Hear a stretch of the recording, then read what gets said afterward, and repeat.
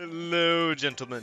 This is the tier list that your spouse and wolves don't want you knowing about. This tier list will be very informative on your decision as a player to make very poor money management decisions that will cause your bank account to look like this, while your spouse takes you on a trip to go to their upstate cabin in New York and take you fishing. This is a cry for help. But grab some popcorn, a dinner, hell, even grab your family, because this marathon of a video will show you what to expect, what to grab, and what is a complete waste of money that you, the player, will grab anyway. Let us begin. So, this is the second recording of the One Punch Man the Strongest introduction, because I didn't think it was good enough.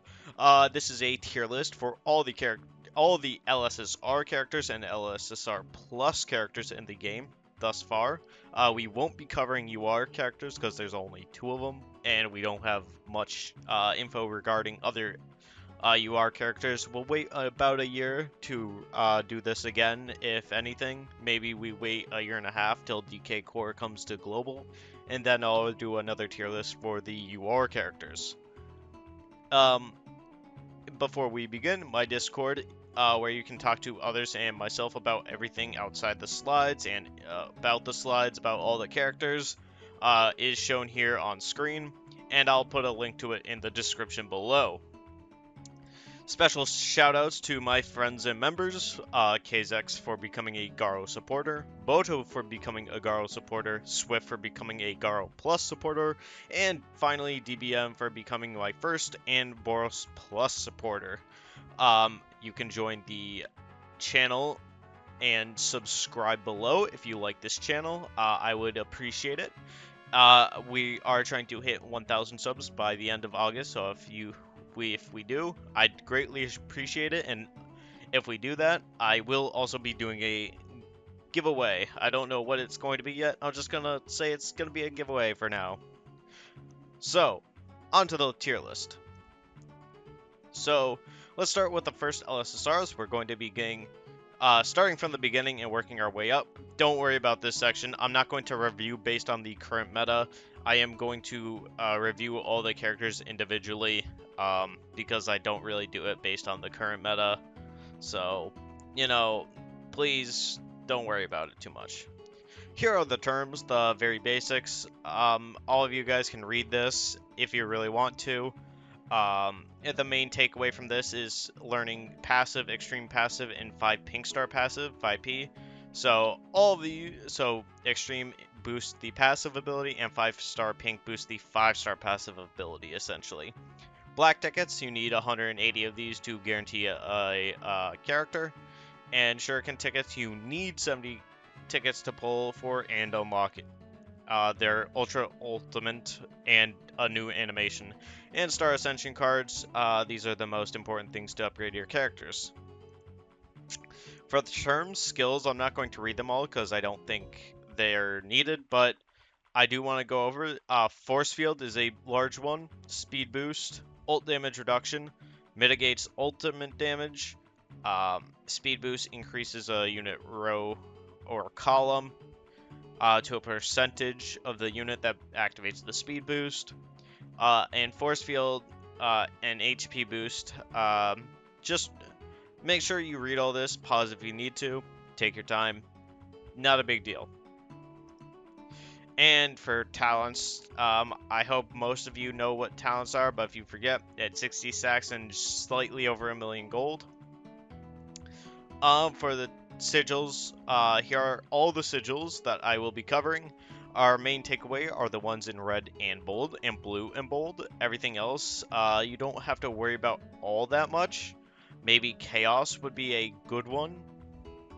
So the gears, I'm not going to also go over these, but I just want to go over, I will be talking about the gears for the units and what you should be gearing it for. I'm not going to say, oh yes, you have to gear it for XYZ. You don't have to actually follow my gears or sigil requirements. It's just to get the most amount of... it's just to make it so that your units are the most optimized. You don't have to listen to what I say about gears in this video. If anything, don't worry about it. And for buff gears, you have your hero and villain. Your type, which is the duelist, grappler, esper, and high tech, and the level, which is the A class, S class, demon, demon disaster, dragon disaster, etc. And we are going to be covering these quite a lot, so please be careful. Mainly attack percent, HP percent, and for certain characters, speed percent. Crit rate is what I'm going to say, and hit. So crit and hit are the two big ones for the type. And for the level, you're looking for damage rate and damage resistance.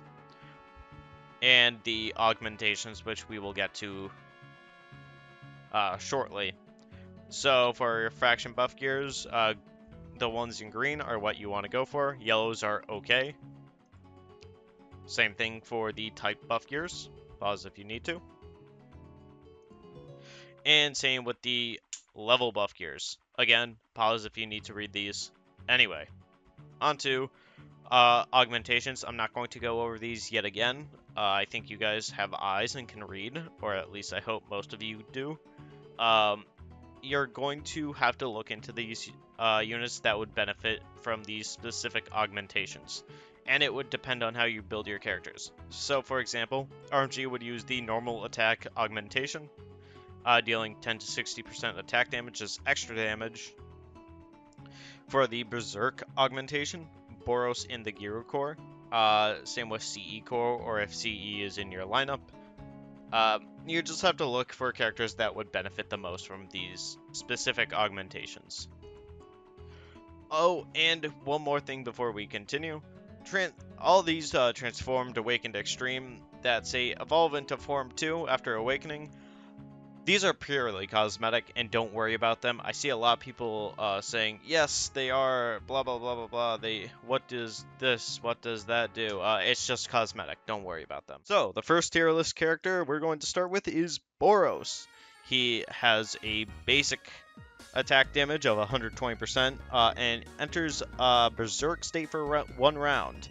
Damage increases by 30%. Not bad, not great. He has to use Gyro's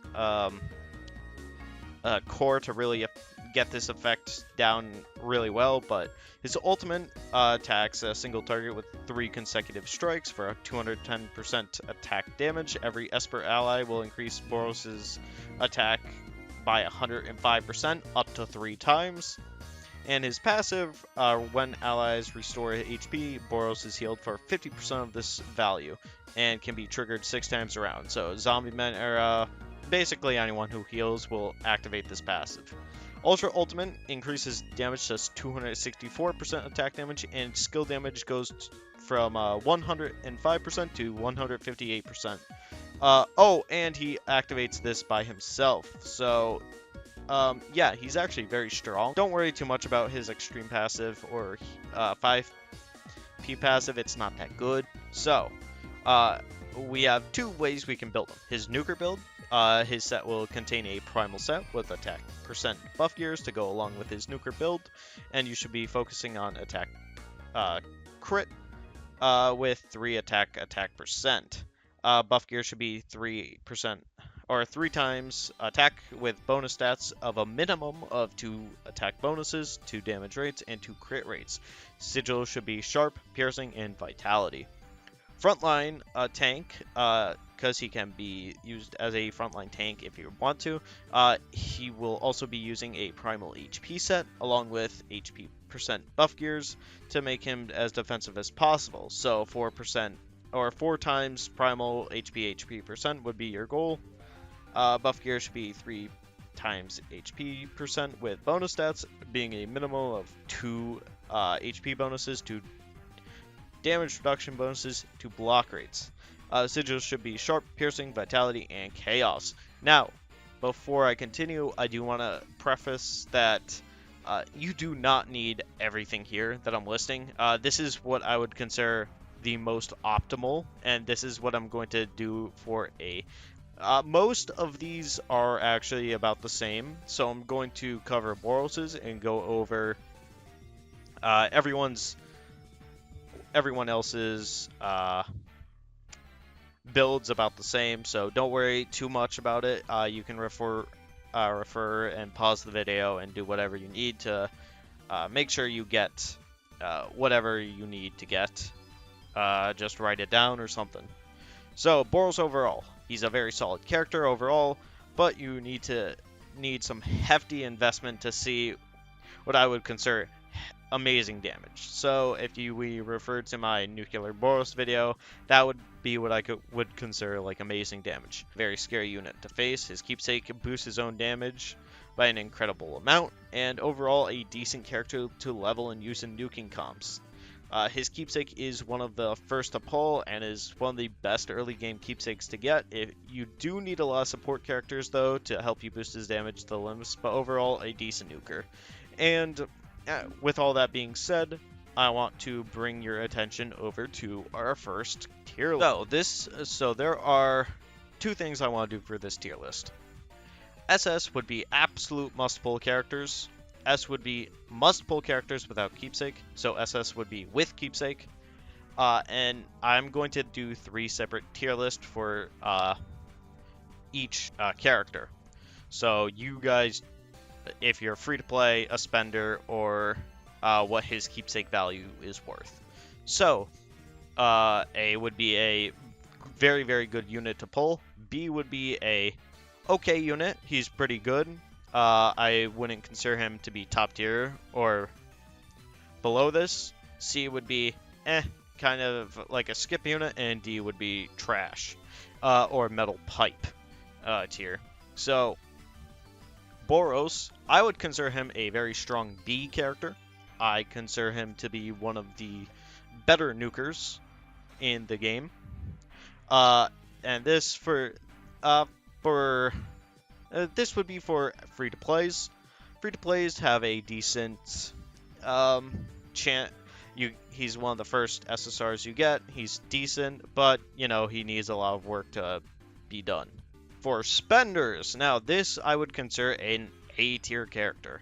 There is nothing wrong with building this guy. He's a very decent nuker, works really well in Gyoro meta, and he just works well if you put a lot of investment into him, especially with his keepsake.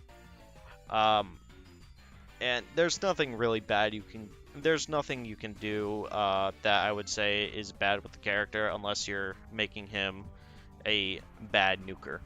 So for the keepsake tier list, I'm going to do a little bit I'm going to do it a little differently, where SS would be an absolute must get, S is a great get, and A is a good get, and B is a okay get, C is a okay, less than okay, like not even worth touching, and D I would consider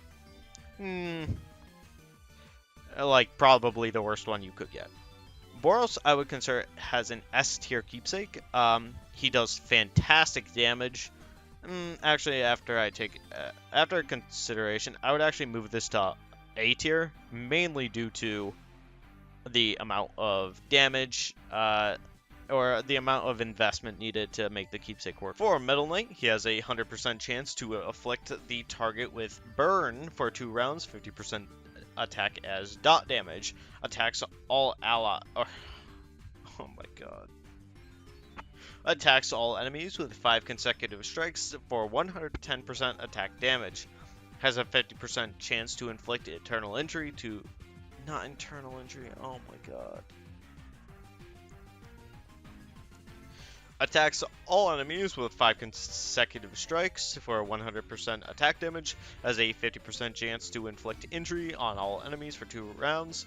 And with a 100% chance to make the main target burn for 2 rounds with 50% attack as dot, and the injury is a 50% attack extra damage bonus.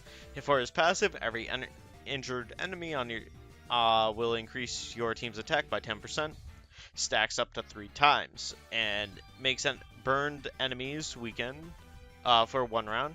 Attack is decreased by 10%. His Ultra Ultimate boosts this damage by 120%, and the injury extra damage goes to 65%, and the burn extra damage goes to 100%. His Extreme Passive stacks to 4 times, and the burn attack decrease goes to 20%. For Metal Knight and his gears, you're going to want to make him a passive injury damage booster. His set will contain a formal HP set along with HP buff gears to make him last as long as possible. And you're also going to want to make him hit as many injury debuffs as possible for added damage and to use his passive effectively. HP hit percent and 3 HP speeds would be your goal. Buff gear should be 3 HP percents, with bonus stats being a minimum of 2 HP bonus and 2 hit rate. For his S-Class buff gear, you could go for a damage reduction rate if you want to. Sigil should be Ruthless, Piercing, Vitality, and Bastion. Overall, as fun as he is to play, he doesn't add much utility to the team. You really need to give him hit percent and speed gear in order to make him utilize his passive properly. For a first LSSR, he quickly falls off due to the investment needed, while also being kind of weak since you're building around his passive. He is, however, one of the rare high techs in the game, but is not needed as other units fill this slot much better than he does. His keepsake isn't needed at all to build, and there are much better pulls coming up to use your ticket. Now, if we head over to our free-to-play tier list, he would be considered a D tier character. Although he is a decent for the first LSSR, I wouldn't consider him strong enough to even pull for, and you won't have enough tickets to even pull for him anyway. If you do manage to get him on the purple banner or heroic banner, not even worth building. Just throw him in not extreme training, the training center if you want to, but not much to build around here. For pay to win players, same thing. He's pretty useless overall. The only thing I would actually use him for was the resist trial, or in the very beginning of the game when we had the regular Tatsumaki. It's also D tier. He's just overall very power crept really easily, and he's just not all there. Yeah, the guy who made a robot suit is not all there. So, fair enough, I guess. That will be Metal Knight. For King, we have a Shatter Affliction that increases the damage taken by 30% and heals King, not you, but King, for for 80% of his attack. His ultimate inflicts fear to the enemy and seals 2 energy for 1 round, is one of the highest value source. For his ultimate, King stands in the middle of the battleground and threatens all enemies. He inflicts fear and goes through tenacity. So in addition, this also heals your team for 50% attack HP, and his passive increases his attack damage up to 120% attack damage as extra damage. To use this properly, you would have to use 6 energy to get the most attack out of it, to use him almost as a bomb. His Ultra Ultimate heals 50% of the attack, goes to 65%, and his Extreme Passive increases the attack by 5% and goes up to 175%. For his gears, you want to use him as a bomb build. His set will contain a Knight attack set along with attack percent buff gears to make him deal as much damage as possible. You should be focusing on making him hit as hard as possible for max damage. For attack percent would be the goal here. Buff gear should be 3 times attack percent with bonus stats on being a maximum or a minimum of 2 attack bonus, 2 flat attack, and 3 flat attack, since crit doesn't affect this. Sigil should be Sharp, Vitality, Chaos, and Rebellion. To hit his goal of 175% of his attack, you need at least 7 energy, so make sure he only goes when you have this amount of energy to get the most effectiveness out of his ult. Overall, King is one of the first that I would consider major units that many people, including myself, pulled for in the beginning. His keepsake seems good on paper, but all it does is add 15% added heal to the team, which other characters such as Zombieman have a much higher healing rate and much better healing rate. Although King has Fear and may be used in the beginning, other characters can fill this slot of energy sealer a lot better, like Watchdogman, level 4 DSK. I believe it might be level 1. No, it is level 4. And level 10 Zombieman core. He will mainly be used for damage to get through the tenacity. For free-to-play players, I would consider him a D tier character. If you do manage to get him inside of the heroic banners, however, I would move him up to C tier. Which brings me to my next, the pay-to-win tier. For pay-to-win tier, I would actually move him to C tier, slightly better than Metal Knight. Although not much better, I do think he needs to be considered a little bit of a... You need to really consider your options when using King. I do use him on the Shatter bonus, so, I mean, you take...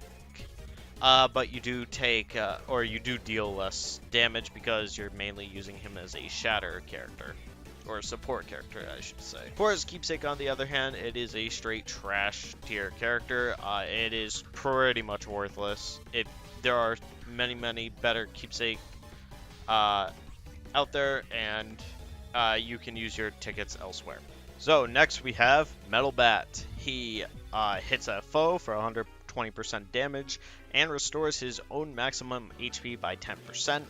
And up to 3 times per round, so you're looking at 30% heal rate, essentially. His ultimate is 5 hits, a column, dealing 150% damage to enemy, 50% chance to apply injury, and creates a shield for himself, so like a tenacity shield, which is 10% Metal Bat's max HP. For his passive, as Metal Bat's HP lowers, his damage reduction potency increases, up to a maximum of 50% damage reduction from direct damage. However, Metal Bat takes damage, and his HP is lower than 80%. Metal Bat will counterattack with 80% damage. His Ultra Ultimate increases his ult to 190%, injury rate to 60%, and tenacity to 20%. You're mainly going to be using it for the tenacity and not so much the column damage.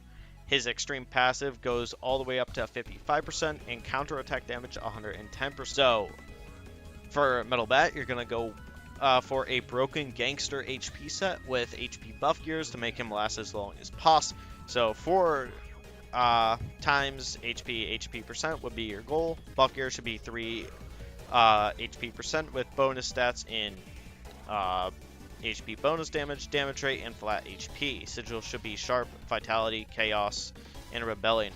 He does get a direct damage reduction up to 50%, so he becomes extremely hard to kill if built correctly.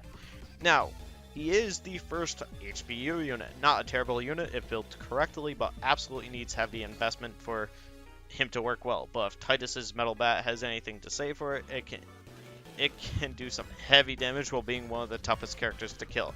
He has self-heal, tenacity on ult, and a chance to apply injury. For an HPU, he is a very good pull for the Zombieman era.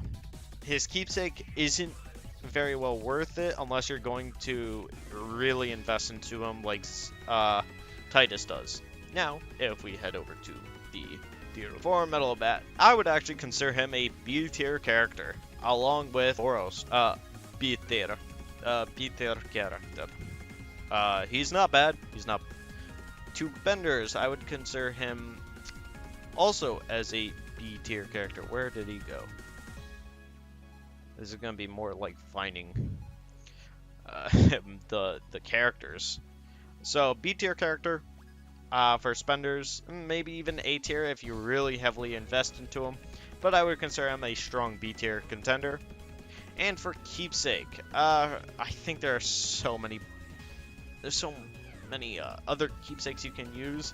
I would actually consider him as C tier due to his tenacity. Now, here's our first major character, Zombieman. So, he attacks the target once, dealing 120% damage with a 100% chance to inflict injury, which is 100% extra damage when attacked. This is actually the highest extra injury damage in the game, and believe it or not, he still is. So, his ultimate is attack a target 5 times, dealing 200% 240% damage, restore HP equal to 100% of Zombieman's attack. So you're going to want to build him attack. When Zombieman dies, he heals 60% of his attack as damage to all enemies. On the next battle, he will revive with 15% of his max HP. This skill can activate up to 4 times a battle. His Ultra Ultimate goes to 300% attack and 150% heal. His 5-star, which is his extreme passive, his Death AoE goes to 80% extra damage, and he resurrects 6 times. His 5P goes to 90%, and his recovery HP goes to 18%. Not really worth it. So, he is a core unit. This means he is a must-pull. So, you need 3 grapplers and a duelist for the advanced core, and all the levels are right here, seeing that you restore 4% max HP to all allies after any unit takes its turn, including opponent. Lasts for 2 turns. After applying internal injury, ult damage is plus 20% permanently. And this level 1 is basically the same as level 17, just 4.5%. His base core grants 2 energy when an ally gains tenacity, and gain 2 energy when an enemy receives an injury or internal injury. At 4 energy per round if conditions are fulfilled. Not a bad character at all. Now not a bad core at all. Now, his gears and buff gears, high damage healer. His set is going to contain a primal attack set with attack percent buff gears to make him heal as much as possible, and a 3 attack and attack percent and 1 attack speed would be your goal. This is so he heals early on in the battle and then early on the next turn. Buff gear should be 3 attack percent, with bonus stats being a minimum of 2 attack bonus, 2 damage rate, and 2 crits. Sigil should be sharp, vitality, chaos, and ruthless. Overall, a new core character brings a new meta, even if his kit isn't good, which we can talk about later, and it's for a lot of core characters, believe it or not. He will be a must-pull, as he brings in the meta of continuous healing. So every time a character acts, you gain 4% of your total health back, for a total of 48% of their max health, and over the course of 2 turns. Zombieman also has an excellent revive mechanic that goes from 4 to 6, making him extremely viable in front lines for taking damage, and has one of the best injury debuffs in the game at 100% more damage taken. Although his keepsake isn't bad, you can skip it if you want to. For our free-to-play players, S tier character, one of the best characters you can get early on, and paired with tenacity, boosters like tanked up math benders, also an S tier. Can't go wrong with him. You absolutely need him anyway, so oh well. And finally, our keepsake review. I would actually consider it being an A or B pull, or strong A, low A, strong B, low A. I would consider him an A due to the healing. So take that as you will. Not bad, not great. So now on to our next hero backup unit, Silverfang and Bang. Deals 120% attack damage to a single target and enter berserk state for 1 round. Not too impressive. Ultimate attacks an enemy in a column with 5 consecutive strikes at 150% attack damage, 100% chance to inflict internal injury, 40% of Silverfang's attack. His passive is what you're going to be using him for mainly. At the start of the battle, adds 30% block rate for all of your team for 2 rounds. When one of your characters triggers block, get tenacity, which is 7% of HP shield, 3 times round each. Ultra Ultimate is 190% damage with an increased injury damage of 160%. Extreme passive, we're going to have some of these. Don't worry too much about it. It's hard to get some of these extreme passives down, but because many players don't really get this far on Silverfang, I believe it was 7.5%, and his 5p is like 8.5%. Not too impressive. So you're gonna want to go for a HP build with a suit set. For HP percents, you're going to want that tenacity block boost as much as possible. Just go for HP bonus and like flat HP here. Rebellion, Chaos, and Ruthless should be the sigils, and Tenacity is not a sigil on here because it doesn't affect the shield generated. So, Silverfang, the second HBU unit, very good for defensive capabilities, but not so much for offensive. You're going to have a hard time trying to use Silverfang as an offensive unit, and he doesn't need a lot of investment as he only has 2 rounds to activate his 7% tenacity shield. Very strong mainly for Zombieman core, but can be used in Gyoro core as a backup if needed.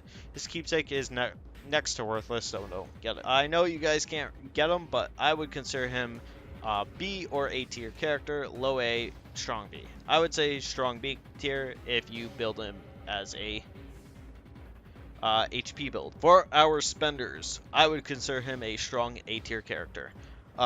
Especially if he's going to last 2 rounds, and you can dish out a lot of damage. Very good. For his keepsake, he is it's just so bad. No one in their right mind would use it. It's a very, very bad character. There are much better keepsakes out there. So our next big boy is Garou. For his basic, he has a 100% chance to inflict internal injury that deals 100% of Garou's attack.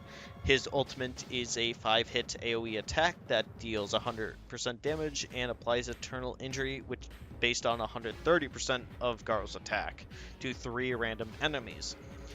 His passive is whenever an enemy takes their turn, Garou has a 40% chance to follow up on that foe with 80% damage and 100% internal injury.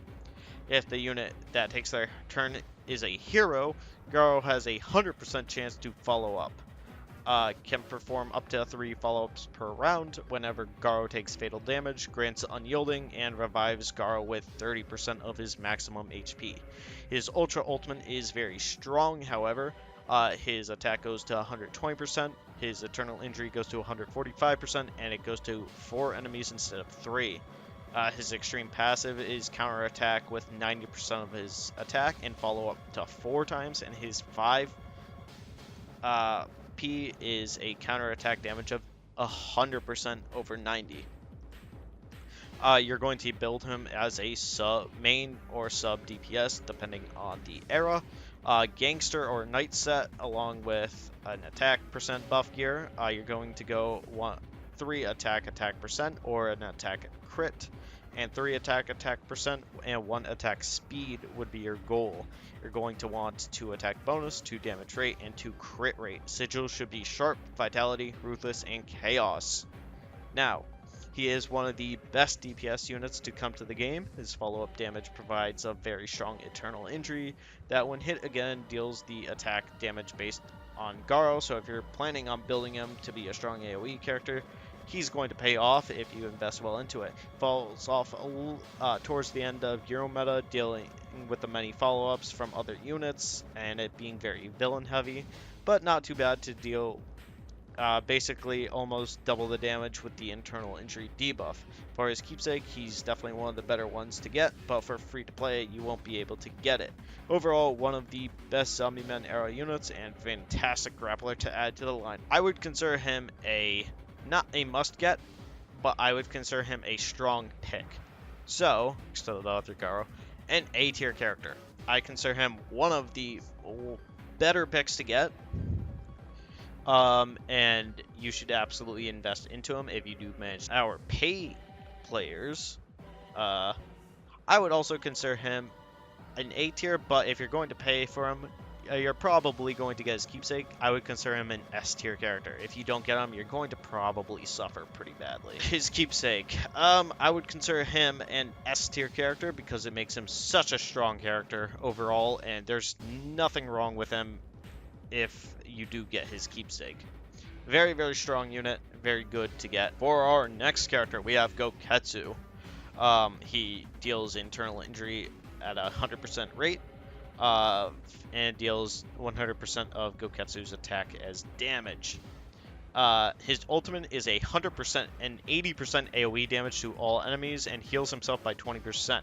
His passive is whenever receiving non-crit damage, it will reduce by 30%. First 2 turns, Gouketsu and allies that surround him will gain a 70% boost in tenacity and healing. So basically a 170%, or so say that Boros is on your team and he gets the 60%, add another 7, or add 70% to the 60%. So it would be, I believe, like 100% total. Very, very good. His AoE damage for his Ultra Ultimate goes to 210%, and his heal self-heal goes to 30%.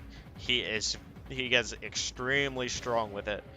His extreme passive and 5p both do damage reduction rate ups. Although it's only by a measly 5% and an even lower 38%. Or, sorry, 3%, I should say. So you can build them 2 ways. You can build him as an AoE attack build with a Knight set, and he is the strongest AoE in the game. In the early stages, I should say, with attack percent and 1 attack speed. Buff gear should be at 3 attack percent with 2 attack bonus, 2 damage rate, and 2 crit rate. The crit rate is for other enemy Gouketsus, if you are not going to build them with attack crit percent. Sigils should be Sharp, Vitality, Bastion, and Chaos. And for his tank build, he will be the opposite, where you're going to build all HP, and instead of attack bonus, you're going to do HP bonus, damage rate, and crit rate with Sharp, Vitality, Bastion, and Chaos. So the same thing, just reverse it to HP.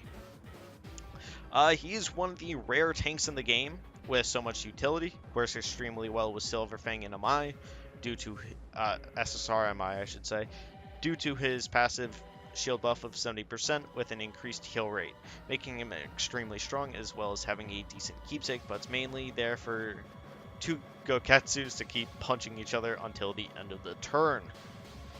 The other thing to keep in mind is that he makes a tank super viable, and he also has non-crit damage reduction up to 38% at 5p, although most players are only going to 5-star him for the 35%.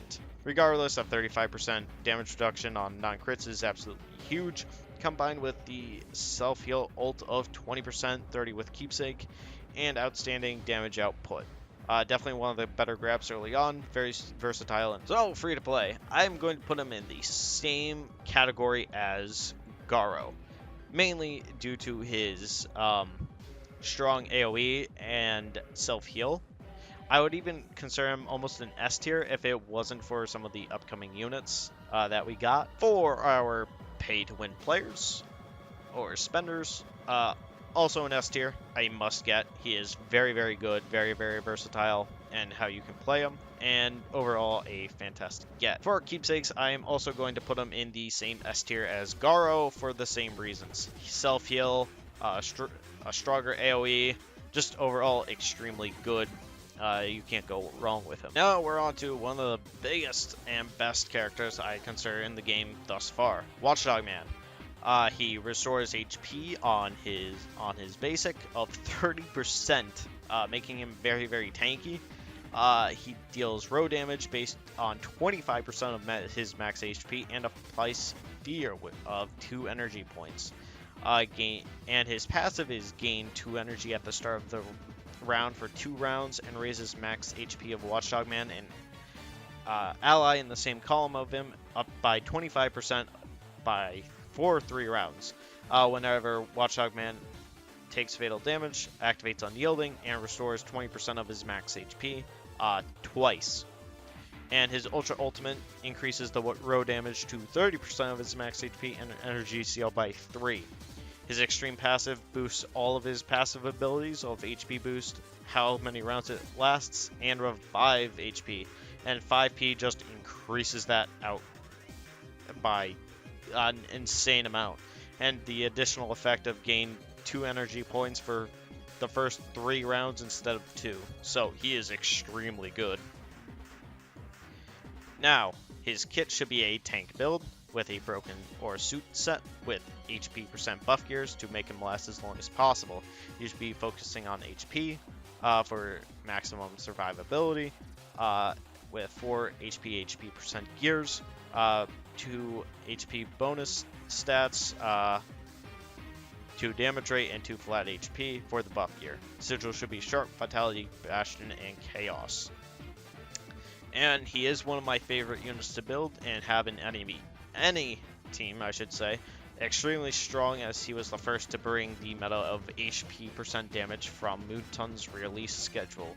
Extremely versatile, and you can put him in any team because of his passive boost of up to 33%, up to 10 rounds, depending on where your passive is. Not only that, but he does increase your max HP by a certain %, and he also has Energy Seal, taking away 3 on his Keepsake, 2 on his regular, as well as Encouragement, giving you 2 energy in the process of just being there. Absolutely one of the best supports to come out, and has an extremely long meta life, at least until Metal Bat Plus comes out. His Keepsake is a grab if you're a spender, but if you don't have tickets, don't worry, there are better units. For a free-to-play, I would actually consider him a must-get. There are 2 reasons I consider him a must-get, but I consider him one of the best characters to get for utility. There's just nothing that's wrong with him. You can do pretty much anything with him, and you know, he's just really, really good. For our spenders, he is also a must-get, but I'm going to put him in SS tier. You're absolutely going to want his Keepsake spenders, so make sure you get his Keepsake for the best enjoyment of the unit. For his Keepsake, now, if you are going to build Watchdogman, I would put him in SS tier, a must-get. But if you don't have the tickets in S tier, same with Garou and Gouketsu, but I would consider it an SS tier Keepsake. But if you don't have the tickets, don't worry, there are better units like RMG coming out. So, on our next list is Flashy Flash. He is our first duelist other than Metal Bat, and our first kind of speedster, but not really. So, for his ultimate, or for his basic, he increases his own speed by 20% for 1 round. His ultimate is to deal 140% damage and a 70% chance to inflict Shatter, which increases damage taken by 30%. Every foe whose speed is lower than Flashy after the skill is used gains 70% shield, up to 42% HP shield. His passive is whenever an enemy takes their turn and their speed is lower than Flashy's, Flashy will counterattack with 80% damage up to 3 times per round. Whenever a ally performs a follow-up or counter, Flashy will deal 80% of his attack as extra damage up to 3 times a round. Flashy himself counts as an ally. So his Ultra Ultimate increases all of his row attack, shatter rate, increased damage taken, shield, and max shield HP. His 5-star and 5P just increase the extra damage that is taken. So you're going to want to build him as a high damage burst build as a monk attack set with attack % buff gears to get as much damage in the shortest amount of time. You should be focusing on his attack for follow-up burst damage. For attack speed would be your goal. You are going to work on 2 attack bonus with at least 1 speed bonus, 2 damage rate, and 2 crit. Sigil should be Sharp, Vitality, Ruining. Titus's finest duelist, I should say, if built properly, is one of the most painful units to encounter on an enemy team. And you're looking at a full sack build and Keepsake in order to keep him to be one of the best units in your arsenal.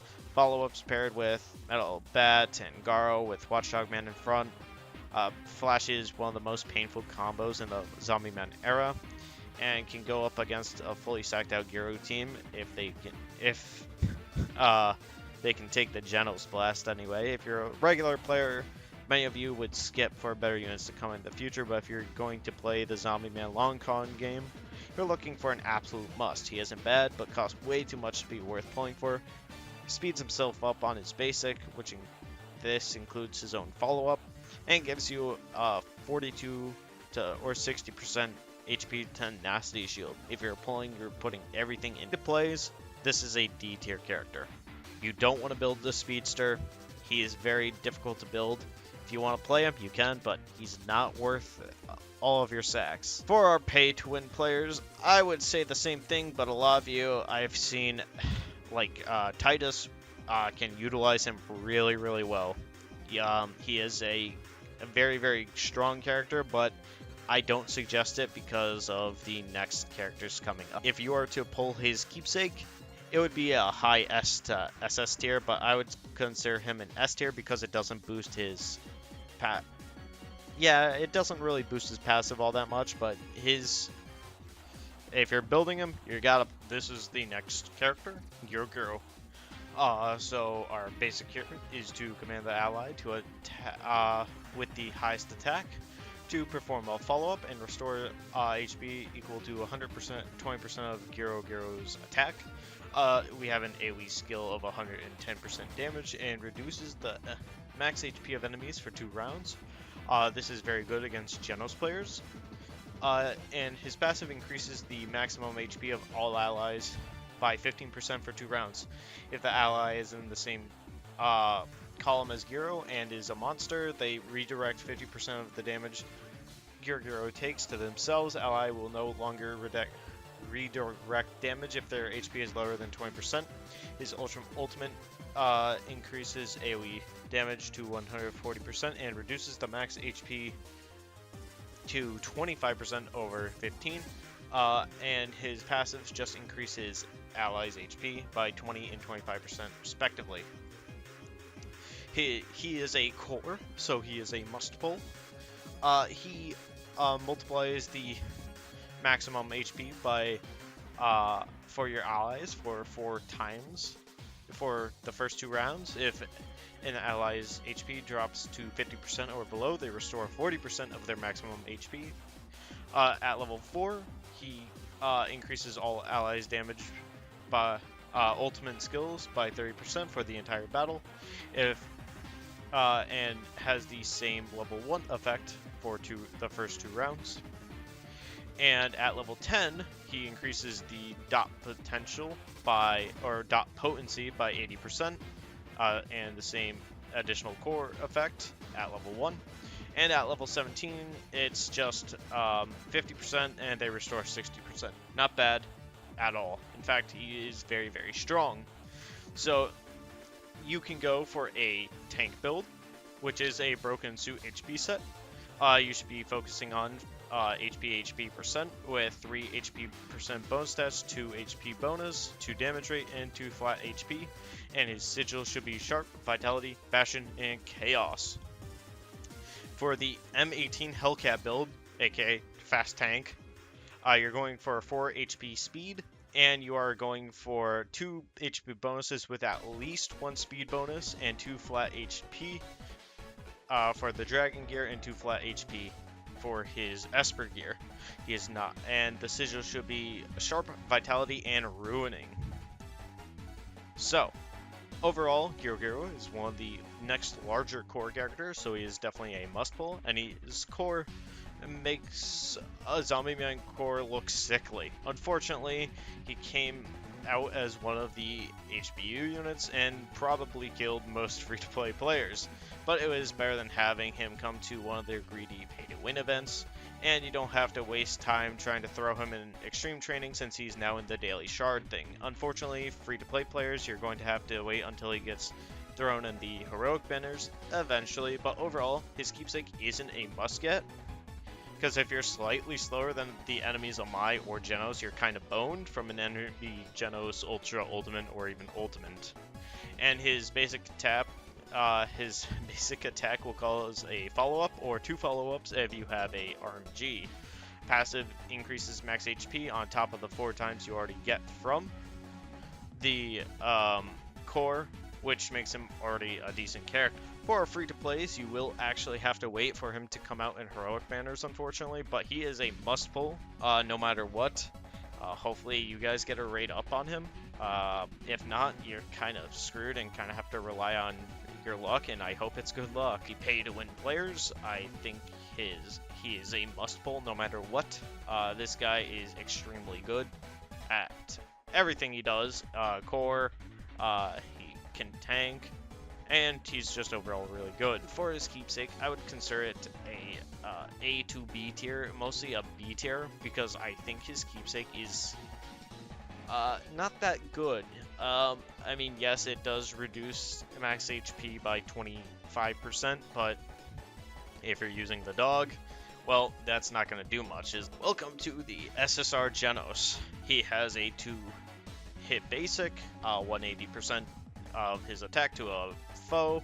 His ultimate is where we see him shine. Deal AoE damage based on 24% of his max HP, and has a 70% chance to apply a burn at 70% of his attack.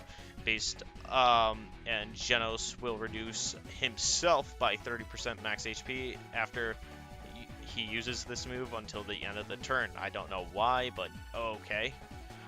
If Genos does take for his passive, if Genos takes fatal damage, he will be temporarily defeated, and he does have an unyielding on his talent, where he will revive with 50% HP. If he takes fatal damage again, deal 160% of his attack as extra damage to all foes.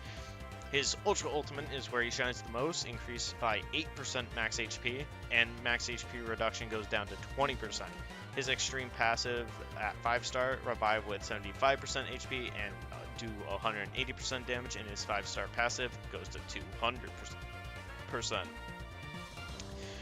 You are going to be building him as an AoE nuker build. His set will contain a broken or monk HP set with HP buff gears, and you should be focusing on HP for max damage, so 1 HP crit, 1 HP crit damage percent, and 2 HP would be your goal. You are going to be doing 3 HP percent, with bonus stats being 3 HP bonus, 2 times damage rate, and 2 to 3 crits.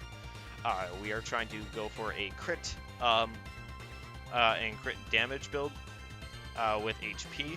Sigil should be sharp, vitality, and piercing.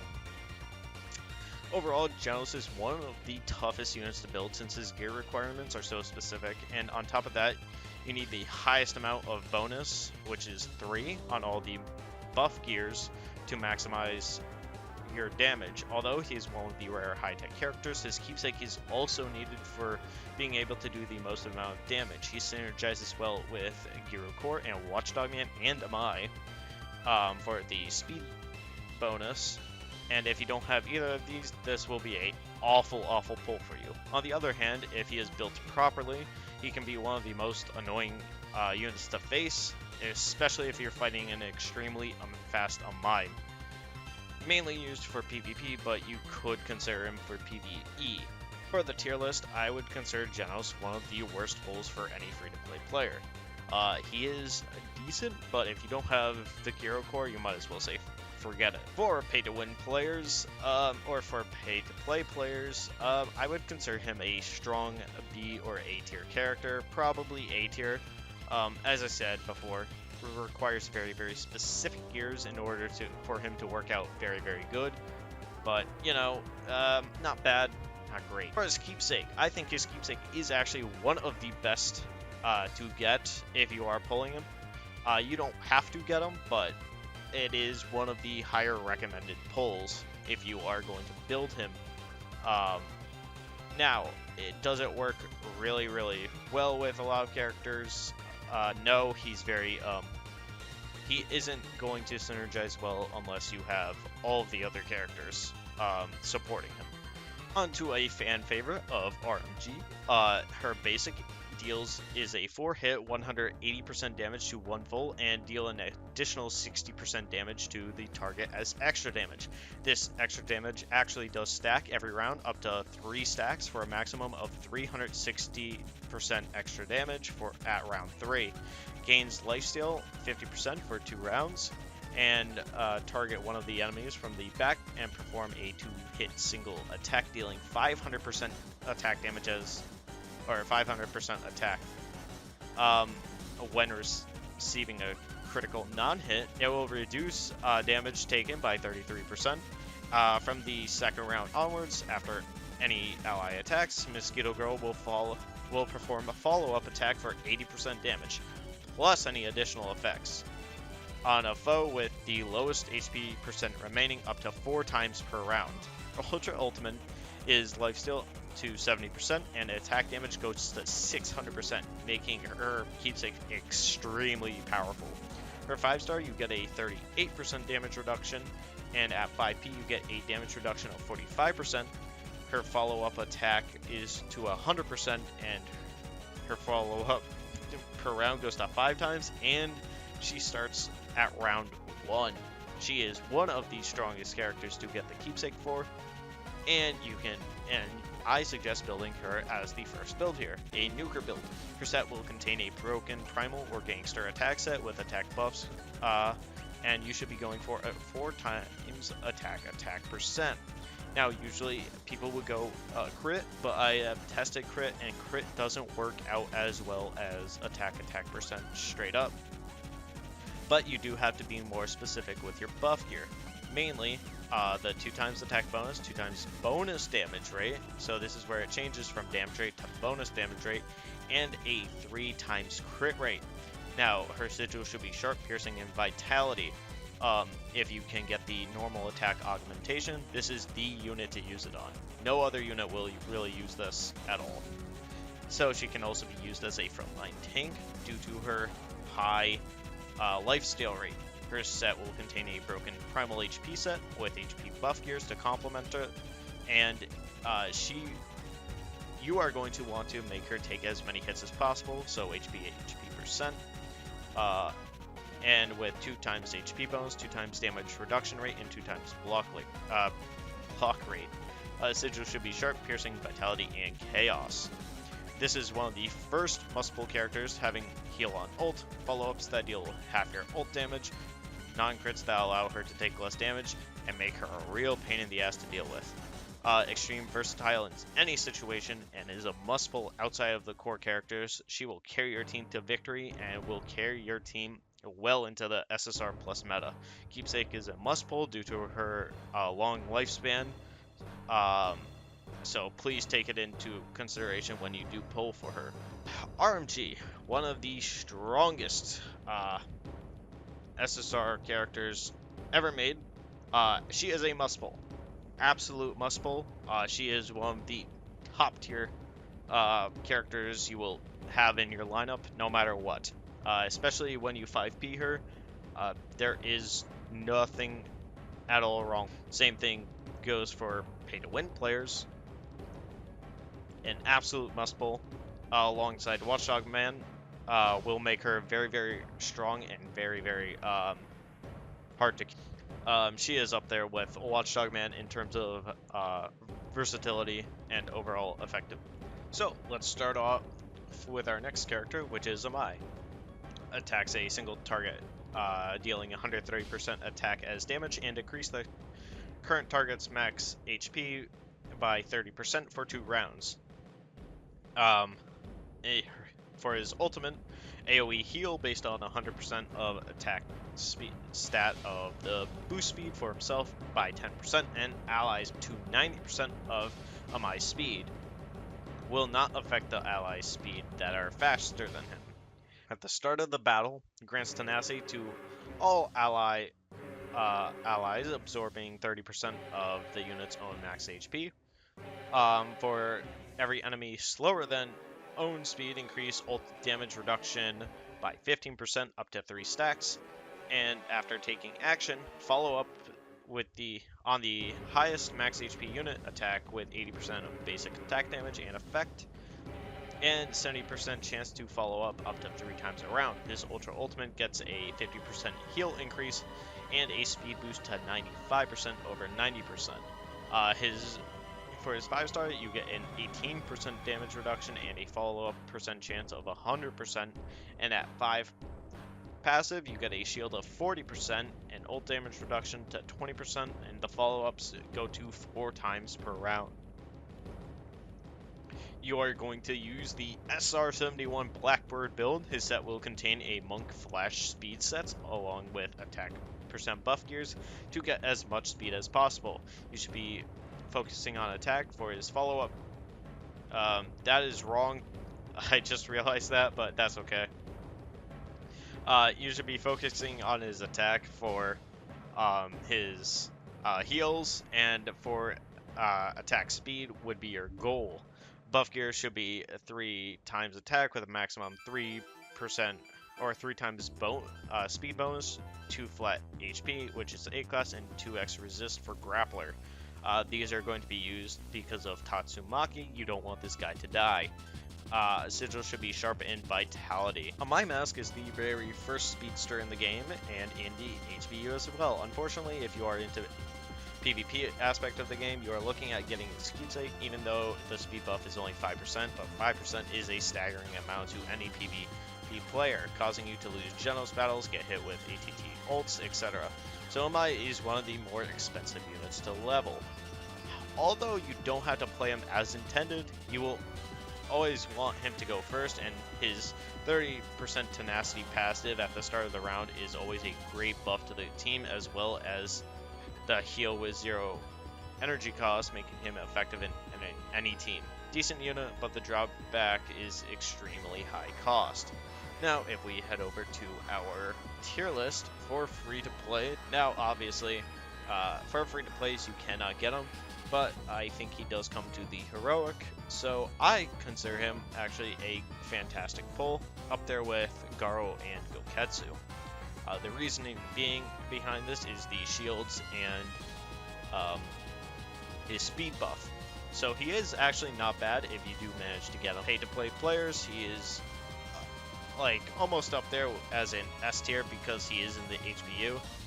If you do manage to get him, or if you don't manage to get him, let me correct myself, you are going to suffer in PvP outright, unless you are using a very, very speedy team, which I don't find you using anytime soon. For his kit, because he is a speedster, I consider him a must pull for if you are considering using him as your main speedster. I personally wouldn't pull because I am not a PvP nut, but if you are a PvP nut, he is a must pull no matter what. So our next big boy unit or big girl unit, I should say, is Awakened Tatsumaki. Attacks a single target, dealing 140% of attack, and self-enters tenacity state of 30% of own max HP, making her a very strong basic actually. For her ultimate, she deals a 3-hit AoE, 150% damage, and apply a dot amplifier of 50%. She has a 100% chance to apply Force Field to all enemies, and Force Field has a 50% chance to ignore immunity. Force Field also, before enemy action, will deal 160% of her attack. Her passive is, after taking action, removes enemies' sealed energy once per round, so Watchdogman doesn't actually work super well with her, but we'll get to that soon. When receiving non-crit damage, decrease damage taken by 30%, all types of damage. Absorbs 50% of dot damage and convert it back into self-HP. So her Ultra Ultimate is one of the stronger ones, which is an AoE damage of 180%. Force Field damage jumps 60%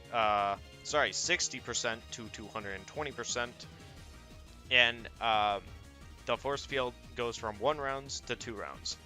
Decreased damage taken goes to 35% at 5-star, and absorbed dot damage to 75%, and that's only increased at her 5-star passive.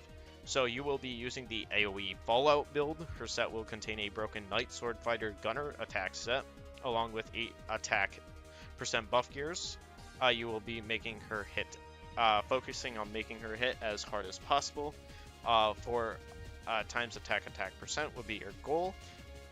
For the bonus stats for your buff gears would be a minimum of 3 times attack bonus with 2 times damage rate and 2 times hit rate, because hit rate does affect the force field as well as resistance. Sigil should be Sharp, Pain, Vitality, and Bastion. So, Awakened Tatsumaki is one of the best AoE units before SSR Plus era, has extremely high dot damage, and pairs well with Monsterized Chose and Vaccine Man. And although she doesn't do much damage on her debut, when Bomb Court comes out is when she really shines.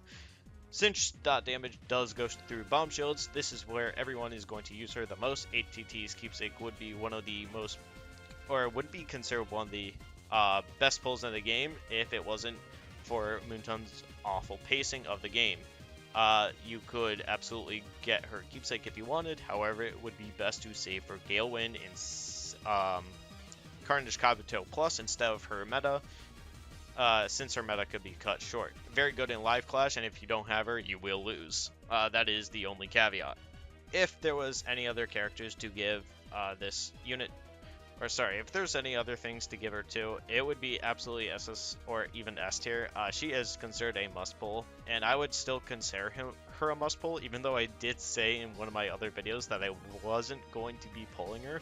I did change my mind because she's just so versatile and good, and is going to work good with other units such as Awakened Vaccine Man, which we will talk about. Even without her Keepsake, it's going to be very good. Obviously, for pay-to-win players, same thing.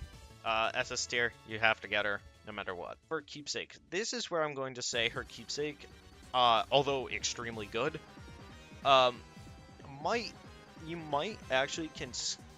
you could actually probably skip it due to AVM if you're going to use him for burst damage. It's not a bad idea to skip it, but if you're going to mainly use her, I'd put her up here if this is your only unit you're going to use her for. Other than that, I would consider her an S or even A tier. If you're not going to pull for her Keepsake, you have to use Awakened Vaccine Man, and if you do pull for her Keepsake, I don't suggest using Awakened Vaccine Man and using Monsterized Chose or regular Vaccine Man to fill the slot here. So that is up to you to decide, but I will put her at a A tier. I'll put her out in SS tier as it's a higher priority. But, S tier as a higher priority. But if you are going to pull, you just be warned that there are better Keepsakes coming up and you only have so many tickets. So for the next unit, we have Awakened Vaccine Man. He deals a 2-hit single target attack, dealing 120% damage and 100% chance to land force field on that unit for 1 turn. It deals 150% dot damage before that unit moves. And for his ultimate, it is a 3-hit AoE, 150% attack with a 100% chance to land on all units for 1 turn, deals 160% dot damage before that unit moves, and if in Gargantuan mode, increases the dot damage by 50%.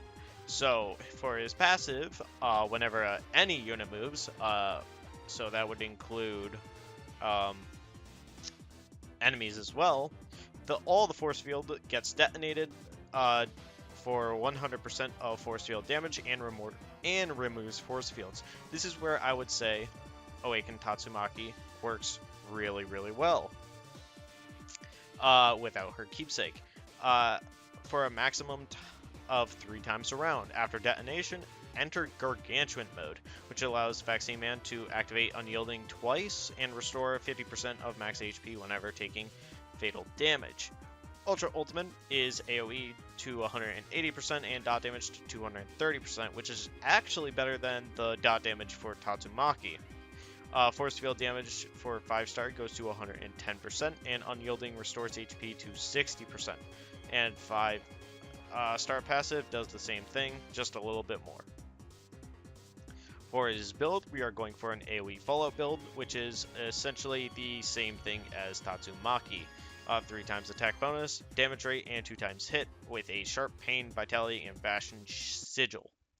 So, unlike his awakened form, Vaccine Man actually works against ATT's force field, and he detonates all force fields on the battlefield when any character acts, giving himself 2 times unyielding. Although on paper this sounds great, Monsterized Chose would no longer be of use on the field unless you want him to have more force field to detonate. If you don't have ATT's Keepsake, this unit would be the best for you, as all force field damage can now be used as burst damage. His Keepsake isn't that bad since it's an 80% increase in dot damage. I think it's actually 70%. It's actually 70%. Oopsie. However, since he's on the backup, you won't see his Keepsake until the end of September in the Claw Machine, which might kill his meta lifespan. Overall, decent character if you want to use him. For free-to-plays, you obviously cannot get him until later on when he comes out onto the regular banner. If anything, he is a B to A tier character. I would consider him an A since you probably won't want Tatsumaki's Keepsake if you are going to use him. If you are going to use Tatsumaki's Keepsake, I would consider not really building him. So, for pay-to-win players, if you are going to use Awakened Vaccine Man, make sure you don't have Tatsumaki's Keepsake in order to use him to his full potential, and not really spend 70 Keepsake tickets on Awakened Tatsumaki's. So basically, if you don't get Tatsumaki's Keepsake, you're using him. If you don't use, or if you have Tatsumaki's Keepsake, you don't use. His Keepsake isn't bad, but because he's on the Claw Machine, it's gonna be like A to S tier. I don't think he's considered a must pull, but he's not a bad character to use. On the other end of the stick, we have Drive Knight, an actually good unit. Single target 100%, 30% base damage. And for his ultimate, he does 100% and 20% row damage and applies force field of a dot of 160 right away. When in silver form, deal an additional charge up attack that is evenly distributed across the target. After enemy takes force field damage, accumulate 1 layer of charge up to 3 layers. Every layer uses own team energy bar by 0.5, so like half of an energy, so 500 points of energy, so it can go up to 1.5 energy. At the start of the battle, all allies increase ult damage reduction by 40% for 2 rounds. Drive Knight permanently receives 50% less damage from non-crit damage, and permanently reduces its speed by 90% when the enemy is hit by force field damage. Drive Knight transforms into silver form. SSR Amai is this is the only character where we cannot boost Drive Knight's speed. Force field damage can come from Awakened Tatsu. So his Ultra Ultimate boosts his attack by 150% damage. Dot damage goes up by 60%, and force field damage goes to 330%, which is actually way higher than Tatsumaki's. Holy crap. His extreme passive, ult damage reduction to 45%, and self damage reduction for non-crit goes to 55, and then it lasts for on his 5 pink star or 5 passive.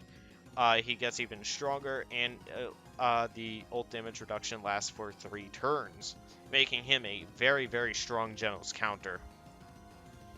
So you can build him 2 ways. You can build him as a tank build, broken suit HP with HP buff gears to make him outlast as long as possible. For HP, I don't actually suggest this way, but you can build him this way. 2 HP bonus, 2 damage rate, and 2 flat HP. Sigils are Sharp, Pain, Vitality, and Bastion. Or you can build him as a row Fallout builder, which Fallout build. Broken Knight Sword Fighter Gunner set with attack percent buff gears, 4 of them. Your buff gear should be 3 attack bonus, with 3 attack percent, with bonus stats being 3 attack bonus, 2 damage rate, and 2 hit percent. Sigil should be Sharp, Pain, Vitality, and Bastion. This is one of the units many people have been waiting for. Combining this guy with AVM or Awakened Vaccine Man would be one of the best force field burst damage out there. Not only that, but his passive makes all the characters take upwards of 50% ult damage reduction for up to 3 turns, making him extremely effective against enemy Genoses or RMGs if they are ulting. He does non-crit damage reduction by 65%. Oh shit. And his 5p is very well worth it for his character. His keepsake, I would consider even one of the better pulls in terms of damage output and defensive capabilities, since his 5 passive works very, very well.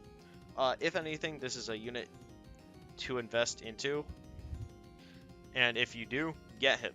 Charge damage does go through bomb core shields, but doing more charge damage requires energy to use, and even though he has a 0 cost ult, it would be better with more energy. If anything, I would consider him an A to S tier character. Obviously, you won't be able to get him if he's on HBU, so I would consider him one of the must pulls if you want to survive Genos ults. Also, he's just a good character overall. There's nothing you can really go wrong with doing him. He is one of the higher rare techs as well. Pay to win, I would also consider him an S tier character. The only reason I wouldn't put him in SS is because you don't actually need him, but if you want to be competitive in PvP, I suggest pulling this character. Keepsake, I would consider it an S tier. It makes him very strong. Actually, I would almost consider it an SS tier, but we don't know where it's going to be, so I'll keep it as S tier. You don't actually need it if you don't want it, but it just makes him more viable. I would consider it definitely one of the stronger ones to get. And now we're on to Bomb, one of the people everyone's been waiting for. His basic deals 130% attack as damage and decreases the target's healing effect by 30%. Ultimate does a 3-hit, 195% attack to front row of enemy, 100% chance to reduce the main target's healing, and 50% chance to other target healing. Healing effect reduced by 45%. So this is now where we receive the passive of Agility. The lesser number of hits received, the more direct damage is nullified. 1 hit is 60% nullified, 2 hits is 48%, so that's where Genos and RMG are going to be. 3 hits is going to be 36%, so that's where RMG's basic comes in. 4 hits would be 24%, and 5 hits would be 12%. And agility or non-crit damage free will be activated. So when we see the crit damage from, or the non-crit damage from Drive Knight over here for 65%, it can't coexist with Bomb's agility, and Bomb's agility takes priority when taking. And on top of that, if Bomb dies, Agility will be deactivated, and that's when Drive Knight will be activated. So, chances are you are, when taking fatal damage, grant unyielding and heal 40% HP to self. Healing effect reduction of 65% on his Ultra Ultimate, and 240%. For his 5-star, it's going to be revive with 45% and agility from surrounding allies to all allies.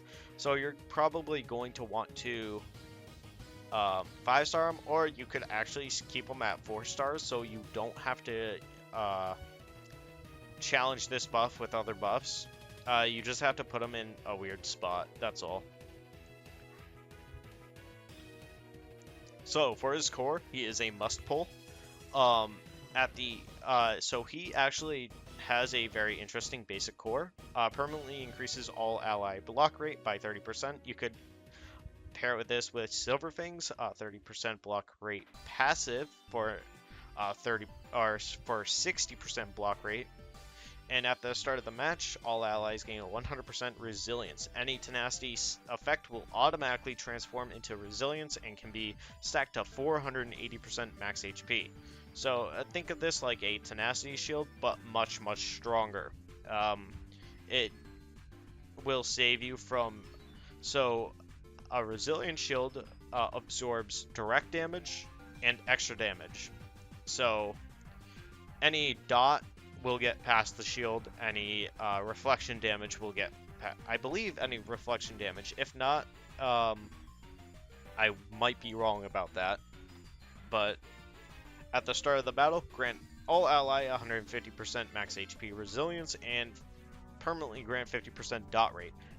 And for his level 10 core, it's injury rate, and for level 17, it's 130% start, and changes base core to increase all ally block rate by 40% when the core 4 is activated. Actually, a very, very good core. There is nothing wrong with any of these. In fact, I think they're all very, very strong.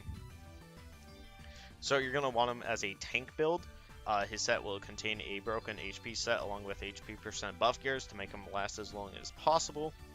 You should be focusing on the 4 HP percent with bonus stats in the buff gears with 2 HP bonus and 2 times damage rate with 2% flat HP. Sigils should be sharpened vitality. This is the core. This character and core is everyone hoping is not in the backup unit. This man is a menace when it comes to his core. The best SSR core and hero core for a very, very long time. We're looking at 1.5 year lifespan if everything slows down. The core brings in the meta of Resilient Shield that reduces direct damage and extra damage, making it a perfect counter towards powerhouses like Genos. His passive is what makes him really shine, and supporting characters such as Drive Knight and Hellfire. His core is extremely defensive and hard to beat without ATT or AVM or any type of dot. Unfortunately, the bad news comes to his kit, which is absolutely abhorrent. The only thing good about it is the reducing of the target's heal effect and his passive, of course, but his ult is extremely bad and not worth investing keepsake tickets into. He's really just here for the core and to poke people with his basic to reduce healing effects. Let's come over to the free-to-play section of our tier list. So he is an S tier character right off the bat with all the other cores and some other characters, so let's just move these guys over here. We're gonna put all the cores in front. He is a very good core, and there's nothing wrong with this core at all. Pay-to-play players might want to, in fact, look into even putting him in a S tier because he is so strong. For his keepsake, this is where things go a little bit topsy-turvy because I don't think his keepsake is very good. In fact, I think his keepsake is very bad. Yes, the healing reduction isn't bad, but I would consider it a C tier. Not worth really investing into at all. So, let's welcome to our martial artist world champion, Suiryu. He gains tenacity on his basic of 25% max HP. His ultimate is a 5-hit 120% attack to the enemy back row and charge up damage of 160%. So he does do more charge up, and his passive is whenever Suiryu gains tenacity, gain 1 layer of charge up to 2 times, permanently increase 25% attack of allies in charge up. So this would work really well with Drive Knight and G4. Suiryu himself permanently gains a 40% non-crit damage and reduces all types of damage, only affect dexterity. I don't know what dexterity does. Oh, I think that means agility. It's just named a little differently. Will be activated. So just take that into mind when using Suiryu and Bomb Core. So for his Ultra Ultimate, he gains a 30% attack boost on top of his 120%. The charge up damage increases by 80%, which is actually extremely strong. And the additional charge up effect weakens their when crit weakens their attack by 30%, which is extremely strong. We don't have a 5P passive, but we can assume it's 5% more or even 10% more on the increasing charge up attack of allies. Now you're going to build him as a back row charge build using a Broken Knight Primal Gunner set. attack set along with attack buff gears. 4 attack percent would be your goal. If you're using his keepsake, 1 attack crit and 3 attack percents. Buff gear should be 3 attack percents with bonus gear of 2 attack bonus, 2 damage rate, and 2 hit. Actually, this should be crit. I'll change that. But sigil should be sharp, vitality, and bastion. So overall, Suiryu, if you are running a charge team, Suiryu would be increasing your damage up to 35%. So Drive Knight and G4 again would be great additions to your team and bring some versatility to the team and doesn't need his keepsake to work well. The only reason to get the keepsake would be to get the 30% decrease in attack when you hit an enemy unit, but against a unit like RMG, the attack is not an amazing debuff that will help you survive any better, which is true. However, if geared correctly, can do a lot of damage, like all other characters, but with charge damage can bypass bomb shields. Overall, he's an okay character, but you need a lot of investment into him to make him work. So for free to play, he's okay. I wouldn't consider him, like, I would consider him, like, B tier, if anything. You really need his keepsake to make him work. For pay to win, I would also consider him B tier. You're not going to find any uses for him all that much. So, you know, maybe you might find some uses for him, so closer to an A tier. For his keepsake, I would actually consider A tier. It's not a must pull for him, but it's not a bad character or it's not a bad keepsake for the character that you're trying to max out on damage. So, Awakened Sonic. This guy is going to be one of the harder ones to deal with. His ultimate is a 5-hit single target backline, dealing 600% of attack damage, on top of charge up damage of 60% of the target's max HP, capped at 500% attack. So you're doing what, almost 1100% attack? That's ludicrous. Continuously heal for one round, up to 50% damage done. At the start of the battle, increase own speed by 15%, gives tenacity 20% to allies in the same row that has no tenacity, up to twice a battle.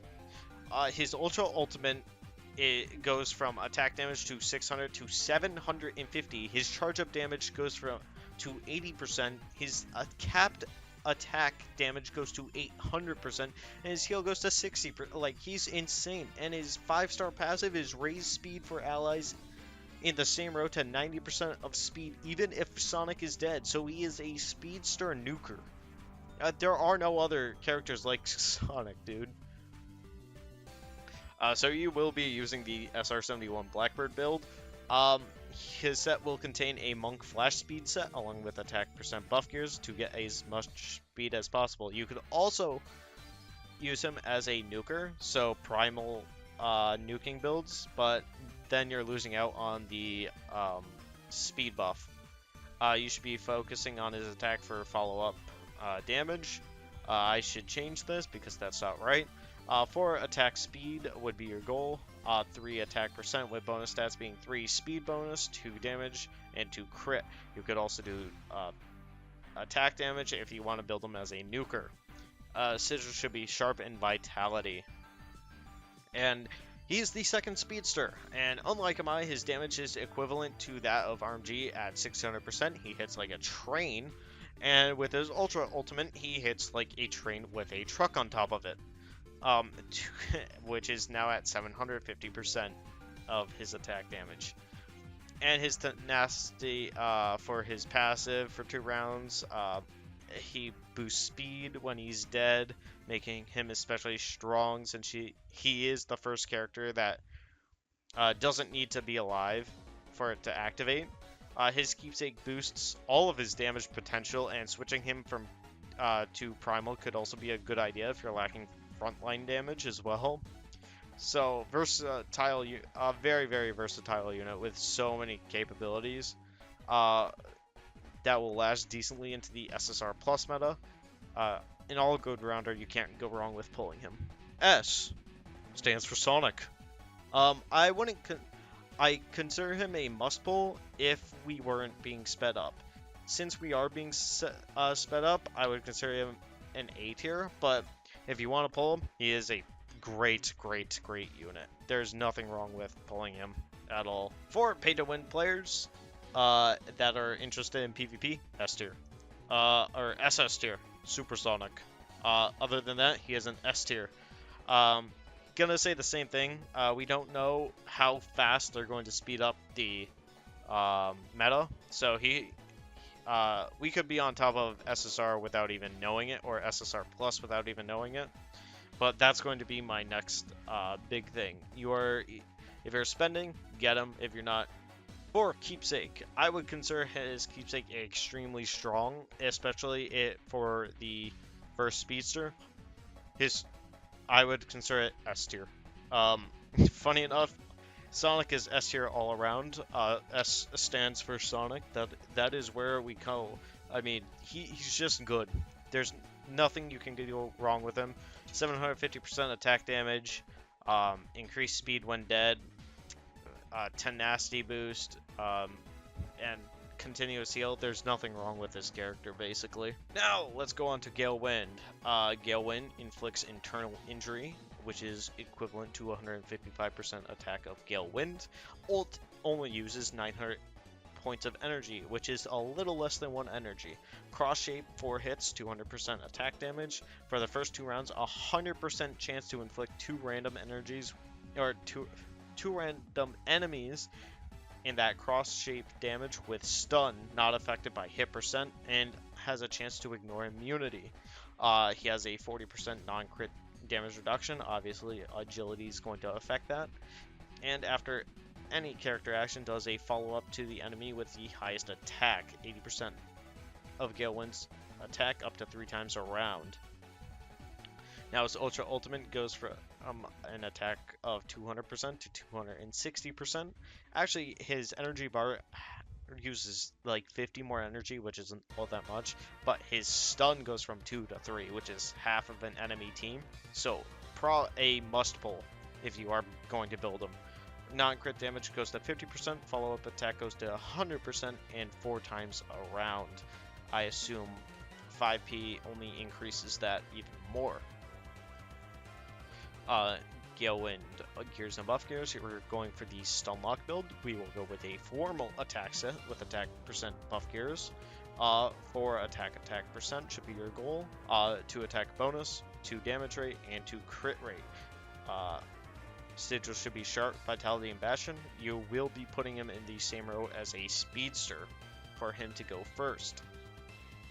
Overall, he's another one of the big boys that stun locks half your team on Ultra Ult for 2 rounds. An absolute pain in the ass to deal with, super strong in PvE and PvE due to his stuns. Not only that, but Gale Wind also follows up on units with the highest attack 3 or 4 times, depending on the passive, after any character takes an action and deals eternal injury based on 155% of Gale's attack. So several follow-ups later, the character is going to have a very broken shield and and has a good possibility of being stunned. Energy bar takes less than 1 energy to use his ult, and on top of that, the non-crit damage of 40 to 50%. Man is absolutely insane and a must pull for every Gale Wind.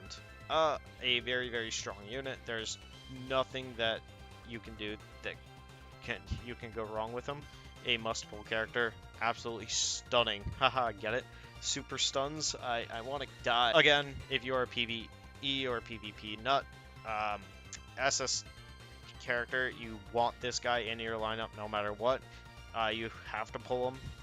If you don't, you're going to suffer. And I guess I'm going to suffer because I'm not going for a super stun build. Haha, S tier. I can't stop making S tier jokes. For his keepsake, you are absolutely going to want it.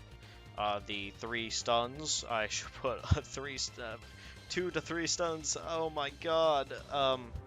But the 2 to 3 stuns are going to absolutely destroy any enemy team going against you. So absolutely must pull. And now on to Hellfire. he increases his own max HP by 20% for 2 rounds. For his ultimate, he does a 3-hit front row for damage dealing 30% of the main target's HP. Damage cannot be more than 30% of Hellfire's max HP. 100% chance to deal burn on the main target for 2 rounds at 100% attack. His passive is at the start of the round, grants Orange Tenacity, allows Tenacity and Resilience effects to absorb dot, injury, internal injury, and charge types of attacks to self, column, and one other random ally for 2 turns. At the start of the at the start of the round, absorb up to 20% of Hellfire's max HP for self and column ally. Effect is gone if Hellfire dies. So his Ultra Ultimate, he gets damage target max HP to 40%, and the damage cannot be more than self of max of 40%. His Extreme Passive grants Orange Tenacity to all allies for 2 rounds. Absorb HP goes to 25%, and for his 5P, it goes to 3 rounds and 30%. For his Gears and Buff Gears, his set will contain a Broken or Suit HP set along with HP % buff gears to make him last as long as possible. You should be focusing on HP, making him last as long as possible. 4 HP % would be your goal. Buff gears should be 3 HP % with bonus stats being a minimum of 2 HP bonus to 2 damage reduction, not damage rate, and 2 flat HP. Sigils should be Sharp, Vitality, and Bastion.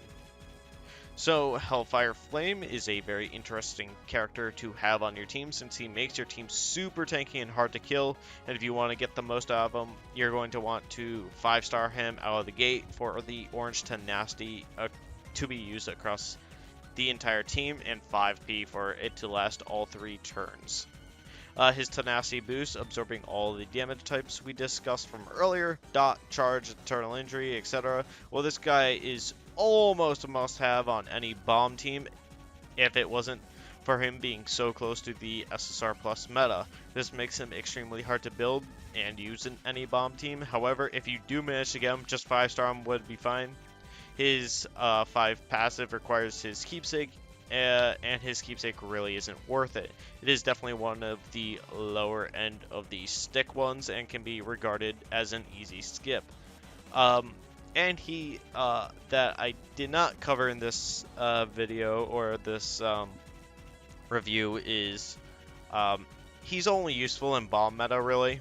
No other meta has the synergy with Hellfire.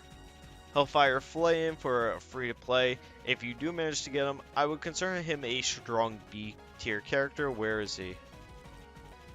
Oh god, here he is. I would consider him a strong B tier character, although he is a good pick for bomb. If you do manage to get bomb, he is probably one of the better ones to get. For a pay-to-win player, I would consider Hellfire Flame a strong A or even S tier character, depending on how long bomb will last you and how long you're going to use him for.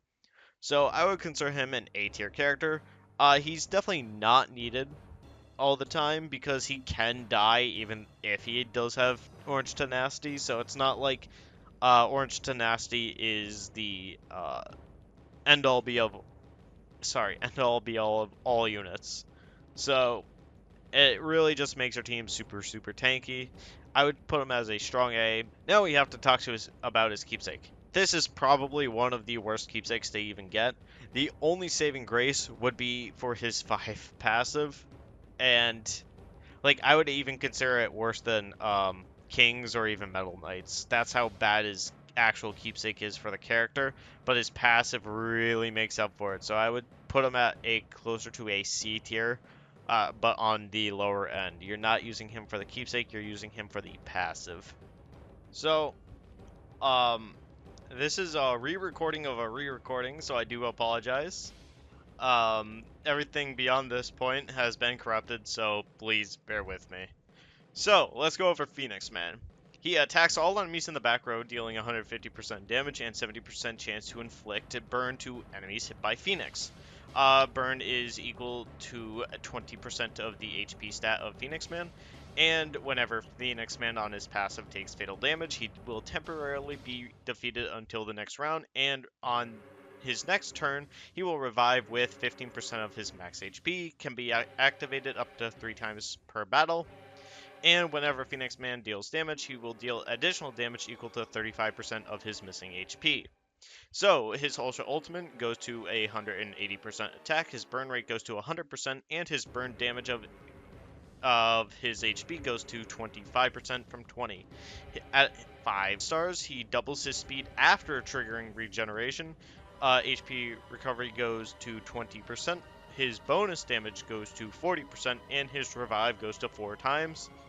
And his 5 passive goes to an HP recovery of 22%, bonus damage of 45%, and that's his kit.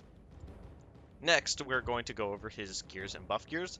He is a backline HP tank. His set will contain a primal HP set along with an HP buff gear to make him be as defensive as possible and deal as much bonus damage and burn damage as possible. He will be using a 4 times primal HP percent kit, and his buff gear should be 3 HP percents, with bonus stats being a minimum of 2 HP bonus, 2 damage reduction, and 2 block rate.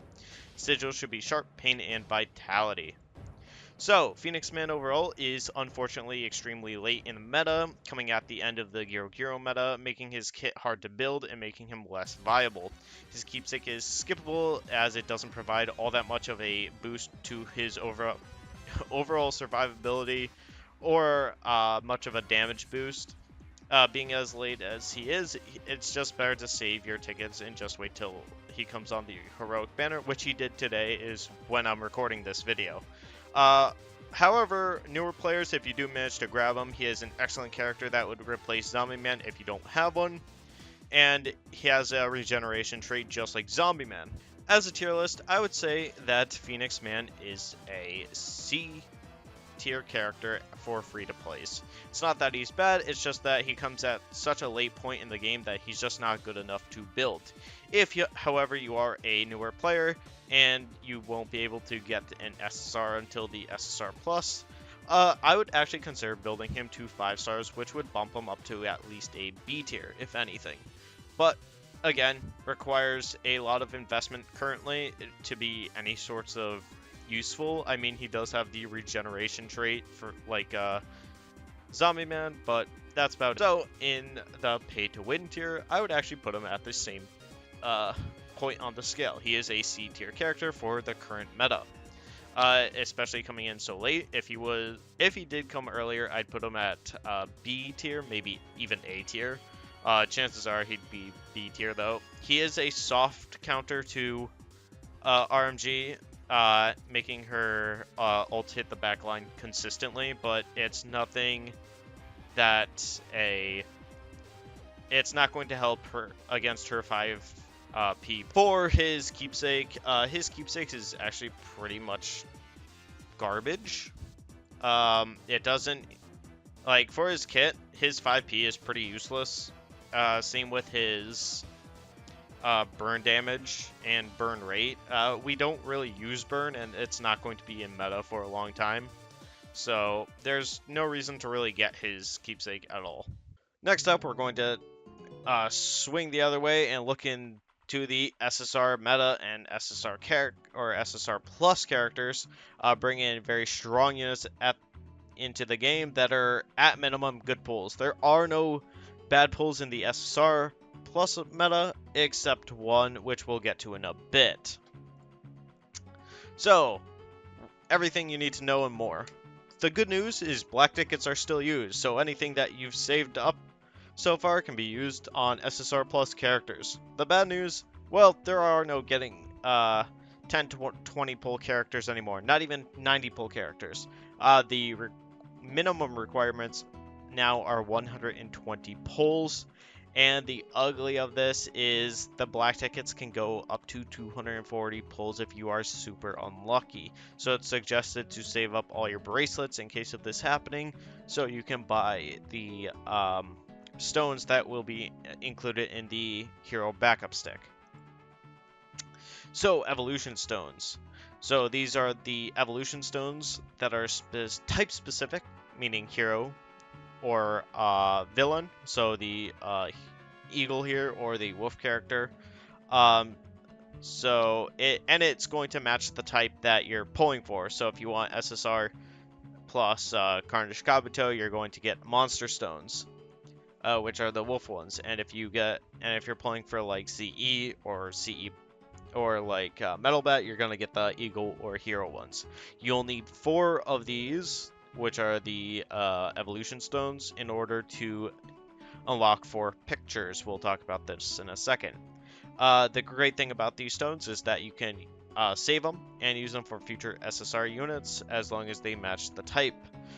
So in a way, when you gamble, you're not really wasting black tickets as long as you hit the certain milestones to obtain the stones, which can be used in the future. So for an Awakening Stone, this is a character-specific stone, which means you cannot save it for future use in other characters, unlike the Evolution Stones here. Except for maybe the same unit will return on the banner. So, for example, if we're pulling SSR plus CK plus here, then we'll need the CK plus Awakening Stone, and you only need one of them. So, and you're going to see their face on the stone. This is the pure circle, while the Evolution Stones are octagons. So it's easy to tell them apart. Granted, you only need one of them, but if you want to upgrade to Awakening 2, you're going to need 3 of them. So, the basics of summoning. The rates are, the first SSR is a 80% chance of getting the base unit. So that is a requirement as well for the characters. You need the base unit in order to get their SSR plus form. And if you manage to pull 2 SSRs, you have a 100% chance of pulling the base unit. So you don't have to really worry about these. So at 180 pulls, you get 3 faction stones and 1 Awakening Stone, which is the pity.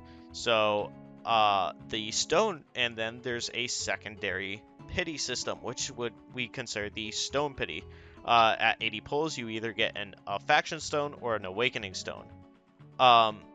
So if you do manage to pull 2 Awakening Stones, then this is considered unlucky, and you will have to pull up to 240. Faction stones, however, are available in packs, but they are super expensive.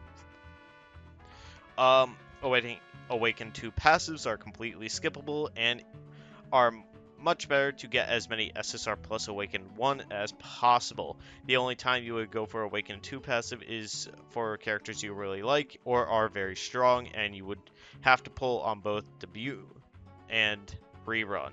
So, I also forgot to mention that if you do manage to get a faction or Awakening Stone before these 80 pulls, let's say you get one at 50, if you are at 50 pulls, it resets the counter to 0, so you can get lucky, essentially.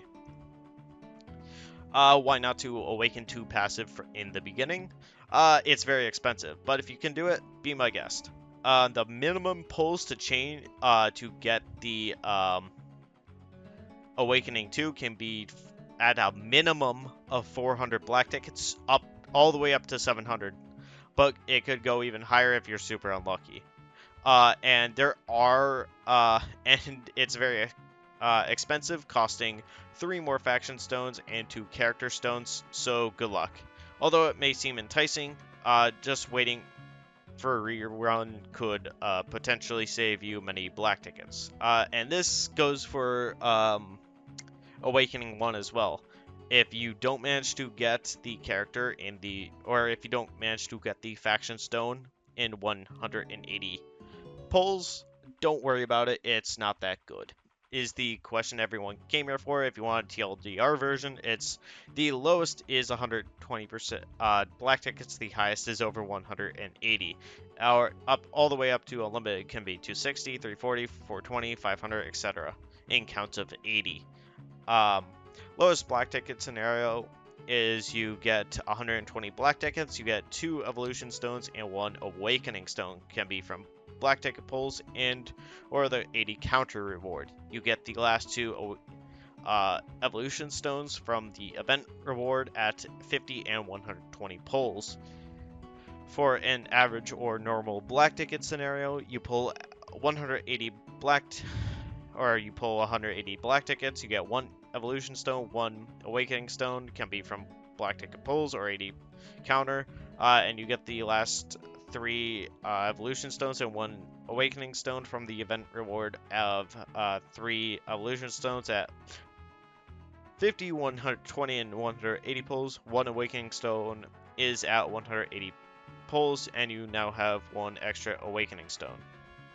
The highest black ticket scenario, you pull 180, you'll only get 2 awakening stones. Can be from the black ticket pulls or the 80 counter.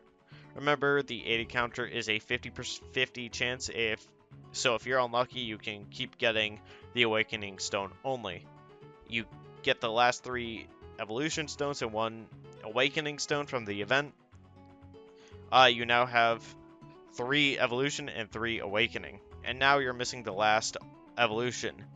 You can either stop now or continue pulling, either 2% by gacha or 80% counter reward, which is also a 50-50 gacha, it's not actually 50-50, it's 60-33, but we'll talk about that.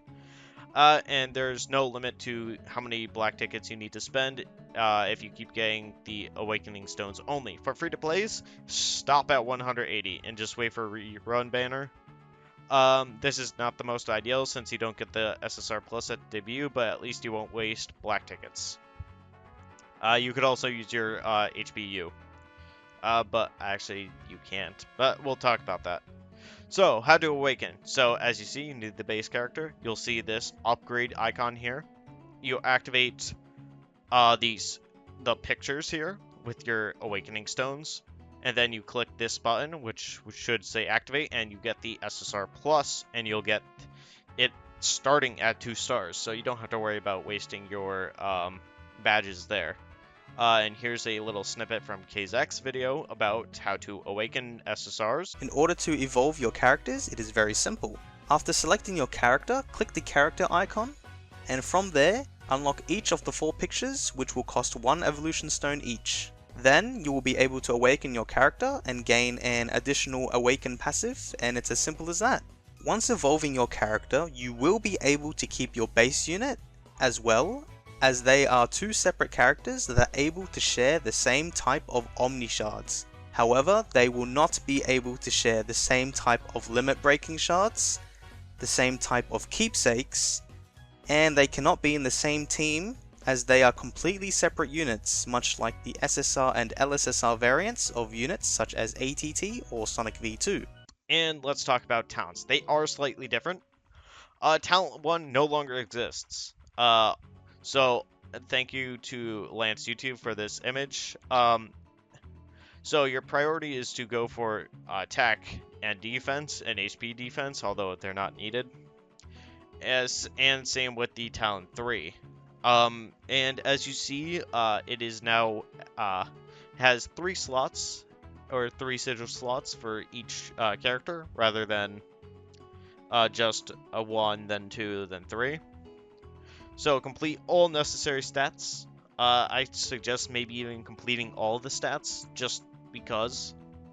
And then for talent 3, you're going to want the priority stats, and additional stats are luxury. So I would actually consider getting these then. And talents are slightly more expensive. Now it's 63 sacks over 60 sacks. Not too much of a difference here, but for free-to-plays, you might find yourself struggling. So next we start off with the newest edition of SSR Plus. We start off with Monsterized Bakuzan. His basic is our regular, and his ultimate is he attacks a column of enemies, deals 200% attack damage per layer as buy damage. When there are 2 layers, there is a 40% chance to increase to 3 layers. His passive is before any units take action, remove all attack buff effects from random enemies. So he's going to be very annoying against Lightning Genji players. His Awakening passive is whenever you take fatal damage, revive with 70% HP on the next round, and gain tenacity upon revival, which is 50% of his max HP. Or, sorry, yeah, his max HP. So, and his Awakening 2 is he revives 2 times with 70% tenacity.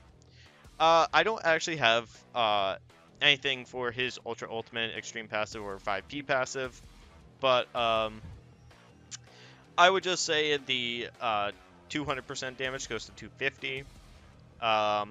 His Extreme would probably be either 4 or 5 enemies to all enemies, same with the 5 passive. There's not much going on with this character in terms of suitability. So, for his gears, we're going to go with a nuker build. Obviously, we're going to go with a broken or gunner attack set with attack buff gears. 4 attack percent would be your goal. So, buff gears should be 3 attack bonus, 2 damage rate, 2 crit. His sigil should be Sharp, Vitality, and Bastion. So for our first SSR Plus character, he isn't actually that bad at first glance since he rejoins the battle after he dies, which is kind of a new mechanic. However, being one of the first free, there are some glaring issues to his kit, mainly being only used in Bomb Core. His first revive giving a 50% tenacity shield. It's going to be broken extremely quickly by any other SSR Plus, especially with CE, Boros, CK, and Metal Bat coming out. This event, he is an event character, which makes him kind of worth it, but you can save the evolution stones, which I heavily suggest for the better units. I would consider him a whale character and not even worth investing into. For free-to-play players, if you want him, be my guest, but I would consider him a low C tier or high C tier, maybe even B tier. I would put him at B tier at the highest, more like C tier character. He's not as good as you guys think he is. Same with Pay to Win. He is not that good of a character. Maybe if he did more damage, I would consider him a better character, but he's not that good in terms of usability. His meta life is extremely short. They say all SSR Plus characters are good, but this guy is just not it. And for his keepsake, skip it outright. You don't want to waste gems on it. It's worthless. Don't even bother with it. For our first SSR Plus black ticket unit, we have Child Emperor. He has a regular basic attack, and his ultimate is a 5-hit AoE, 250% attack, and reduces max HP by 20% of all enemies for 2 rounds. His passive grants a increased 25% crit rate to self and same row for 2 rounds, and he grants immunity to burn, force field, injury, eternal injury to self and row. His Awaken passive is at the start of the battle, summon a robot dog at 100% of, or 100 attack, 100% of attack of CE. After allies take damage, robot dog will follow up on lowest HP enemy, 200% attack as extra damage, and heal your lowest ally by 25% HP. His Ultra Ultimate goes from an ult attack of 250% to 300%, and reduced the max HP from 20% to 30%. His Extreme Passive increases the crit rate by 5%, giving you a total of 30%, and goes to 3 rounds, and his 5P goes to 35%. His Awaken 2 is Dog Summons go from 1 to 2. For his kit, we will go for a nuker build with a broken gunner attack set along with an attack buff. With attack percent buff gears to go along with this kit. You should be going for attack percent, and your buff gear should be a minimum of 3 attack bonus, 2 damage rate, and 2 crit. That could be changed to 2 attack bonus. So sigil should be Sharp, Vitality, and Bastion. So upgraded Child Emperor is the very first SSR Plus that you can pull. He is one of the rare high-tech characters, and you can think of him like a extremely strong Gouketsu. And if you remember how strong Gouketsu was when he debuted, well, same thing goes for Child Emperor. He has dogs that heal you for 25% or 50% at Awaken 2 of your max HP up to 3 times per match. And he is the only character besides Sonic that has an active passive after death. So his dogs will follow up on the lowest HP character on the enemy team with 200% of CE's attack, which is why I gave him the nuker build, since he is going to devastate the shields of Bomb Core. His keepsake improves his ultimate by quite a bit, but there are better characters coming up that utilize their keepsake a little better. It's also a literal nuke for his keepsake, which is kind of funny. Definitely a strong pull regardless of keepsake or not. For free-to-plays, you really have to think about what you're going to pull for and who you're going to pull for. I would give him a very solid A tier. For a character, he's not bad, but he's not the best you could pull. He has a very strong pull, just like Garou and Gouketsu though, so if you pull him, that's good on you. For pay-to-win players, I'm going to say the same thing. Pull him if you want to, not because you have to. So he is a very strong A tier character. You do need quite a bit of investment to get very, very strong ults off and very strong dog damage off of him.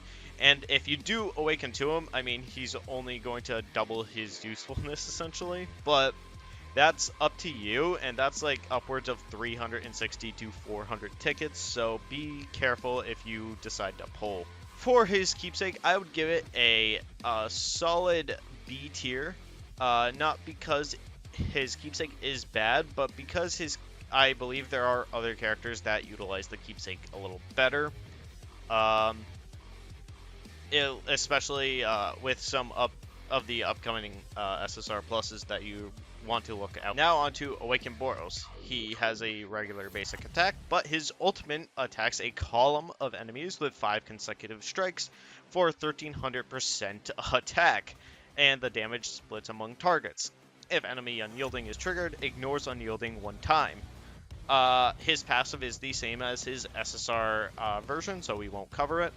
And his Awaken passive is at the start of the battle, summons 1 Dark Matter pirate member with HP equal to 1800% of Boros' attack. Summon unit shares 80% of damage taken by allies in the same row, all damage except emblem and skill or reflect. After HP is depleted, deals extra damage by summoned unit by 30% of max HP to 3 random units. His Ultra Ultimate, the attack increases from 1300 to 1500% and increases crit damage of ult by 40%. Again, his passives are the same as his SSR version. His Awakening 2, however, increases the Dark Matter pirates, go from 1 to 2, and now the shared damage of allies in the same row goes to all units. For his kit, we will be going for an obvious nuker build. His set will contain a broken or primal or gunner or whatever kind of attack set with an attack % buff gear to go along with his high damage build. You should be focusing on making him hit as hard as possible for max damage, and you should probably add a crit in there if possible. So 4 attack or 3 attack and 1 attack crit. Buff gear should be 3 attack % with bonus stats of 3 bonus damage, 2 damage rate, and 2 crit. Sigils should be Sharp, Vitality, and Bastion. So, overall, he is one character on my pull list. And although his passive kind of sucks, since it's the same as his SSR base, his Awaken passive is another story entirely, directing 80% of all damage except emblem damage and reflection damage gets absorbed into one character and explodes on the enemy team for 30% of the summoned unit's max HP as extra damage. So if you have a 1 million attack Boros, the summon unit gets 18 million HP and does damage based on 30% of that, which is 5.4 million extra damage. So yes, his Awakened passive is extremely good, and double it if you get his Awaken 2, and adds more tankiness. If you are pulling Boros, his keepsake is an absolute must, even if his 5 passive kinda sucks. due to the amount of damage output as well, 200% more ult damage on top of a 40% more crit damage. He's considered a column deleter for a reason. Believe it or not, many people will choose to skip him, as there are even better upcoming units that counter Boros. Free to plays, I would consider this guy a A tier character, believe it or not. There are several reasons for this. The next character that comes out right after Boros counters this guy completely if he ults on him. If he doesn't ult on him, well, it's not much of a counter if half your team is dead. But he is a very, very strong bosser as well, which I kind of forgot to mention. So if you don't have RMG, which you should already have anyway, Boros is a very, very good replacement for this. For the same reasons, I am also putting Boros in A tier for the pay-to-win players. Same reasons. But for this keepsake, I would consider it a solid A tier. Mostly due to, if you are pulling him, you are pulling him to max him out, kind of. It's hard to say if you want to pull him for his Awakening 2, because it is a lot of tickets and there are more units coming up, so you have to be kind of careful with how you place them, and if you're going to use them for a long time. For a boss, from a bossing perspective, I would absolutely use him as my bosser or main damage dealer for a very, very long time. So, now we're on Carnage Kabuto Plus. His basic actually deals a 35% of his max HP as charge-up damage. His ultimate is a 3-hit single target attack, dealing 35% of max HP as charge damage, giving himself uncontrollable that lasts one turn. He will chase with an ultimate when enemy makes a move, chasing up to 2 times a round. So every time an enemy moves, he does another ultimate. For his passive, he will, after taking damage or being defeated, reflects 50% of incoming damage as extra damage to 4 random enemies. Tenacity and resilience plus lost HP is included. For his Awakening passive, at the start of battle, will increase self-max HP by 25%, and HP boost effect will boost 4 times, exactly the same with Gyoro Core. And he will regain 50% of his max HP, basically filling up his max HP at the beginning. For his ultimate, after ult, gives himself continuous healing for 1 turn, 35% of max HP. For his extreme passive, he reflects from 4 enemies to all enemies, and his 5 passive reflects 60% to all enemies. His Awakening 2 self-heal goes to 30%, and after being defeated, res with 70% of his HP in the next round once per battle, and this also includes, or it's the same as Monsterized Bakuzan. So, obviously, you're going to want to build him as a tank. His set will contain a primal HP, or whatever kind of HP set you have lying around, with HP percent buff gears. And 4 HP percent would be your goal. His buff gear should be a minimum of 2 HP bonus, 2 damage reduction, and 2 resistance. Sigil should be Sharp, Vitality, Bastion, and Chaos. So, overall, Carnage Kabuto is one of the first must pulls of the SSR Plus era, and a direct upgrade to his base form. Carnage Kabuto is one of the strongest pulls you can make during his debut, and even on his rerun if you don't have enough tickets now, which you should by now. His keepsake makes him continuously heal and use ultimate follow-ups, and the 5 passive of the unit reflects a staggering 60% of any incoming damage, even through shields, and is the main reason why many players opt out to skip Boros, reflecting Boros' damage even on death. He, instead of going for max HP, or for his base version, Carnage Kabuto only did up to a certain point. For CK Plus, he doesn't have a point, so that reflect damage is really going to hurt you. Bomb's shields only stop so much, and his Awaken passive is what truly makes this guy very strong. And it isn't bad to have this guy go first in your lineup due to his 4 times health multiplier, stacks with Doggo and Garou. A very, very strong character for anyone starting in the SSR Plus meta, or even a very long-time player. His Awakening 2 actually isn't that bad, and allows you to get him back on the battlefield with a ton of HP. However, I don't recommend it unless you're a super whale out there, since there are better Awaken 2s to get, and most free-to-play players aren't going to go for Awaken 2. So you're going to get him or lose, but believe it or not, there is a direct counter to him coming up in the next pull. This guy is an obvious must pull. He's good, he has continuous heals, he does direct damage. I mean, there's nothing wrong with his kit. He even reflects 60% of any damage, and even if he dies, reflects all of that damage back at the enemy, making him extremely strong and versatile, and I wouldn't want to fight this dude at all. Same reasons as the free-to-plays. For whales or pay-to-wins, you are absolutely going to want this character.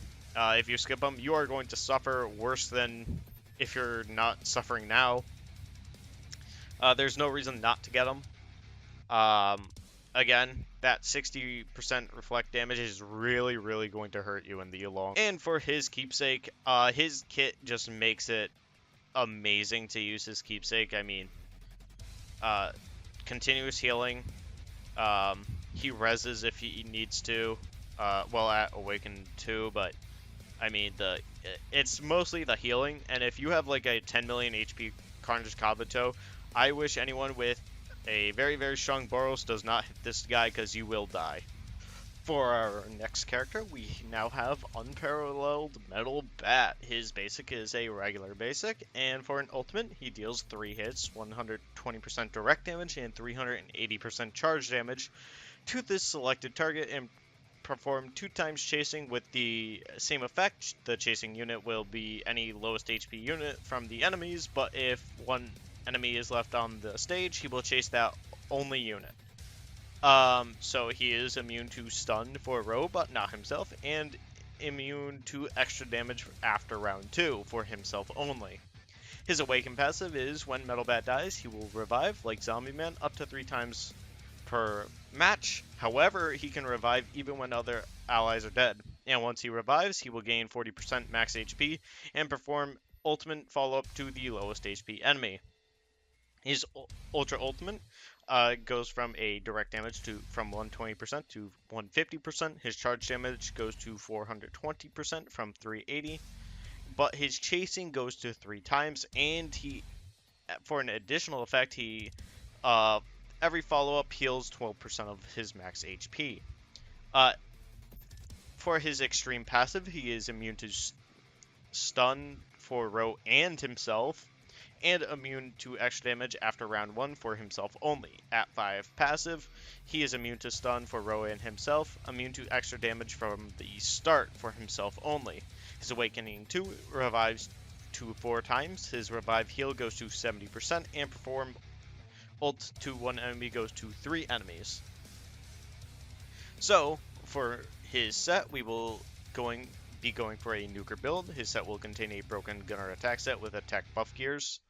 You should be focusing on making him hit as hard as possible with 4 attack percent as your goal. His buff gears should be 3 attack percent with bonus stats being 3 attack bonus, 2 damage rate, and 2 crit. Sigil should be sharp, vitality, and bastion. So, unlike his SSR variant, this upgraded one is one of the hardest hitters to come into the game after CK+, ATT, and Boros. He is also going to be your hero unit's best friend, as he is a hero nuker as well. This dude destroys bomb core and is extremely tough to kill. The best part about Metal Bat is the amount of damage he does, and his ultimate follow-ups up to 3 times around with his keepsake on the lowest HP unit.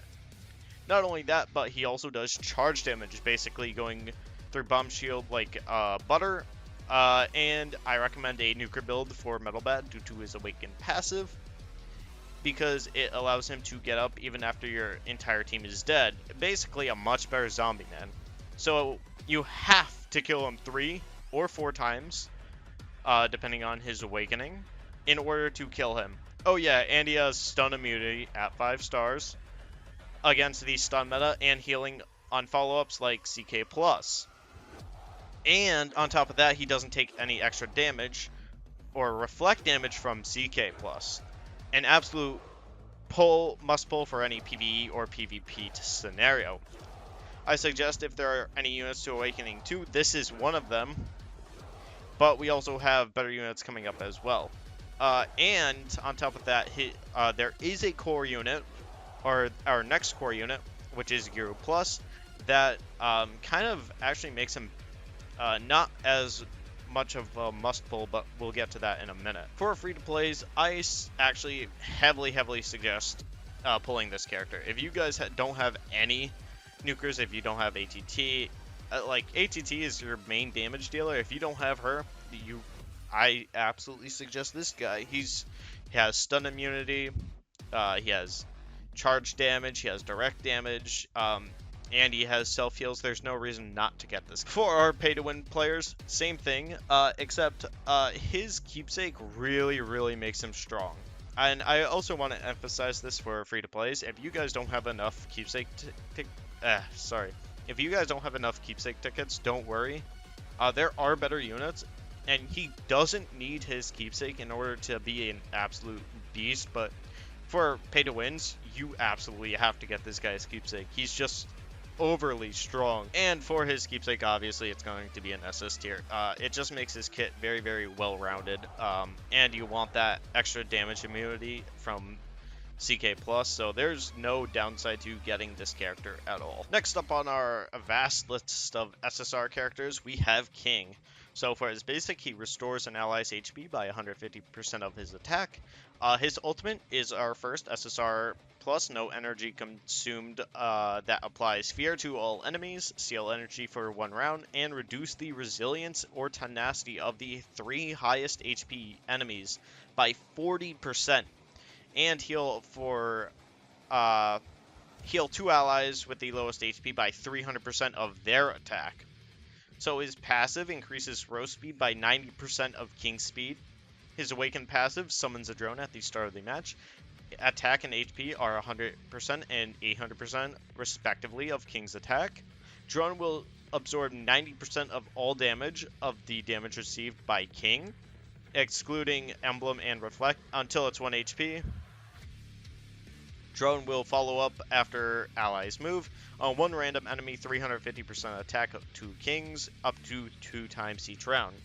So, I also want to preface that the drone only absorbs King's damage, not anyone else's.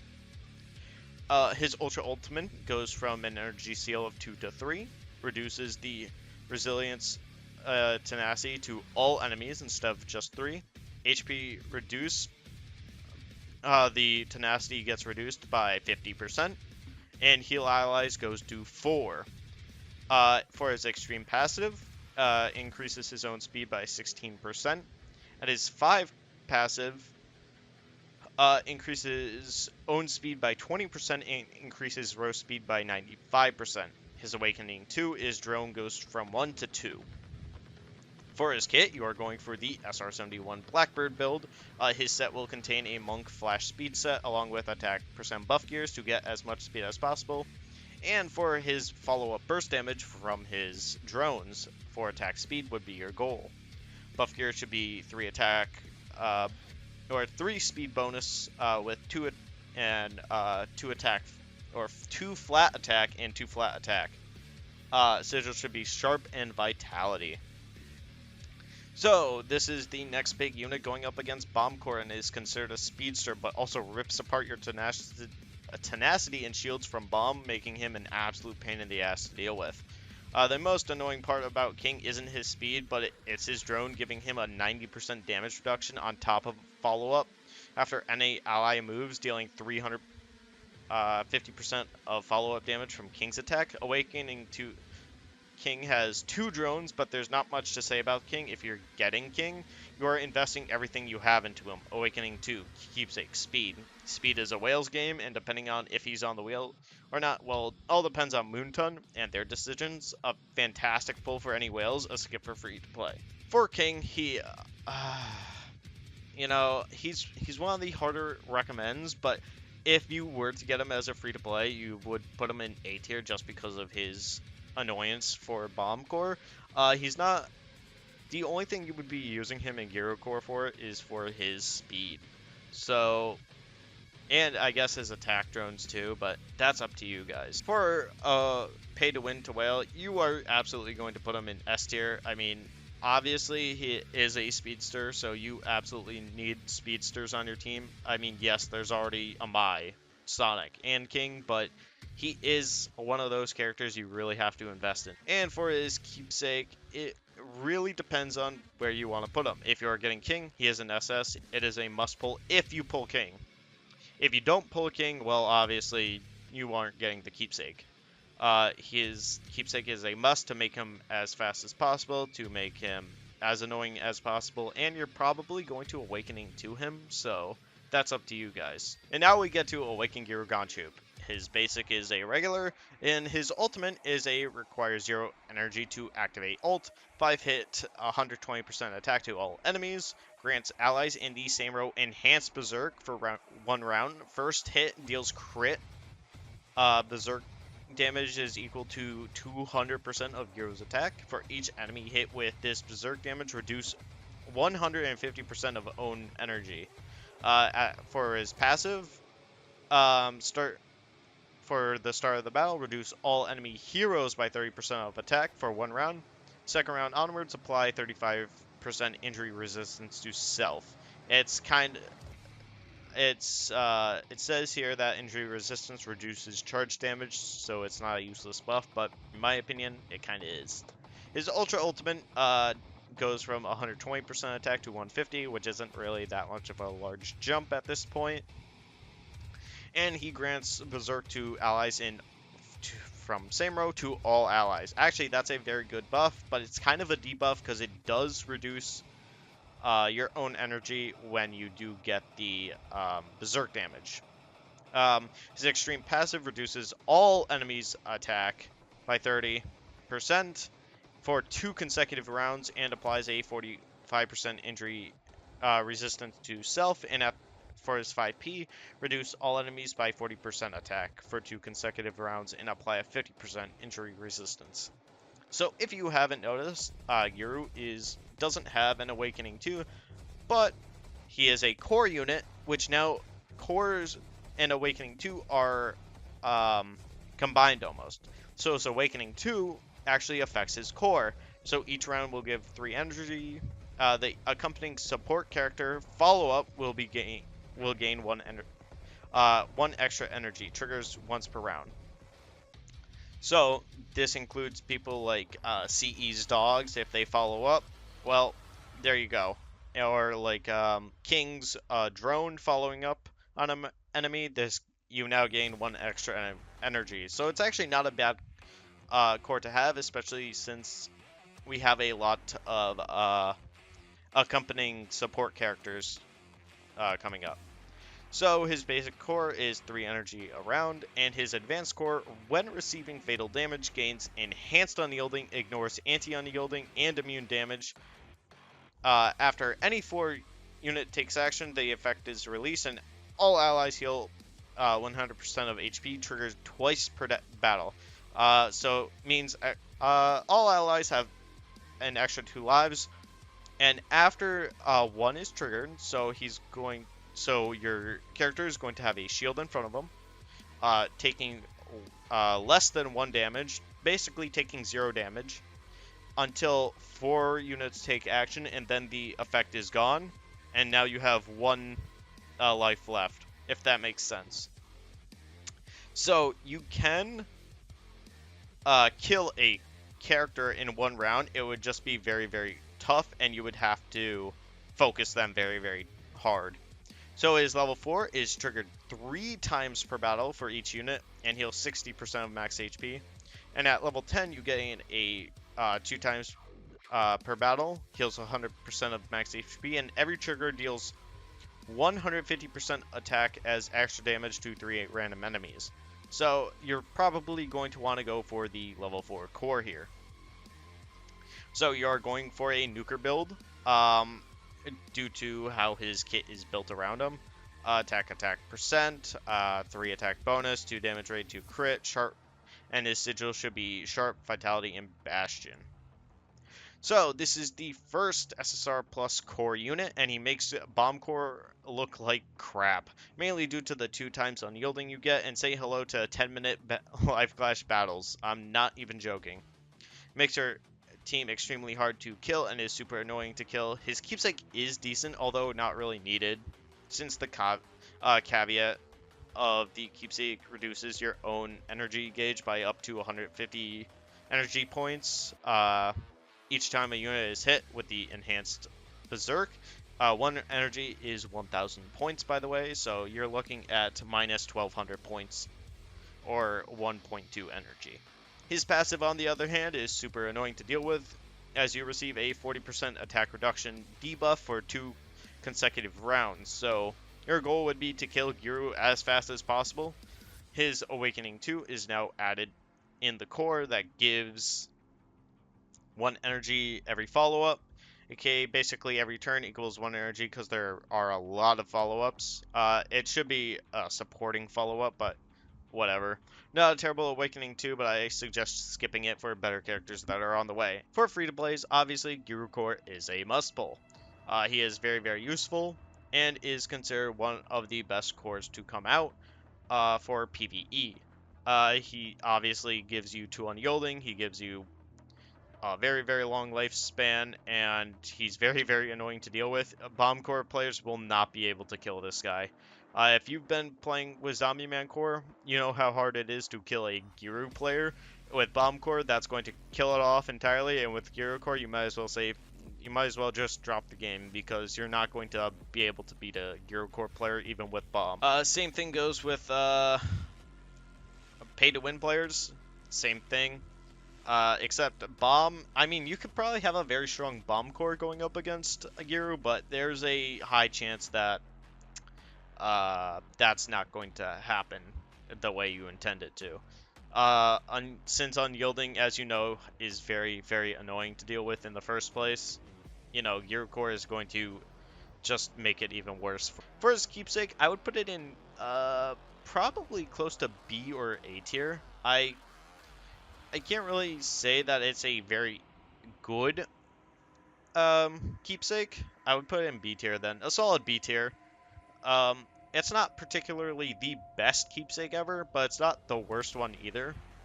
And we'll get to that. But, you know, he's not a bad character for a keepsake, but he's not a good one for a keepsake either. So, that's up to you if you want to get him. Next up, we have Silverfang.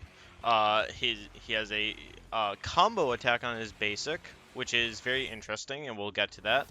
But he has an ultimate of a 5-hit AoE at 300% of attack, 100% chance to inflict 3 random enemies with internal injury, and when attacked, inflicts 200% of Silverfang's attack, disappears after triggered, and triggers combo attack.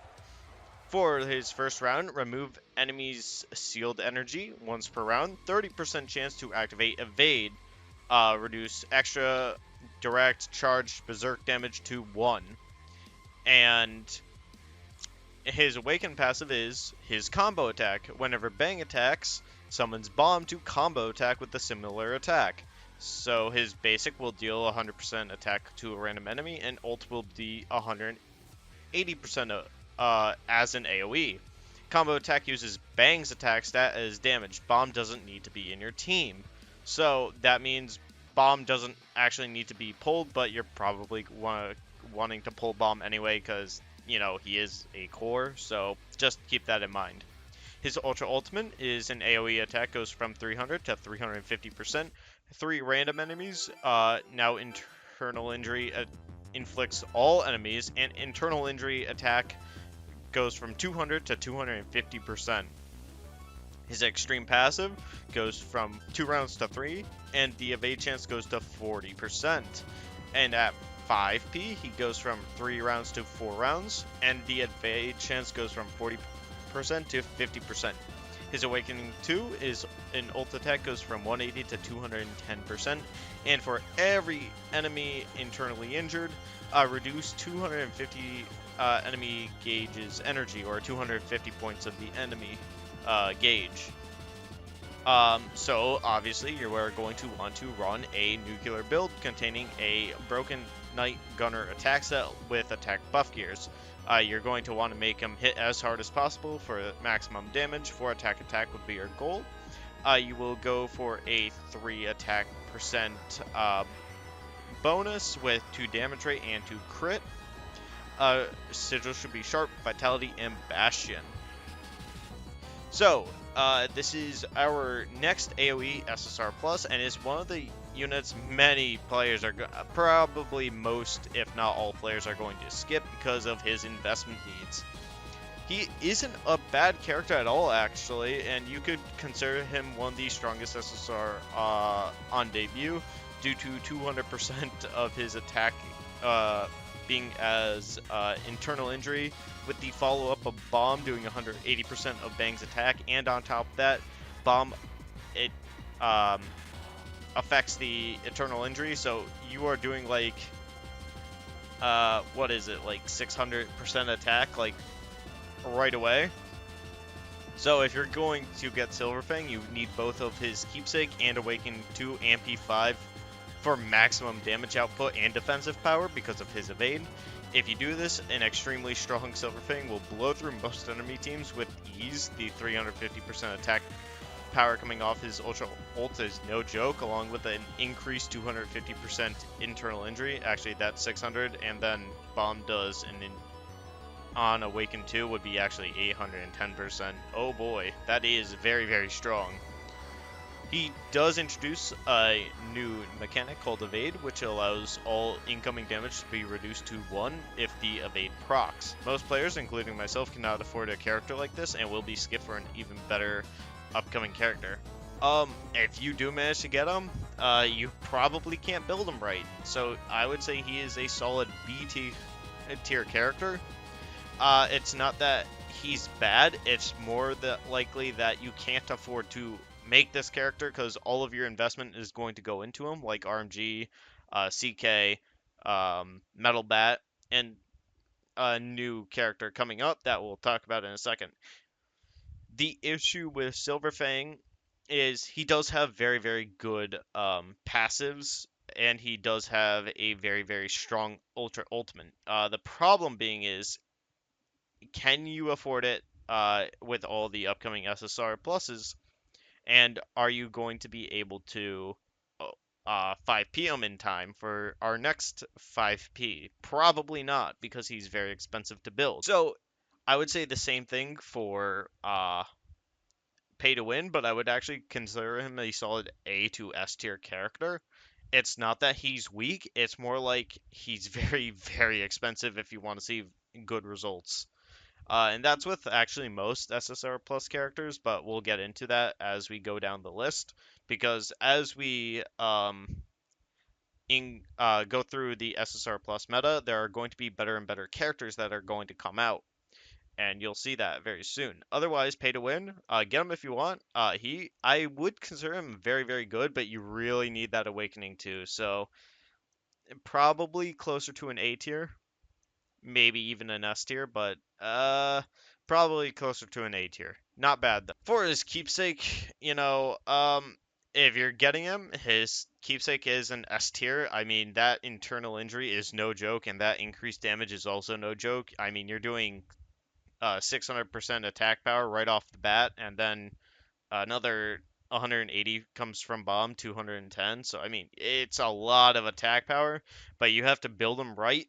And if you don't, well, you're going to really, really be hurting. And you're going to want to utilize that 5P as much as possible because that evade is very, very strong. Next up on our list is Atomic Samurai. His basic is a regular basic attack, but his ultimate is where things get very, very interesting. He has a 5-hit column, 650% attack.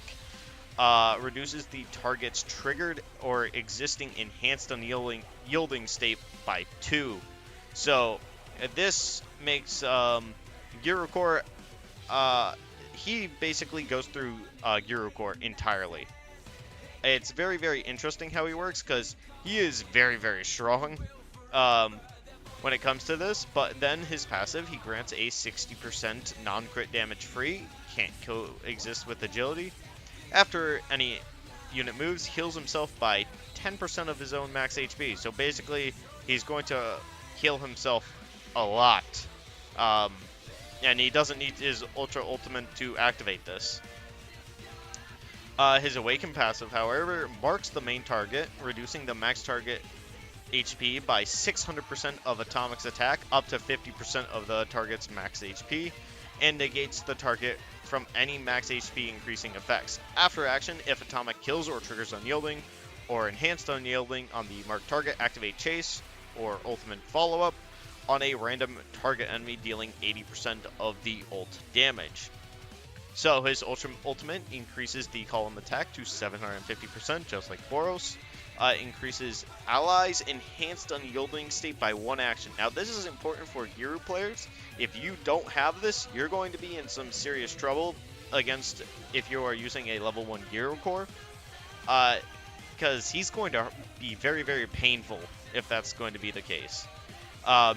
His extreme passive is non-crit damage free, goes to 70%. So if you don't hit a crit, he takes 70% less damage at 5-star, and his self-heal goes to 15%. And at his 5 passive, so now if you don't hit a crit, he takes 80% less damage, and now his self-heal is at 20%, so he just heals all the damage back up from what you just did. His Awakening too. Now he gets an additional effect, decreasing 40% attack for a marked enemy permanently. Ultimate follow-up attack goes to 120%. Now after taking any action. So he doesn't actually need to trigger this Unyielding to now take this Chase.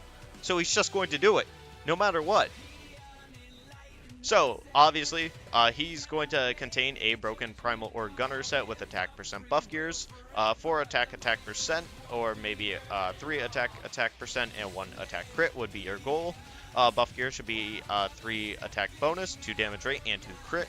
Sigil should be Sharp, Vitality, and Bastion. So, he is the must pick on everyone's Gyoro team. This guy requires his keepsake to increase enhanced unyielding by 1, which is already stupidly strong. Not only that, but he has a self-heal by max HP of 10, 15, 20%, depending on where you are, and along with his 60, 70, 80% non-crit reduction. If you weren't building crits before, this dude is going to make you want to. And not only that, but his ultimate removes enhanced unyielding, which is why you're going to want his keepsake to increase your enhanced unyielding. For his Awakening 2, he gains an additional effect of permanently decreasing an enemy's attack by 40%. Oh, and he does an ultimate follow-up for 100%, 20% of his attack. On top of and he's going to do it every turn. You can now effectively cut a unit's HP value in half from his passive, from his passive. And he is a complete pain in the ass to Awaken passive, I should say. But he is a must-get for his keepsake and unit in general. Awaken 2 is up to you, but I do suggest it. Again, with the half of a unit's HP, this is kind of where I'm going to say he's very, very strong. So, let's say that you cut Carnage Kabuto's health in half, and he revives. Well, he's coming back with half health. That's the thing about how strong Atomic Samurai is. Free to play. Free to play, you're going to want this dude. Just like Metal Bat, this dude is a monster.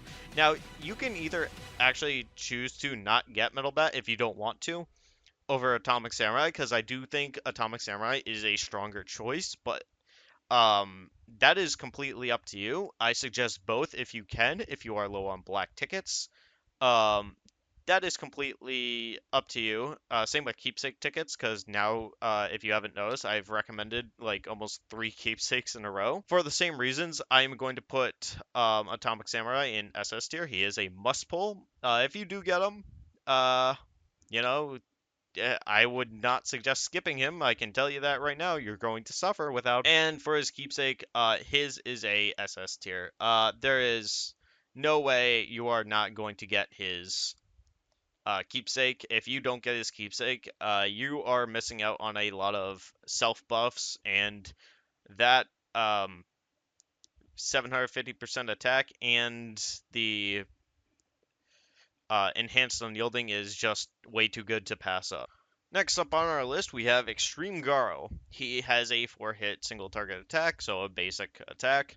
And his ultimate is a 5-hit single target 950% attack. When Garou crits, will trigger Breakthrough condition. Ignores normal and special unyielding effects. Triggers once every attack. His passive is after any unit moves, remove own stun condition. After any ally moves, Garou will perform a follow-up based on 50% of ult damage to a random enemy that has breakthrough condition up to twice a round. His awaken passive is at the start of the match, Garou obtains a 2x unyielding effect based on 50% of max HP. Once unyielding effect is reduced, Garou activates Special Guard effect, 800% of attack, or that's what I've seen. It's very lucrative on the tip site.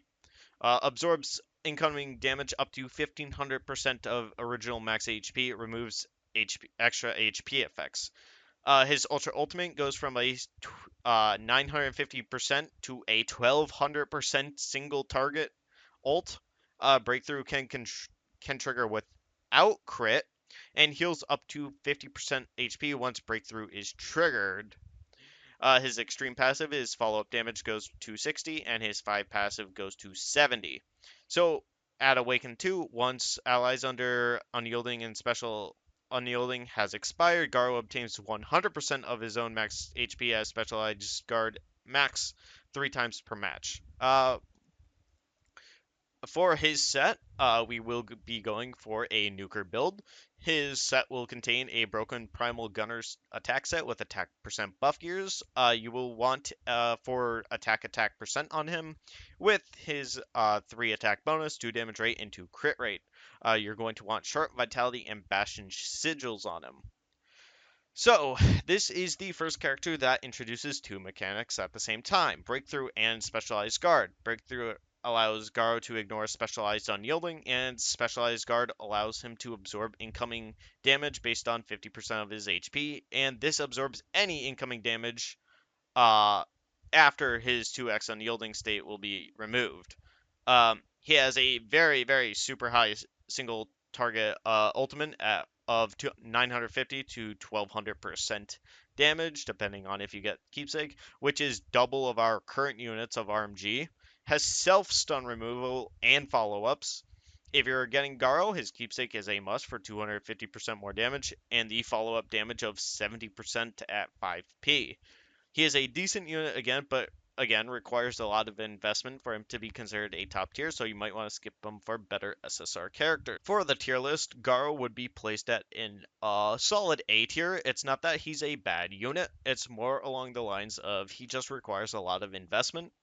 But again, with these new mechanics, he might be considered a stronger pick for some of you, but I consider S tiers must pulls, so I would consider him a strong pick, but not a must pick.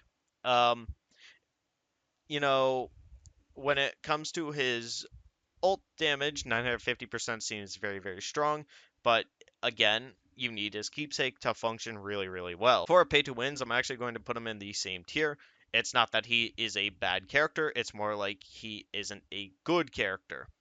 I figure if you are going to invest a lot into him, he will be a very good character, and apparently he is very, very strong for Live Clash if you are into it. So I mean, you can't go wrong with the follow-ups.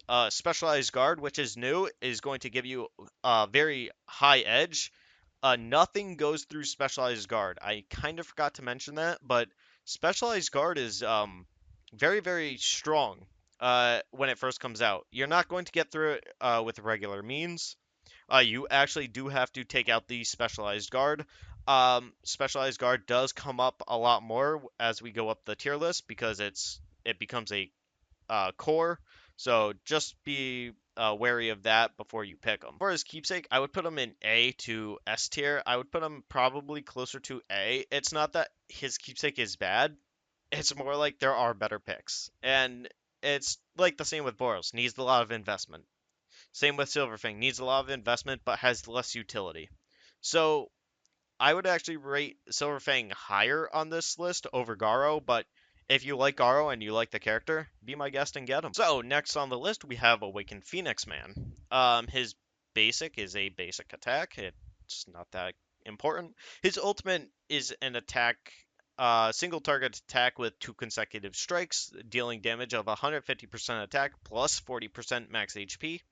After action, makes the target exit, not affected by formal set, or summon characters like Boros' Dark Matter Thief or CE's Underdog Man Robot. Those guys aren't affected. Returns the next round. Exited characters unable to perform any move, unable to activate passive attack, and unable to receive damage, but still able to increase ally speed.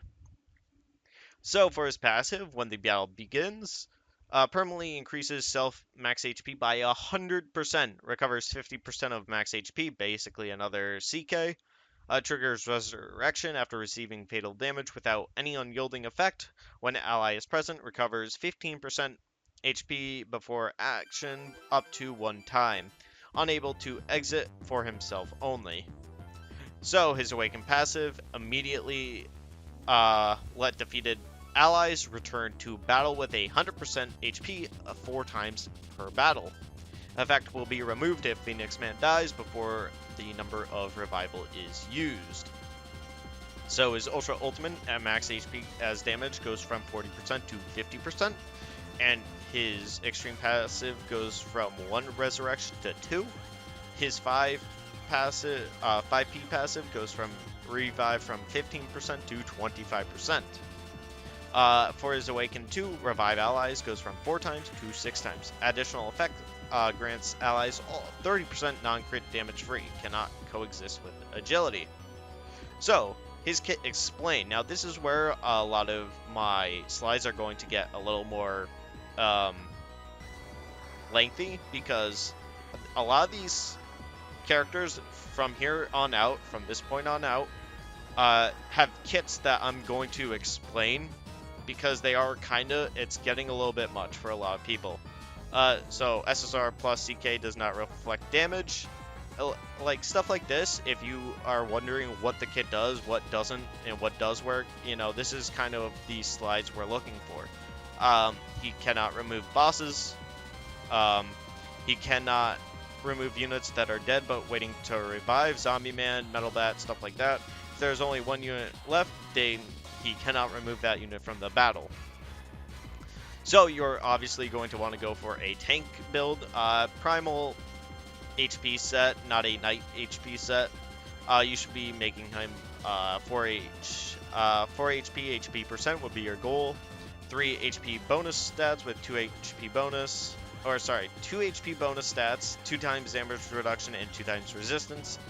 Sigils should be Sharp, Vitality, Bastion, and Chaos. So, now we're starting to get characters with multiple new mechanics, so please bear with me. Introduces a new mechanic, Pig God, that we are not covering in this video, that makes a character exit from battle.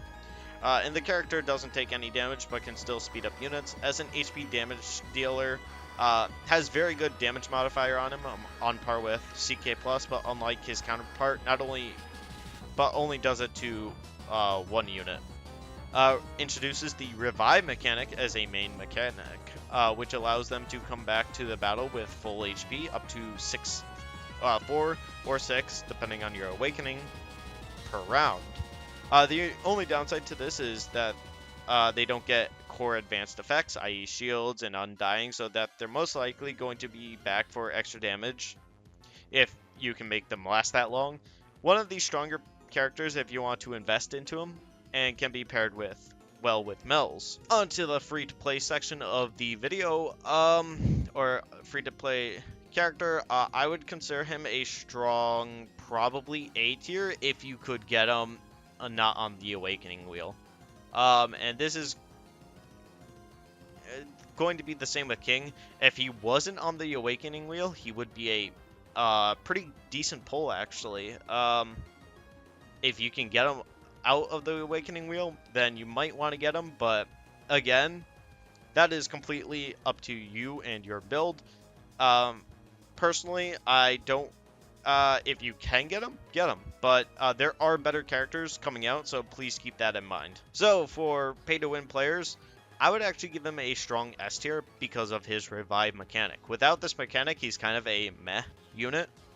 And he pairs well with upcoming characters such as Melz, and I'll get to him in a little bit as well. So for the keepsake tier list, I would actually put him on one of the lower sections of the keepsake. His keepsake doesn't really affect him too much in terms of viability, other than give him max HP damage, and there are better characters coming up, so there's no point in getting his keepsake, really. Next up, we have the super thick boy Gouketsu. He has a basic attack that doesn't really do anything, but his ultimate attacks a column with 3 consecutive strikes, dealing damage of 150% attack and 42% of his max HP. Triggers breakthrough, cancels normal and special unyielding effects, trigger once on each target in an attack. His passive, when battle begins, increases self max HP by 100% and recovers 50% of max HP, basically another CK. Before next round begins, recovers 50% of max HP. Before any unit moves, removes stun from an ally up to 2 times per round. We're getting a lot of stun removal, actually, so apparently it's still very viable up in this section of the SSR meta. His Awaken passive is when battle begins, summons 1 crow for 100% of Gouketsu's original HP, and one of them will share 85% damage for allies in Gouketsu's row. After consuming all HP, deals extra damage by 30% of its max HP to 3 random enemies, which are not in any unyielding state. Reduces main target's enhanced unyielding action state by 2 actions. So another very, very strong, almost Atomic Samurai. Just different. More tanky. For his Ultra Ultimate, he increases his own crit rate and crit damage by 30%. His column attack goes to 180%, and his max HP damage goes to 54%. His Extreme Passive goes to from recovering HP of 50% to 70%, and his 5 Passive goes to 90%, and removes stun goes to 3. And at Awaken 2, he gets 2 crows instead of 1, so all allies take 85%. Or share 85% damage. So, his kit Explained, Gouketsu's crows can share damage with Boros' minions. The highest goes first, Crow Boros. King's drones can share damage together with Gouketsu's crows and Boros' minions. Drone will reduce first. Gouketsu's damage will not share between others. Gouketsu's HP will be cut based on 200% of HP, same as Phoenix Man V2. So, for Atomic Samurai, from Atomic Samurai, he can cut Gouketsu's HP back down to normal. Gouketsu's damage needs crit. If tank, just stack HP. Gouketsu's crows remain on the field even after removed from battle by Phoenix Man V2. All enemies will be reduced unyielding by 2 turns after explosion from Crow. Crow explosion extra damage can be shared by Crow itself for 85% damage, so actually it can counter itself almost. If Gouketsu breakthrough unyielding, Garou follow-up cannot break through unyielding because only 1 trigger per turn if ally is in the same the same target with the same effect. Jesus Christ. Unyielding will be affected by SSR plus Atomic Samurai. Increase the unyielding turn and decrease the turn. So, you're going to want to build him as a tank, primal HP or knight HP or whatever kind of HP, and with HP buff gears, 4 HP percent would be your goal. Buff gears should be 3 HP, or 2 HP bonus, 2 damage reduction, and 2 resilience. Sigils should be sharp, vitality, passionate, and chaos. So, Gouketsu, unlike his base form, is extremely strong on all accounts. Remove stuns, which still seem like a problem. Have minions like Boros's, but use Gouketsu's HP rather than attack, and has an extremely strong ultimate dealing up to 42 or 54, depending on keepsake, of his HP as damage. Also has increased crit rate and damage if you get his keepsake. His crows are extremely tanky. And you compare it with Boros' minions and King's drones for super tanking minions and damage output. After crows explode, they reduce enhanced unyielding by 2, so you might want to save up for Gyoro Core level 4 since so many units destroy his enhanced unyielding. He's super tanky with obtaining 100% more max HP at the start of the battle, although it can be quickly reduced because of Atomic Samurai, so please be considerate or watchful for this. For free-to-plays, you know, it's very hard to say where you want to put him. I would actually consider him more of an S-tier character. He's, I would almost consider him a CK plus, an upgrade from him, because he is an upgrade from CK plus, but the issue is Atomic Samurai, and that's where you're going to run into all sorts of issues. It happens to a lot of characters. The Atomic Samurai is one of the stronger SSR pluses in Gyoro Core, and he comes out very, very early. If he came out later, I would actually consider skipping Atomic Samurai, but again, Atomic is just crazy good. Pay-to-win players, I would actually consider him a must-pull on most accounts. So you can use Gouketsu and CK in different teams, or in the same team if you really wanted to, but there's no need for 2 tanks, especially 2 grappler tanks, so that's up to you. But he is very strong, very, very strong. There is no denying that, even with Atomic Samurai. And finally, for his keepsake, you're going to probably want to pull it if you are going to get him. I would consider him one of these stronger ones, maybe even SS, but I don't consider him as strong as Atomic Samurai's keepsake, but he's still a very, very strong keepsake regardless of if you get it or not. Next up on the list, we have Flashy. He has a single target base attack, but his ultimate is where he shines. He has a no energy consumed, attack all enemies with 5 consecutive strikes, dealing damage by 20% attack. Doesn't seem that strong, but this is where things get interesting. Grants enhanced acceleration, increases speed of ally in the same column by 90% of Flashy's speed, only when ally speed is slower or lower than expected, or slower than Flashy.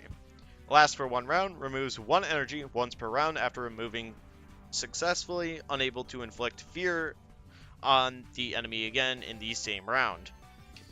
So for his passive, at the start of the battle, grants enhanced acceleration, increases speed by 5% if the main target's speed is lower than Flashy.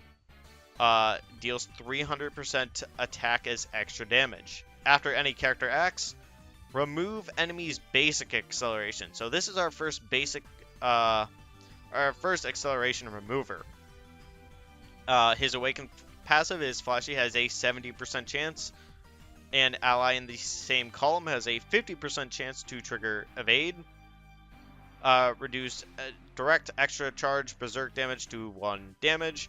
After 1 character acts, if Flashy triggers evade, deals 400% attack as extra damage to 1 random enemy, which is not in any unyielding. So he's dealing basically 700% attack as extra damage. And restores HP by 150% attack 4 times around. And that looks like so. For his Ultra Ultimate, his damage goes to 150 and speed of ally goes to 95, and his energy removal goes from 1 to 3. His Extreme Passive, increased speed by 20%, so already faster than King, and at his 5 passive, increases speed to 25%. So Awaken 2 is where things get interesting, so this means the ally in the same column can now trigger evade. It should have been blue here, but that's my fault. And restores HP by 150% attack 4 times around. 3 times is just the regular Awakening passive, from my understanding. Now, his kit explained. If King is faster than Flashy, for whatever reason, the Energy King Sealed will not be affected by Flashy. King steals 3 energy, Flashy removes 1 energy, enemy is left with 2 energy. So, Metal Bat is also immune to extra damage by Flashy, so another very good Metal Bat W here. This is why I do suggest pulling Metal Bat. Flashy is faster than King only when Flashy reaches 5p. Chance of evade does not stack with Silverfang, so I know a lot of you guys were probably thinking that right away, but it doesn't, unfortunately. Kings can still be used if the enemy has no flash. Train Flashy Flash to 5p, then replace King. King can speed up Flashy in the same row, and then let Flashy pull the character in the same column. If enemy does not have Flashy. I don't know what that means exactly, but don't worry about it.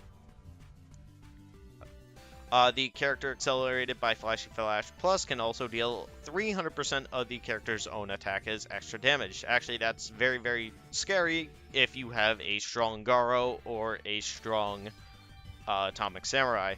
Eliminating the acceleration can now eliminate the passive acceleration of the King and the acceleration in the same row. So this is very devastating for any King players, and very hard to pull for King. This is why I don't give him a high ranking on free-to-play.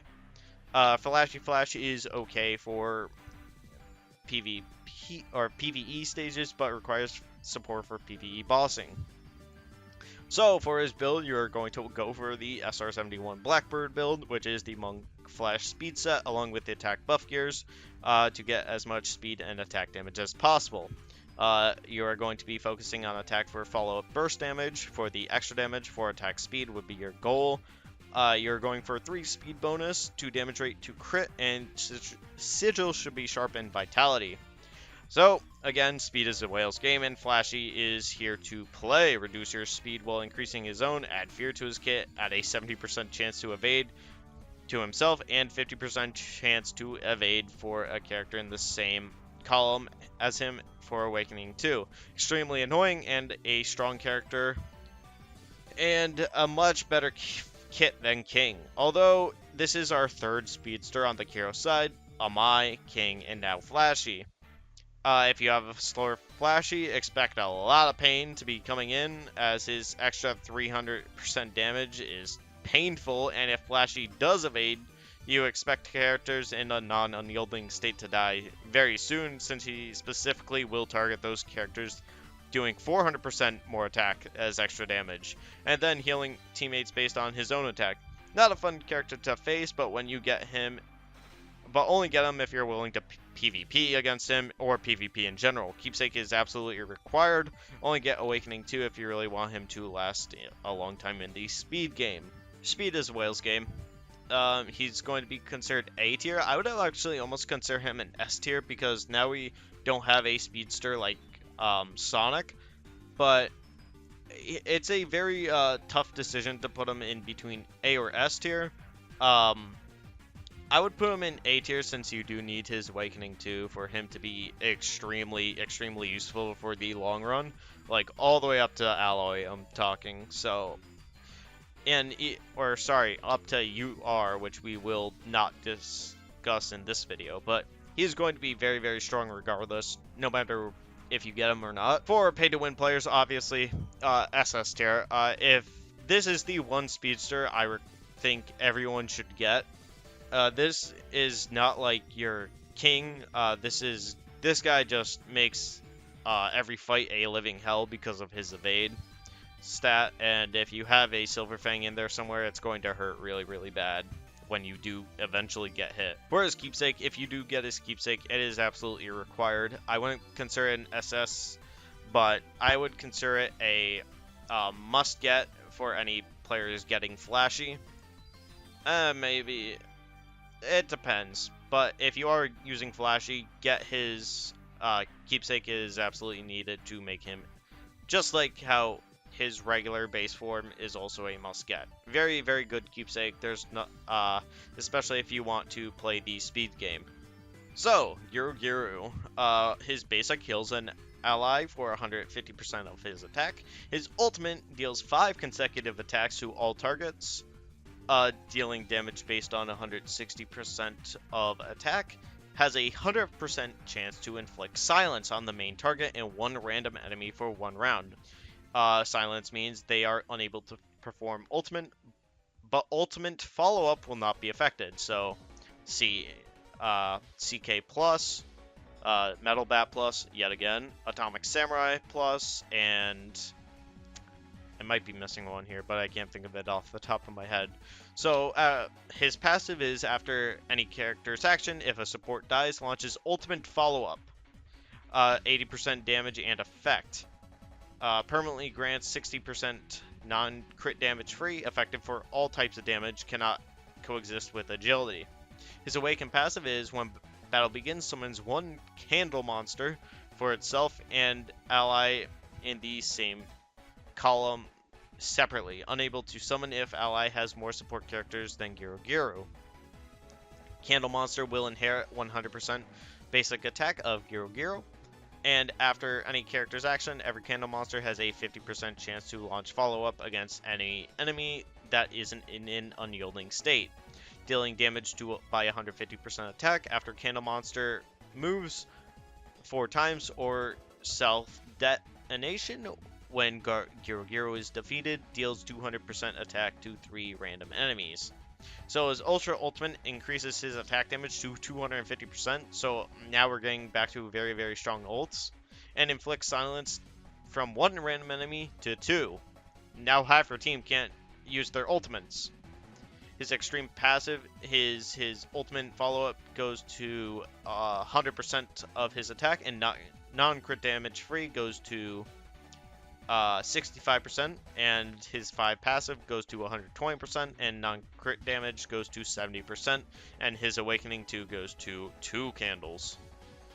Now, his Kit Explained is Silence can't be stacked.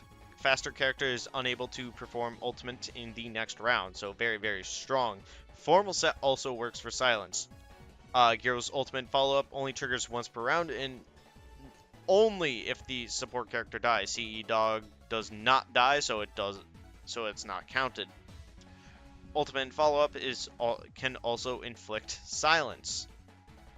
Silence cannot be affected by hit percent and resistance percent at present. The beta server is not affected by hit, but will be tested after, which means it's not affected. Keepsake is recommended if you have characters that summon support, and silence is removed after reborn.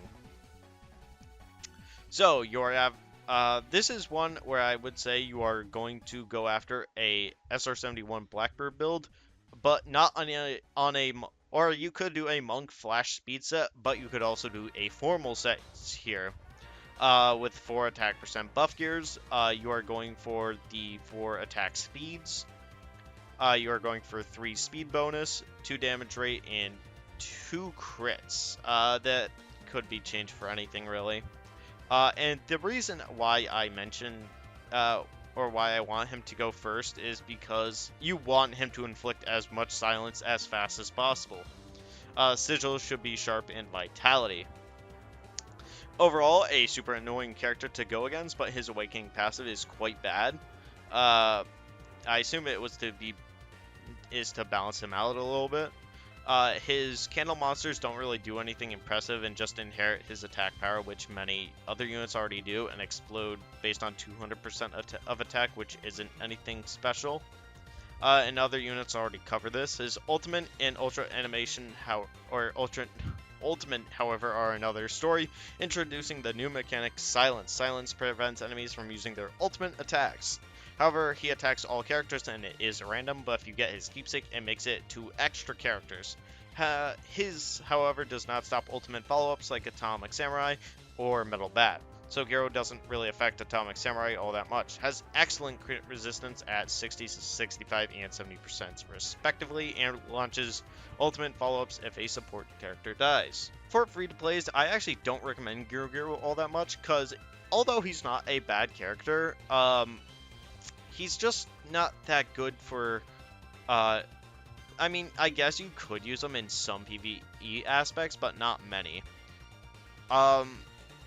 especially when we start getting to the harder levels and higher levels, you're going to find that Gyoro doesn't really do much and kind of whimpers off really quickly. For my pay-to-win friends, however, if you are playing speed and you like flashy, well, you're going to love this guy. His ultimate is just stupidly good. That silence infliction is very, very strong, and it's going to hurt your team in more ways than one. PvP, he is an absolute gem of a unit, and he is an actual must-get for any PvP nerds. And obviously, with PvP nerds, you're actually going to want his keepsake, because the damage output goes up by staggering 90% ult damage, and now he gets another silence. Like, hello? That's like a free character death right there. So obviously you are going to want his keepsake if you do intend on building him. And now here we come to Unparalleled Sub King. Now he has a basic attack, whatever. His ultimate attacks all enemies with 4 consecutive strikes, dealing damage by 240% of attack, can trigger breakthrough only once per target in an attack. His passive is when battle begins, obtains specialized protection of 800% attack, removes damage, stackable HP effects, and his awakening passive has a 50% chance to inflict specialized burn, dot by 150% attack. After any character acts, transfers the effect to a random target, and disappears after transferring 3 times. Absorbs specialized burn as dot damage, or a specialized burn dot damage on enemies to restore specialized protection. And for his Ultra Ultimate, he gains a staggering 160% attack ultimate, going up to 400%. His specialized protection goes for his extreme passive goes from 800 to 1500%, and at his 5p goes to 2200%. At his Awakened 2, 90% infliction chance, specialized burn dot goes to 200%, and grants a 30% bonus ult damage. So for his kit explained, specialized burn can be affected by hit and res. Specialized burn will transfer to characters that aren't in any. Will first transfer to characters that aren't in any unyielding state. It can be stacked on itself up to 6 times. Monsterized Chose and Vaccine Man deal extra damage by the Specialized Burn. Specialized Burn can transfer to revived and resurrected characters. Specialized Burn can be affected by Formal and is not affected by Evade. So you are going to want to... Okay, well, I am missing a thing here, but... a title, but you are going for a Fallout build here. His kit will contain a broken Knight Sword Fighter Gunner set or Formal set, along with 4 attack percent buff gears to go along with his high damage. You're going to go for 4 attack percent. His buff gear should be 3 attack percent, with bonus stats being 3 attack bonus, 2 damage rate, and 2 hit percent. Sigil should be Sharp Pain, Vitality, and Bastion.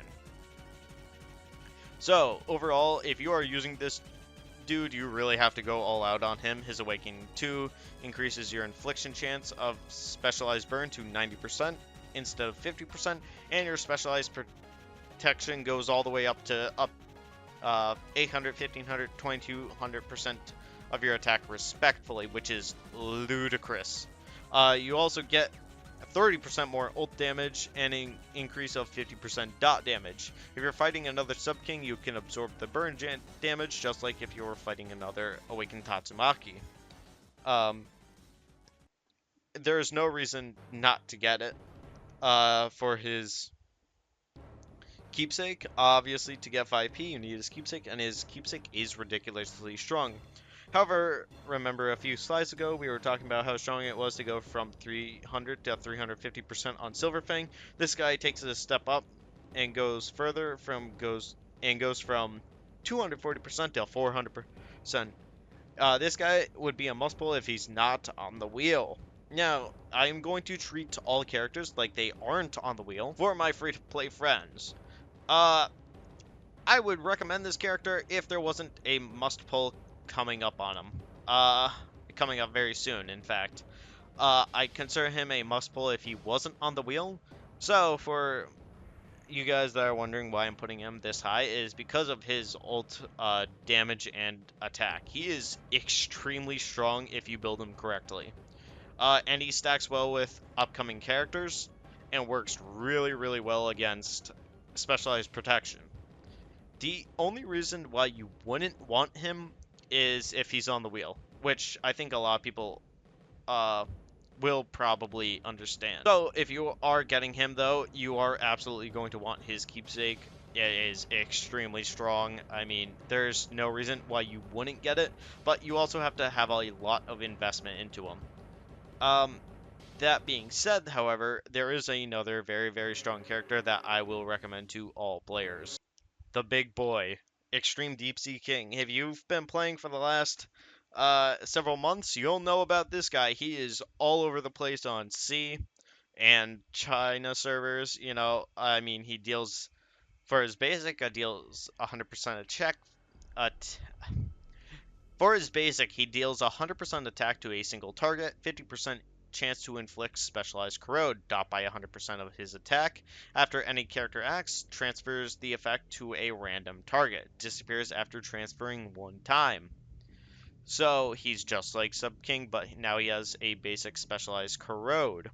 For his ultimate, attacks a single target with a 5 consecutive strikes, dealing damage by 1,050% attack. Can trigger breakthrough only once per round, has a 75% chance of inflicting specialized corrode on the main target, and its surrounding targets stop by 100% of attack. After character acts, transfers the effect to a random target, disappears after transferring 3 times. Obtains specialized protection of 450% attack, removes damage stackable with extra HP effects, blah blah blah. His passive is whenever enemies suffer dot, deals extra damage to all enemies by 60% dot damage. Only one effect of the same type can work throughout the entire battle. His Awakening passive causes enemies with specialized corrode to be stuck, which is unable to launch follow-ups, consecutive follow-ups, and lasts for 2 rounds. After any ally acts, has a 60% chance of inflicting a combo follow-up to a random enemy. Deep Sea King and ally in the same column will launch ultimate follow-ups once per round. So now his ultra ultimate goes from 1050% to 1300%. The proc chance is now 90%, and his specialized protection is now 600%. His extreme passive goes from an extra damage to 60% to 80%, and his 5p goes to 86%. His Awakening 2, he increases the chance of inflicting a random follow-up from 60 to 70%, and his combo follow-up per round goes to 1 to 2 times. So his Kit Explained stuck also applies to ultimate follow-ups. Now this is where Atomic Samurai, Metal Bat, and all other characters that do ultimate follow-ups dies. Specialized corrode can be affected by hit res and a formal set. Specialized corrode will transfer to characters which are not in will first transfer to characters which are not in any unyielding state. Combo follow-up can inflict multiple debuffs. Specialized corrode can transfer to revived and resurrected characters. Specialized corrode is not affected by evade. So for DSK Plus, you are going to want to go for a nuker build. His set will contain a broken gunner attack set with attack percent buff gears to go along with his high damage. You should be focusing on 4 attack percent, 3 attack percent buff gears, and the bonus stats of being 3 attack bonus, 2 damage rate, and 2 hit or crit rate depending on how you want to build him. Sigil should be Sharp, Vitality, and Bastion. So this is the next big must-pull character. DSK Plus is one of, if not the strongest characters to build on debut and after debut. Introduces new mechanics of Stuck and Specialized Corrosion. Stuck meaning no more follow-ups or ultimate follow-ups, and Specialized Corrosion is just like Specialized Burn we just talked about a few slides ago. This is your next big powerhouse and bosser, as he has an amazing kit, since having characters in the same column as him activates several ultimate follow-ups per turn, extra dot damage up to 86%, depending on where you are, and specialized protection. He's basically an all-in-one character that I suggest everyone get. His Awakening 2 only makes him stronger, is one of the best bosses in the game. For free-to-plays, DSK must get. There is no question about it. He is a very, very, very strong character. Just the all-in-one kit that we just talked about. I mean, he has ultimate follow-ups on his Awakening, and then he also introduces the stuck mechanic, which makes ultimate follow-ups, like even from Garou, not possible. So it's just, he just counteracts Gyoro Gyoro entirely. Same thing for pay-to-play players or pay-to-win, as you see. Wow, these A through S tiers are getting large. He is a must-get character. There is no doubt in my mind that if you don't get him, you're going to suffer, no matter where you are in the game. He's still being used in CN today, and is just one of the strongest characters in the game period. And if you're getting his keepsake, it is an SS tier. If you are building him, or even if you get him, he is a must-pull on the tier list for getting his keepsake. Now we're starting to get into some of these characters, which I can't really rank fairly since they're newer, but we're going to try anyway. So he has a basic attack, which still doesn't do anything really special. His ultimate attacks enemies in a column with 5 consecutive strikes, dealing damage by 110% of max HP. Can trigger breakthrough only once per round. Passive is when the battle begins. He obtains specialized protection of 180% HP. When battle begins, removes enemies' team damage sharing. When attacked or defeated, reflects 51% of damage taken to 4 random enemies, and including specialized protection and decrease in HP. Only one type of the same unit type works throughout the entire battle. I just slurred all my words, essentially. His Awakening passive is when battle begins, summons Tank Top Tiger, attacked by 30% of Tank Top Master's HP. After any ally acts, Tank Top Master, or Tank Top Tiger, will deal damage to one random enemy by 100% of attack. So if you have 10 million attack, 10 million HP on Tank Top Master, he now has 3 million attack, which is extremely strong. Prioritizes special enemies in special unyielding and trigger breakthrough. Restores Tank Top Master's specialized protection by 20% max HP. For his ultra ultimate max HP damage goes to 140% from 110% max HP. That is absolutely massive. For his extreme passive, specialized protection goes to 200%, and damage reflection goes from 4 random to the entire enemy team. His 5 passive goes from 200% to 230%, and reflect goes to 61%, which is 1% better than CK's reflect. At his Awakening 2, the summoning is the same, just summons a second character who is Tank Top Black Hole. For his kit, the Tank Top Brothers can still follow up if TTM is stuck. Tank Top Brothers never fall even if TTM is dead. Only 1 damage reflect will be triggered. Can reflect damage received in specialized protection. Now that's kind of huge to know about. Removal of damage sharing applies to all characters. Tank Top Brothers have no follow-up limit, meaning they are very, very strong. Cannot reflect if TTM is exited, and TTM can restore specialized protection faster with SSR plus DSK. Now, damage sharing refers to Gouketsu's crows or Boros' minions. So Boros just went from an S tier character for his damage mitigation all the way down to B tier or even C tier, because now he can't do anything about it. TTM just bypasses it. He doesn't get affected. So you are going to go for a tank build with Primal HP or Knight HP. With HP buff gears to make them last as long as possible, you should be going for 4 HP percent, with bonus stats from the buff gears being 2 HP bonus, 2 damage reduction, and 2 resistance. Sigils should be Sharp, Vitality, Bastion, and Chaos. So, this guy is the first damage reflector on the hero's side team, with specialized protection to go in with the mix. He is also the first and only character to completely ignore all enemy damage sharing, totally counteracts characters that have this passive ability, such as Boros, Gouketsu, King, making their awakened passives pretty much completely useless. Because he is a hero reflection, you probably want to put everything into him, as he will help you clear all types of content.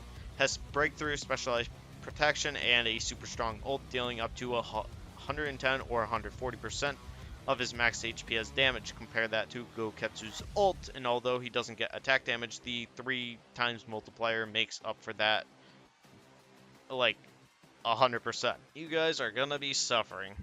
He is a must-get character. There is no doubt in my mind that you want this character. He's just so good. There's no reason not to get him. And, you know, the damage sharing really will hurt your enemies now that they don't have Gouketsu to support them as much, which makes him almost go all the way down to B tier, but he's still strong. Now this is where the meta is really going to start shifting, because all these characters like Boros, Gouketsu, King, now they're all going to start shifting downwards towards the end of the meta. But again, during their meta, you're going to want them if you are very up PvP heavy. Even in PvE, this guy is going to be very strong. Now, for his keepsake, you know, I kind of have a hard time deciding where he is on the keepsake tier list. I almost want to put him in A, I almost want to put him in S, I almost want between these two. The only reason he's not a double S is because I don't think he really needs his keepsake to function extremely well. Yes, his specialized protection goes up. Yes, his HP, or yes, his reflect goes up, but only by 10%.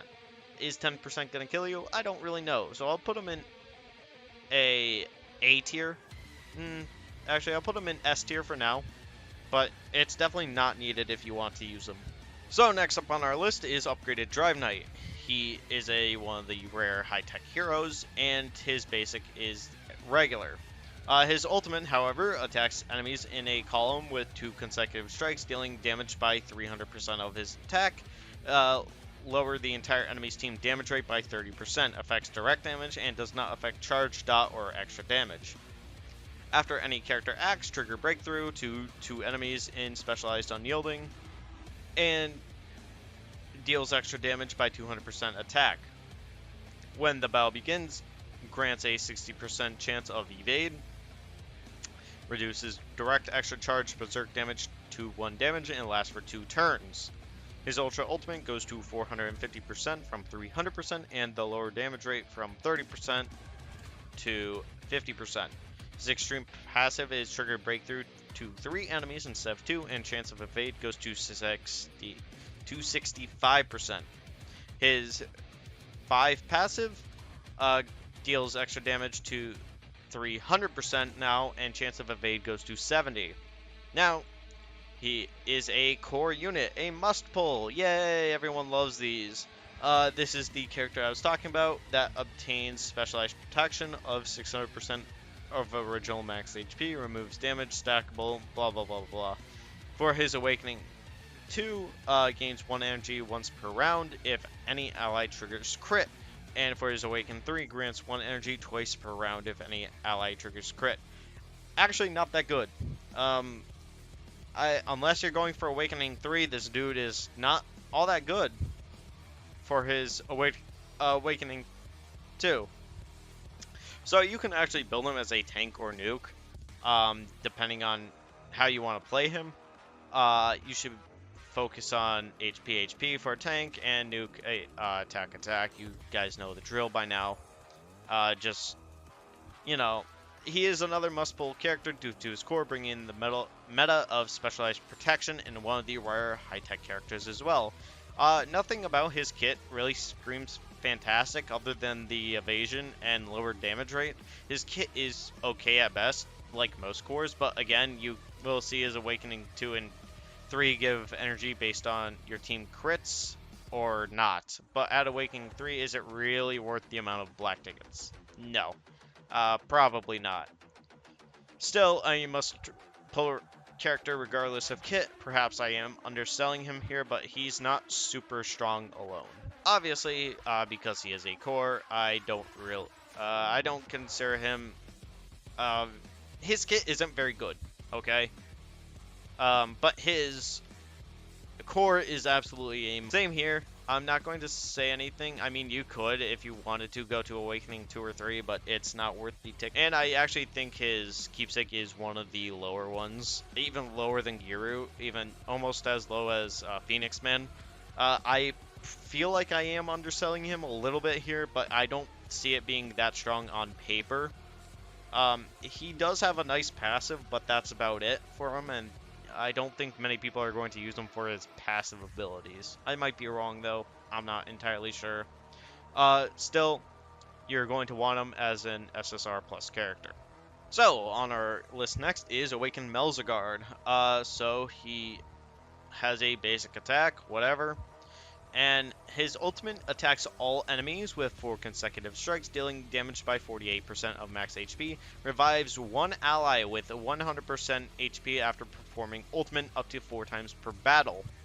After any character in its row attacks, triggers breakthrough to the main target, permanently grants them immunity against silence. So this is our first counter against Gyoro Gyoro, other than DSK really. His Awaken passive is when battle begins, grants the entire team a 50% shield rate. Lasts for 2 rounds, triggers Reborn after taking fatal damage. When ally is present, recovers 50% of HP before action, up to twice, I guess, per battle. My bad. His Ultra Ult goes from 60 or 48% HP to 64% HP. He revives 2 allies instead of 1 and revives up to 6 characters now.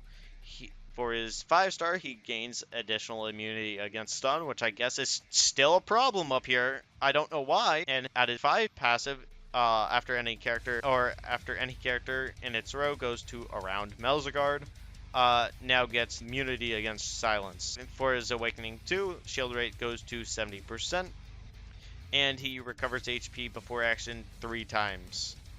And his revive can be stacked with SSR plus Phoenix Man, which is what I was talking about earlier, and SSR plus Pig God, which we are not covering in this video. Revive characters do not get specialized protection from SSR plus Drive Knight, but can still get from their own skills. So that would be like Garou and DSK and Sub King. So you are going to want to make him as a revive build if you are getting not Phoenix Man, Melzagard.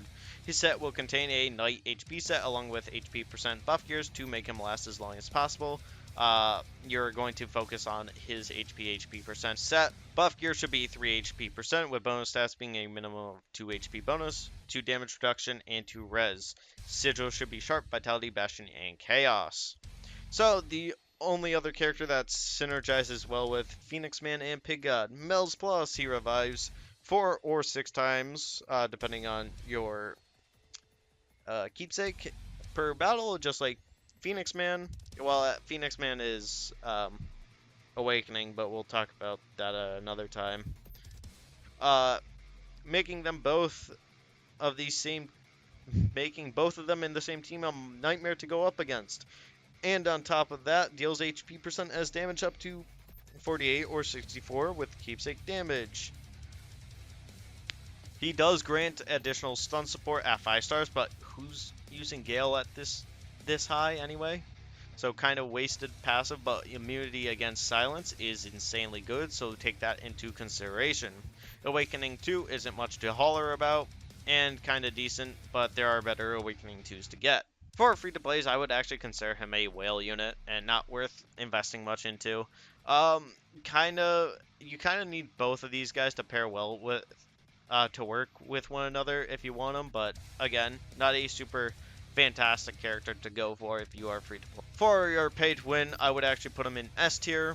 Again, you're going to really want that Phoenix Man to bring out the best in his kit, and he deals HP damage, basically a stronger Gouketsu plus. So take that into consideration, but you also have Tank Top Master here, so So for his keepsake, I would actually consider it an SS tier, as he revives 2 units per round up to 6 times, and he only needs to activate his ultimate, and since he has immunity against silence, he is a must-get for the keepsake if you want to be as annoying as possible.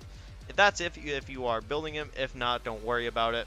And other than that, decent character. Next up on our list is Extreme Watchdogman. He has a basic attack, and his ultimate attacks a single target with continuous tactic attack. Every strike deals damage by 150% attack, starting with 4 consecutive strikes.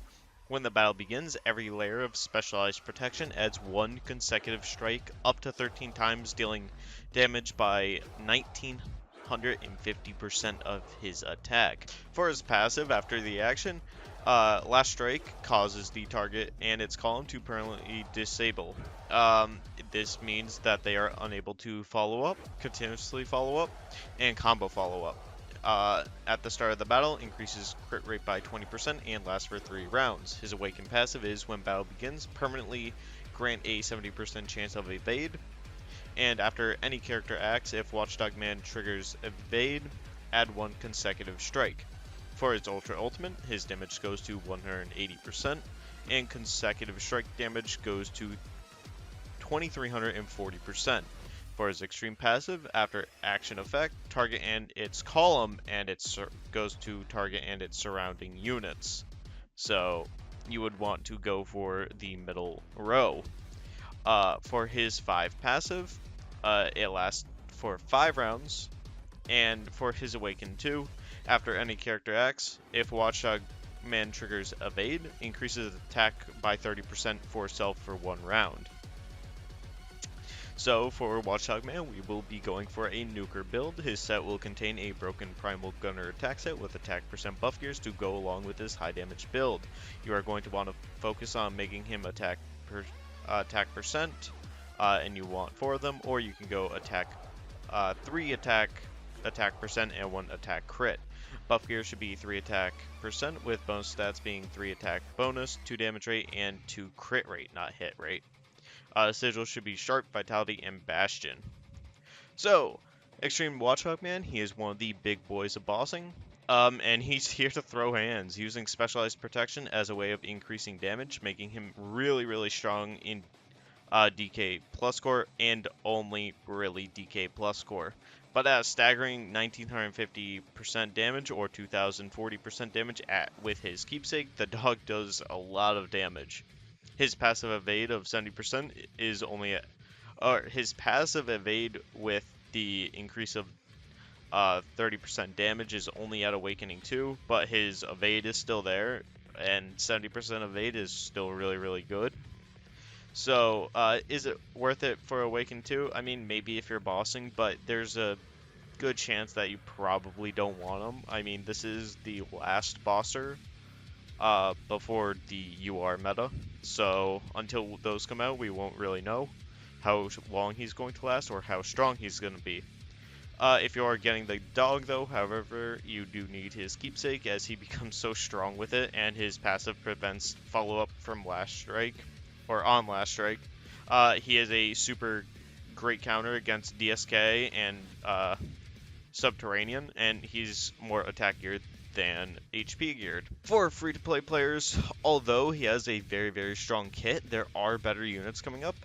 However, if you do manage to get him, I would consider him an A tier or an S tier, depending on how you want to build him. I would consider him a strong A tier for anyone pulling him, though. There are better characters coming out, like Groribas Plus, which I believe is next.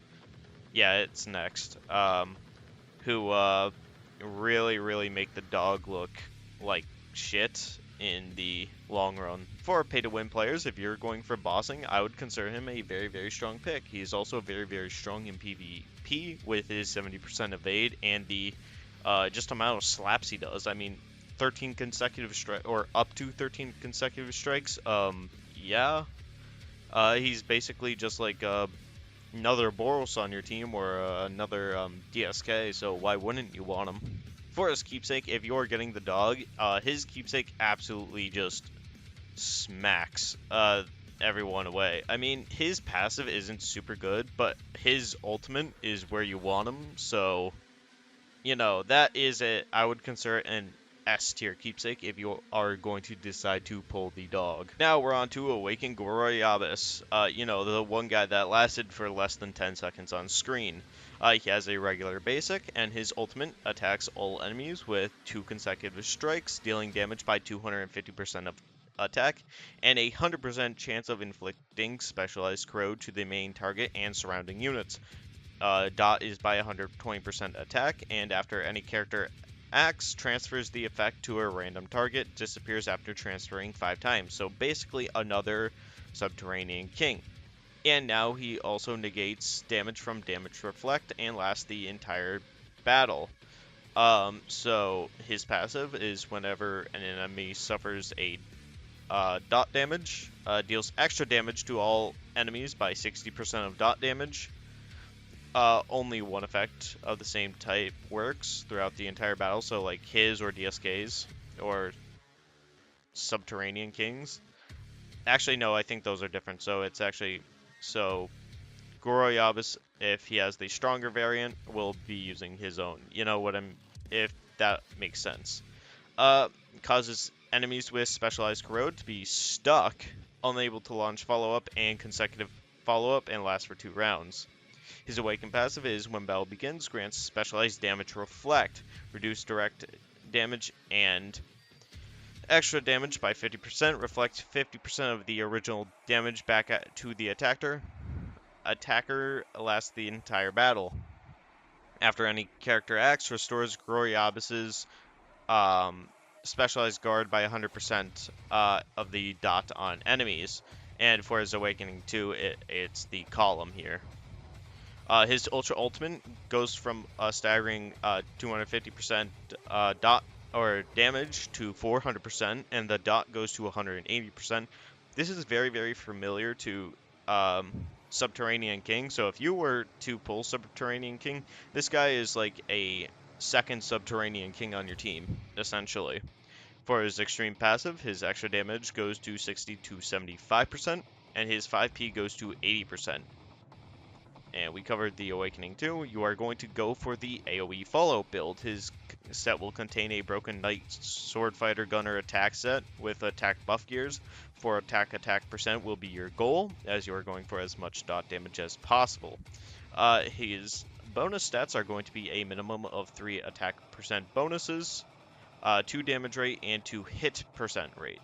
Sigil should be Sharp, Pain, Vitality, and Bastion. So this is the next must-have character in any lineup, and it's Groribas. Who could have really guessed? You know, his ultimate negates extra damage from Reflect. Goodbye, TTM. And with his ultimate, increases the dot damage by 60%, and ultimate damage goes up 150%.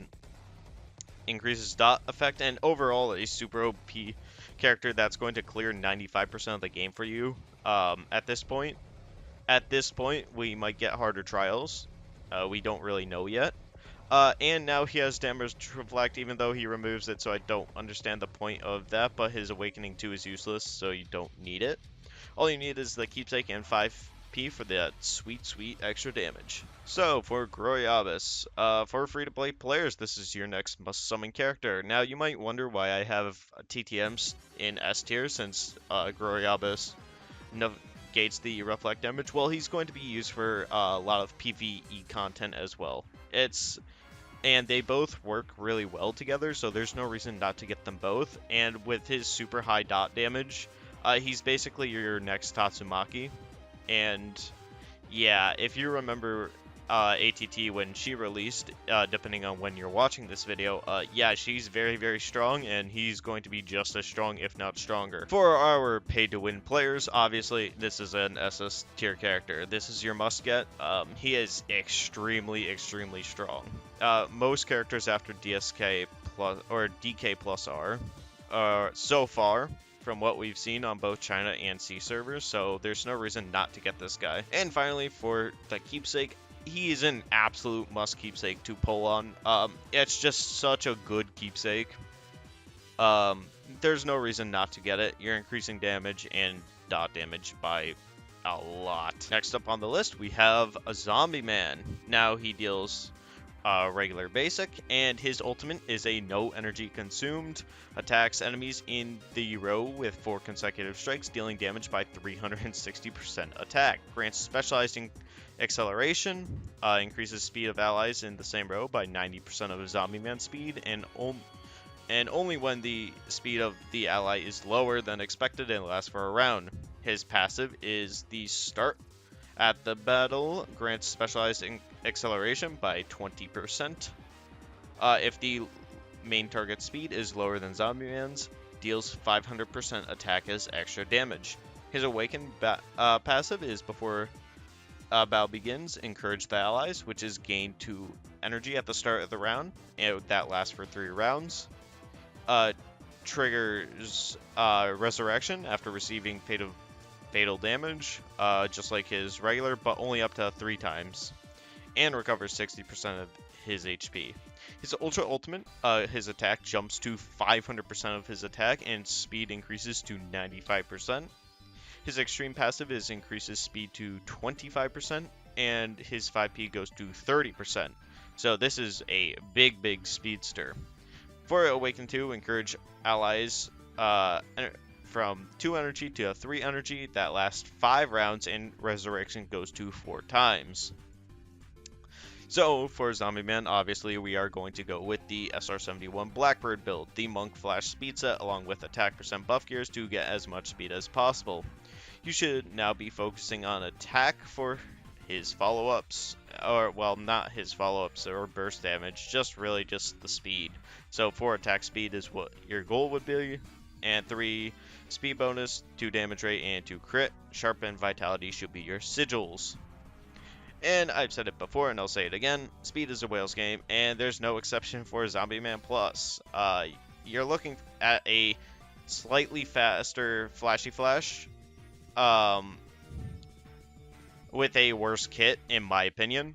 His Awaken passive is what you're going to mainly be using him for, which has Encourage, and adds up to 3 energy, 2 to 3 energy, depending on your Awakening passive. Up to 3 to 5 rounds, or 5 rounds. You're looking at a total speed boost over Flashy by 5%, and his Ultra Ultimate hurts pretty bad, doing up to 500% attack damage if you get his keepsake, and if the target enemy speed is slower than Zombieman, do an additional 500% of attack as extra damage. For free-to-plays, obviously speed is a whale's game, and you can really do whatever you want. However, I do think he has about the same kit as Flashy. You could even say he is an S tier character because he has the resurrection, which isn't, or not resurrection, fatal recovery or something like that, but you know, he's not. How many times do you expect to die on the battlefield? And you're not really playing PvP. I mean, the Encourage is nice, that 2 energy is nice, but I mean, if you really want to get that extra passive damage in, you're really going to want to go for the keepsake if you use this character. I would put him at an A tier for most free to plays. Same with Flashy. And this also depends. If you're using Flashy, why are you getting Zombieman if you are free to play? There's no point. And vice versa for Zombieman. If you have Zombieman, you're not going to use Flashy. And for like Sonic, it's like if you have Sonic, why are you going to use King? And if you have King, why are you going to use Sonic? However, if you have King and you're looking for an upgrade, Flashy would be your best pick, in my opinion. Or if you want to wait even longer, you could go for Zombieman. But again, that's up to you. As always, for our pay-to-win friends, Zombieman is a must-pull for you guys. Now, you don't have to listen to me at all if you don't really want to, but if you want to beat your Flash opponents, well, this is your guy. Yeah, that you're going to need is 5p for that extra 5% speed boost, but if you're into PvP, that's going to be where you're going to have to look to. I mean, that's the only way you're going to win over a Flashy. For his keepsake. Now, for his keepsake, you're going to need it because of the speed boost. Not anything else. His damage is nice. The 150%, or sorry, 140% extra attack is nice, but you need it to beat a Flashy. So take it. You have to kind of be picky choosy with it.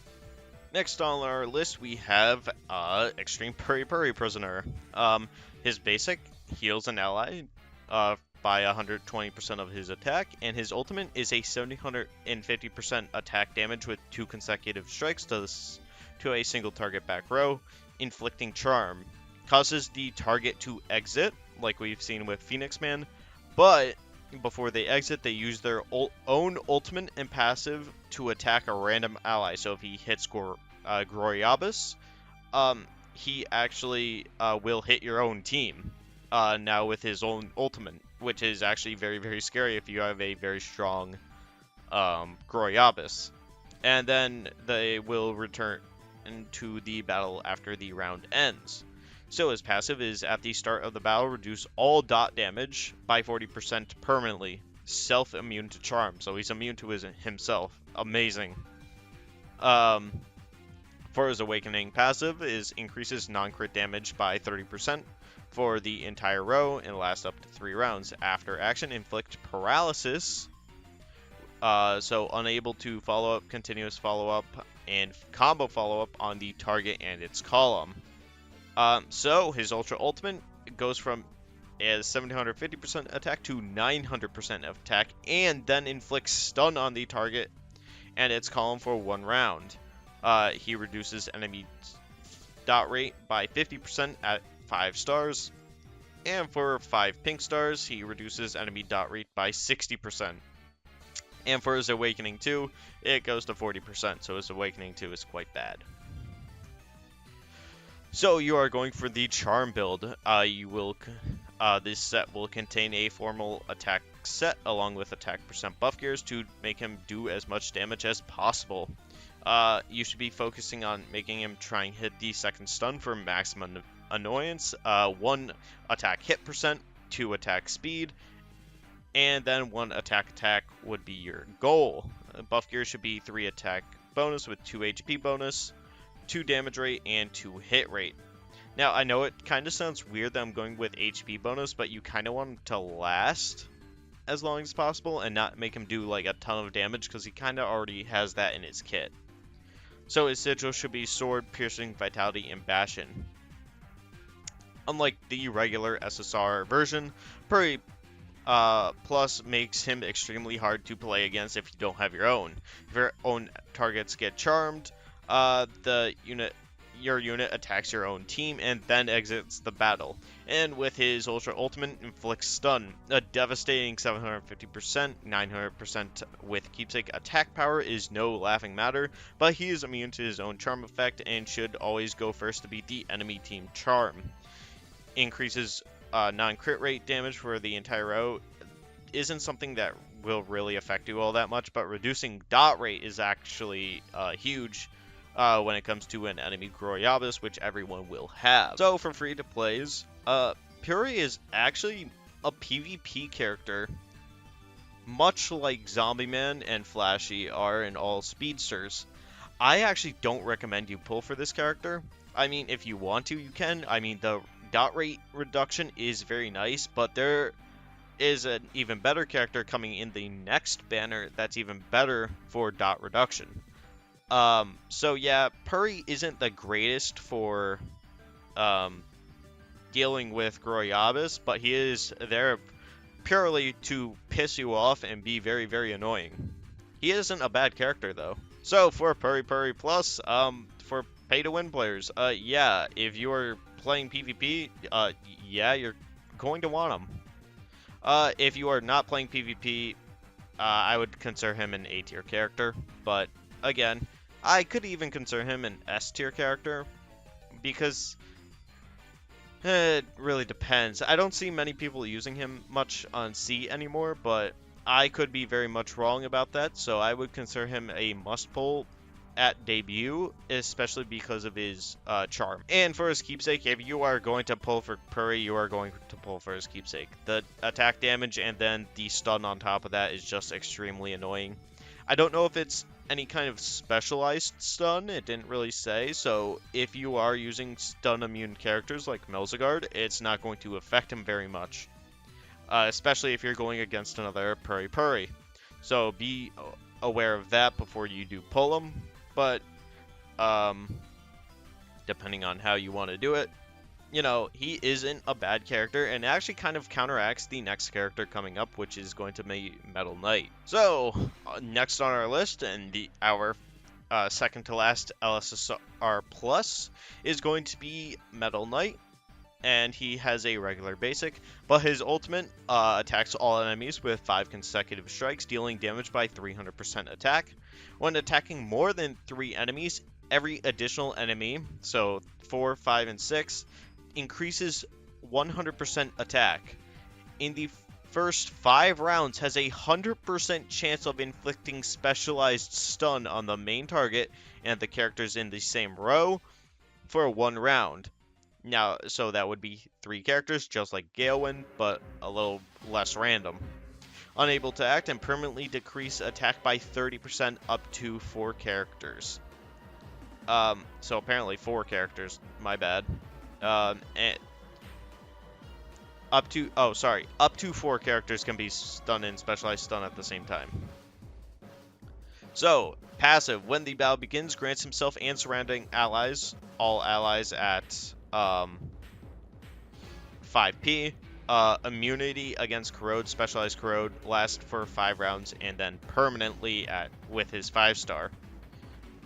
So he's already a very big counter against Groribas. For his Awakening passive, he, at the start of the battle, grants a 45% chance of evade, reduces all damage to 1, and removes combo follow-ups for the whole team that last the entire battle. For his Ultra Ultimate, his damage goes up to 450%, and every additional ally or enemy increases damage by 150%. So now from 600% attack, you are now doing like 850% attack, and now specialized stun goes to same row to surrounding characters. His extreme passive goes from 5 rounds to permanently, and his 5p goes from himself and surrounding allies to all allies. His Awakening 2 is 60% evade, and he gets an additional effect as after any character acts, for every enemy in specialized stun, increases specialized protection of all allies by 100% of Metal Knight's attack 3 times per round. That is insane. Specialized stun is not affected by SSR plus Bat, Gouketsu, and Melz. So specialized stun goes through their passive. So be aware when pulling this guy. Combo from SSR plus Deep Seeking and Ultimate Follow-Up from Cruel Tactic can inflict specialized stun. Tactic would be your tactic cards, by the way. So you're going for the Nuker Stun build, a formal attack stat with attack percent buff gears to make him as annoying as possible. We are going for max stuns because he already has a ton of damage. You should be trying to make him hit as many stuns for maximum annoyance, 1 attack hit percent, 2 attack speed, and 1 attack percent would be your goal. Buff gear should be 3 attack percents, with bonus stats being 2 HP bonus or 2 attack bonus, depends on how you want to build them. Probably closer to an attack bonus, but you want damage rate and 2 hit and crit rates. Sigils should be Sword, Piercing, Vitality, and Bastion. So overall, I don't know who thought this guy was a good idea, but he is one of the must-pull characters because, good lord, the amount of stuns this guy gives and gets around stun immunity characters like Melbat, Garou, Melz is just insane. His keepsake is absolutely needed if you want to maximize your stun barrage for 5 turns. Literally, this guy is broken beyond belief, but we don't know how long this meta will last due to upcoming UR characters. So if anything, this would be your last choice in the SSR Plus meta. Oh yeah, he also completely counters Groribas because, of course, he has corrode immunity to himself and surrounding characters and then all allies. Not only this, but his ultimate increases his attack with more characters on the enemy team. He is a must pick at the time of writing this, but could very well change due to UR units coming out. So, for Metal Knight, this is going to be your last pull for SS Plus characters. This guy's just insane. There's nothing bad about him. He's just so strong. There's nothing wrong with him.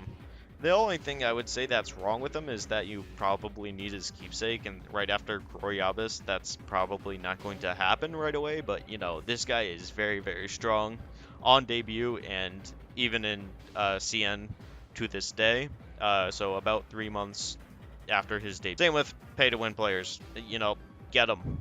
This guy is a fucking unit. There's no reason not to get him. Same reasons as before, stun. And for his keepsake, yeah, obviously you're going to pull his keepsake if you are getting this character. Even if you don't get this character, you know, you're going to suffer without him, pretty heavily too. Unless you kill him in a few rounds, I don't think, which is probably not possible. I mean, you gotta really, really think about who you're going to pull next, and there's only one more character left for SSR Plus tier, so let's get to it. And finally, we have our final SSR Plus character, Super Ally Blackluster. Has a basic attack, and for his ultimate, attacks enemies in the same row with 4 consecutive strikes, dealing damage by 120% max HP, grants himself Specialized Guard by 150% of Super Alloy's max HP. His passive is when the battle begins, grants the entire team a 55% shield rate, lasts 3 turns. After receiving fatal damage, he actually revives with 20% max HP twice per battle.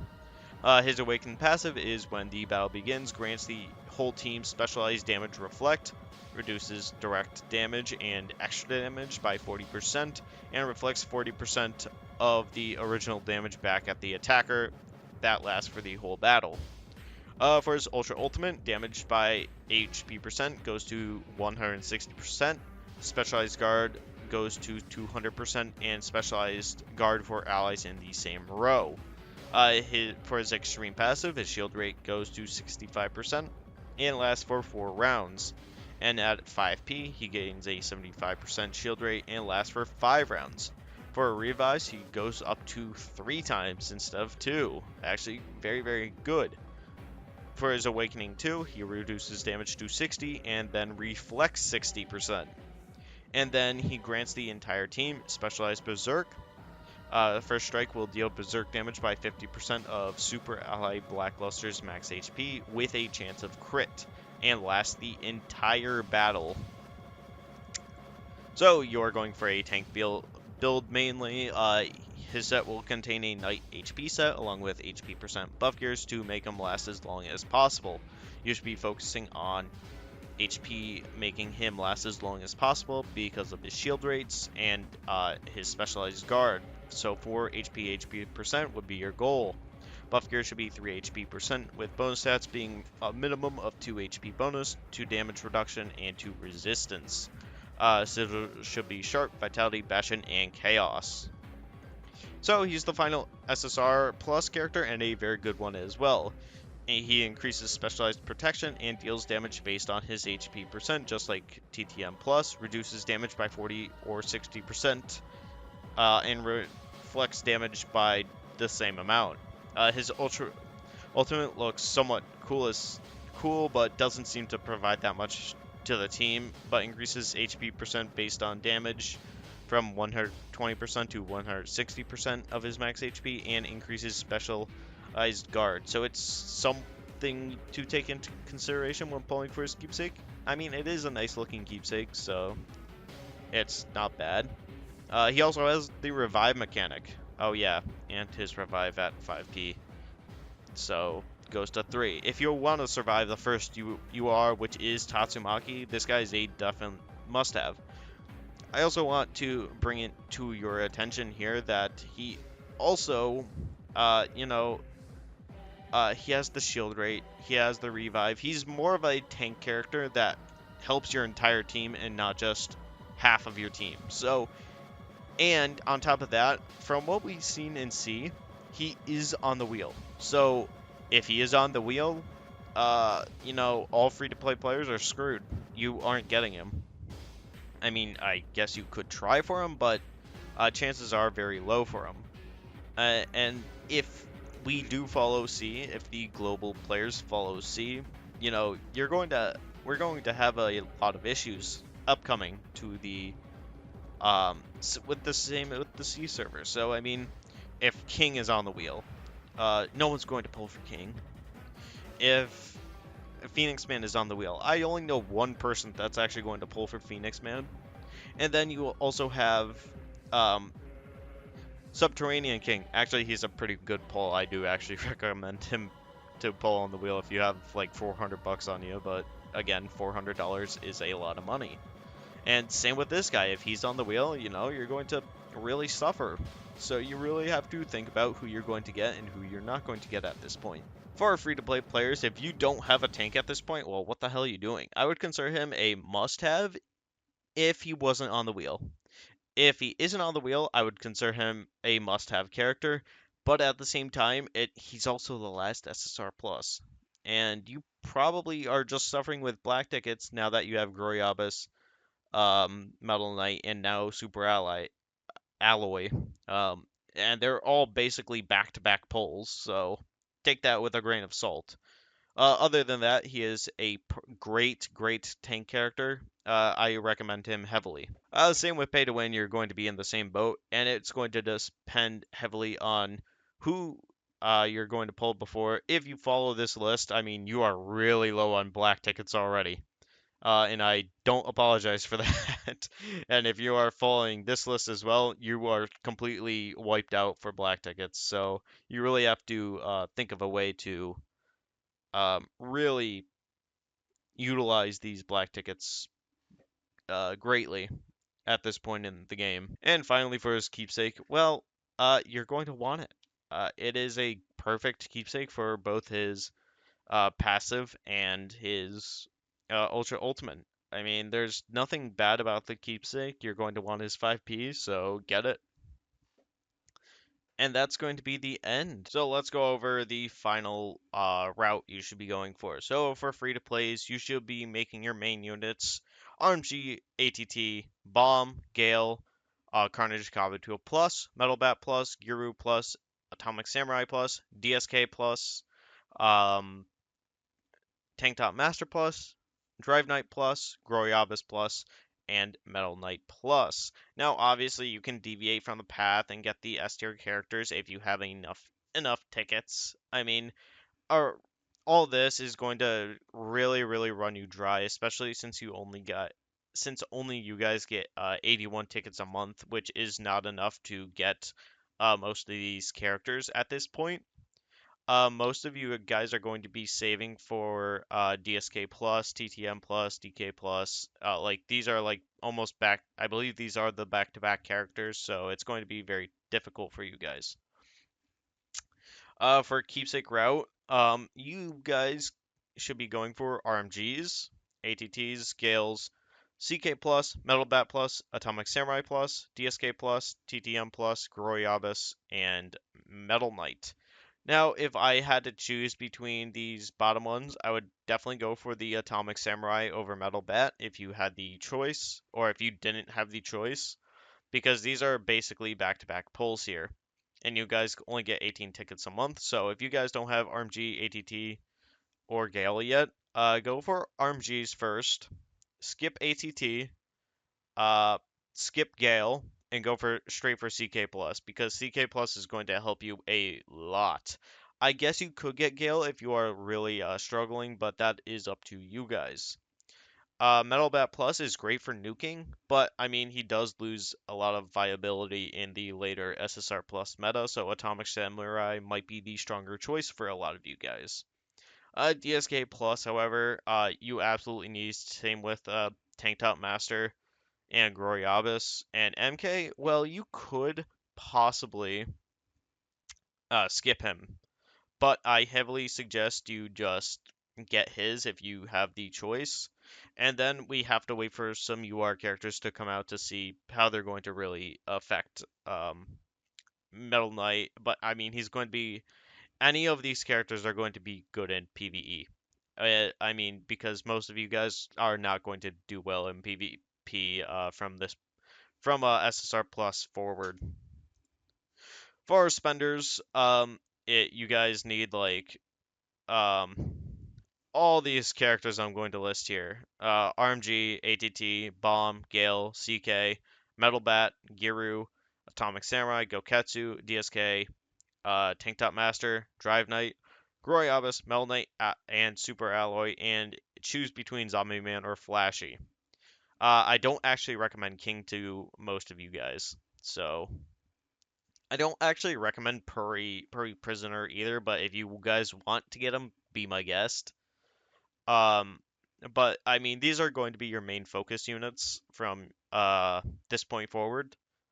Um, and the reason why I'm not going to suggest Puri is due to um, well, he kind of counteracts himself in a way, and he only does regular stun and not specialized stun, so it's kind of like on his Ultra Ultimate. So you have to take that into consideration. And if you guys want any like A tier characters or B tier or S tier, I mean, be my guest. But I mean, a lot of you guys are going to pull for probably like Watchdogman or Sonic or Drive Knight, stuff like that.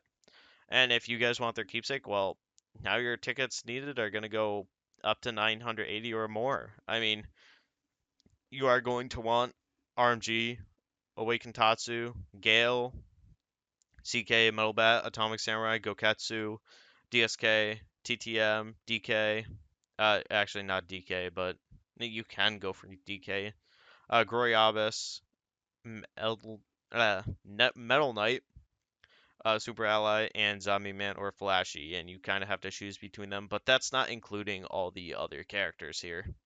So, and then like the keepsake tickets needed are already up to 80 from the free to plays, and free to plays are already tight with 1800 needed, and they or not 1800, my bad, 700 needed, and to get to 700, 39 months of saving.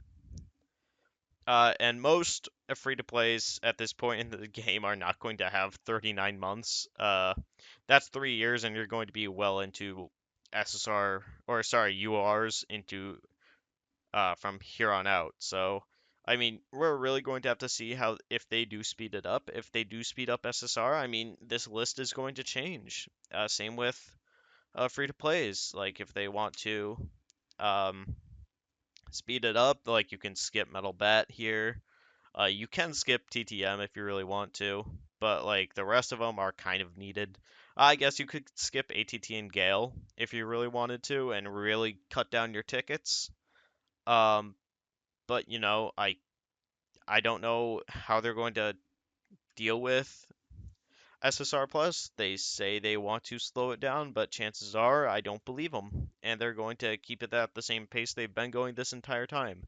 We'll see if they keep their word or not, but you know, we just have to hope for the best. But I do thank you everyone for sticking around and seeing what's going on with the rest of the game.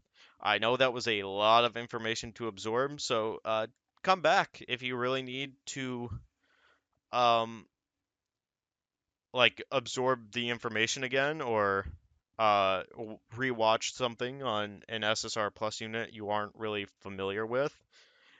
You know, I don't have personal experience with a lot of these SSR pluses myself, but reading their kit on paper, I mean, you can kind of gauge where they're going to be in the meta, especially if you watch other content creators on them.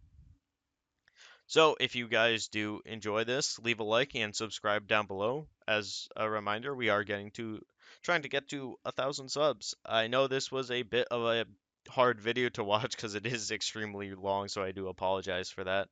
But it's going to go back to normal content from here on out. So thank you all for watching and goodbye.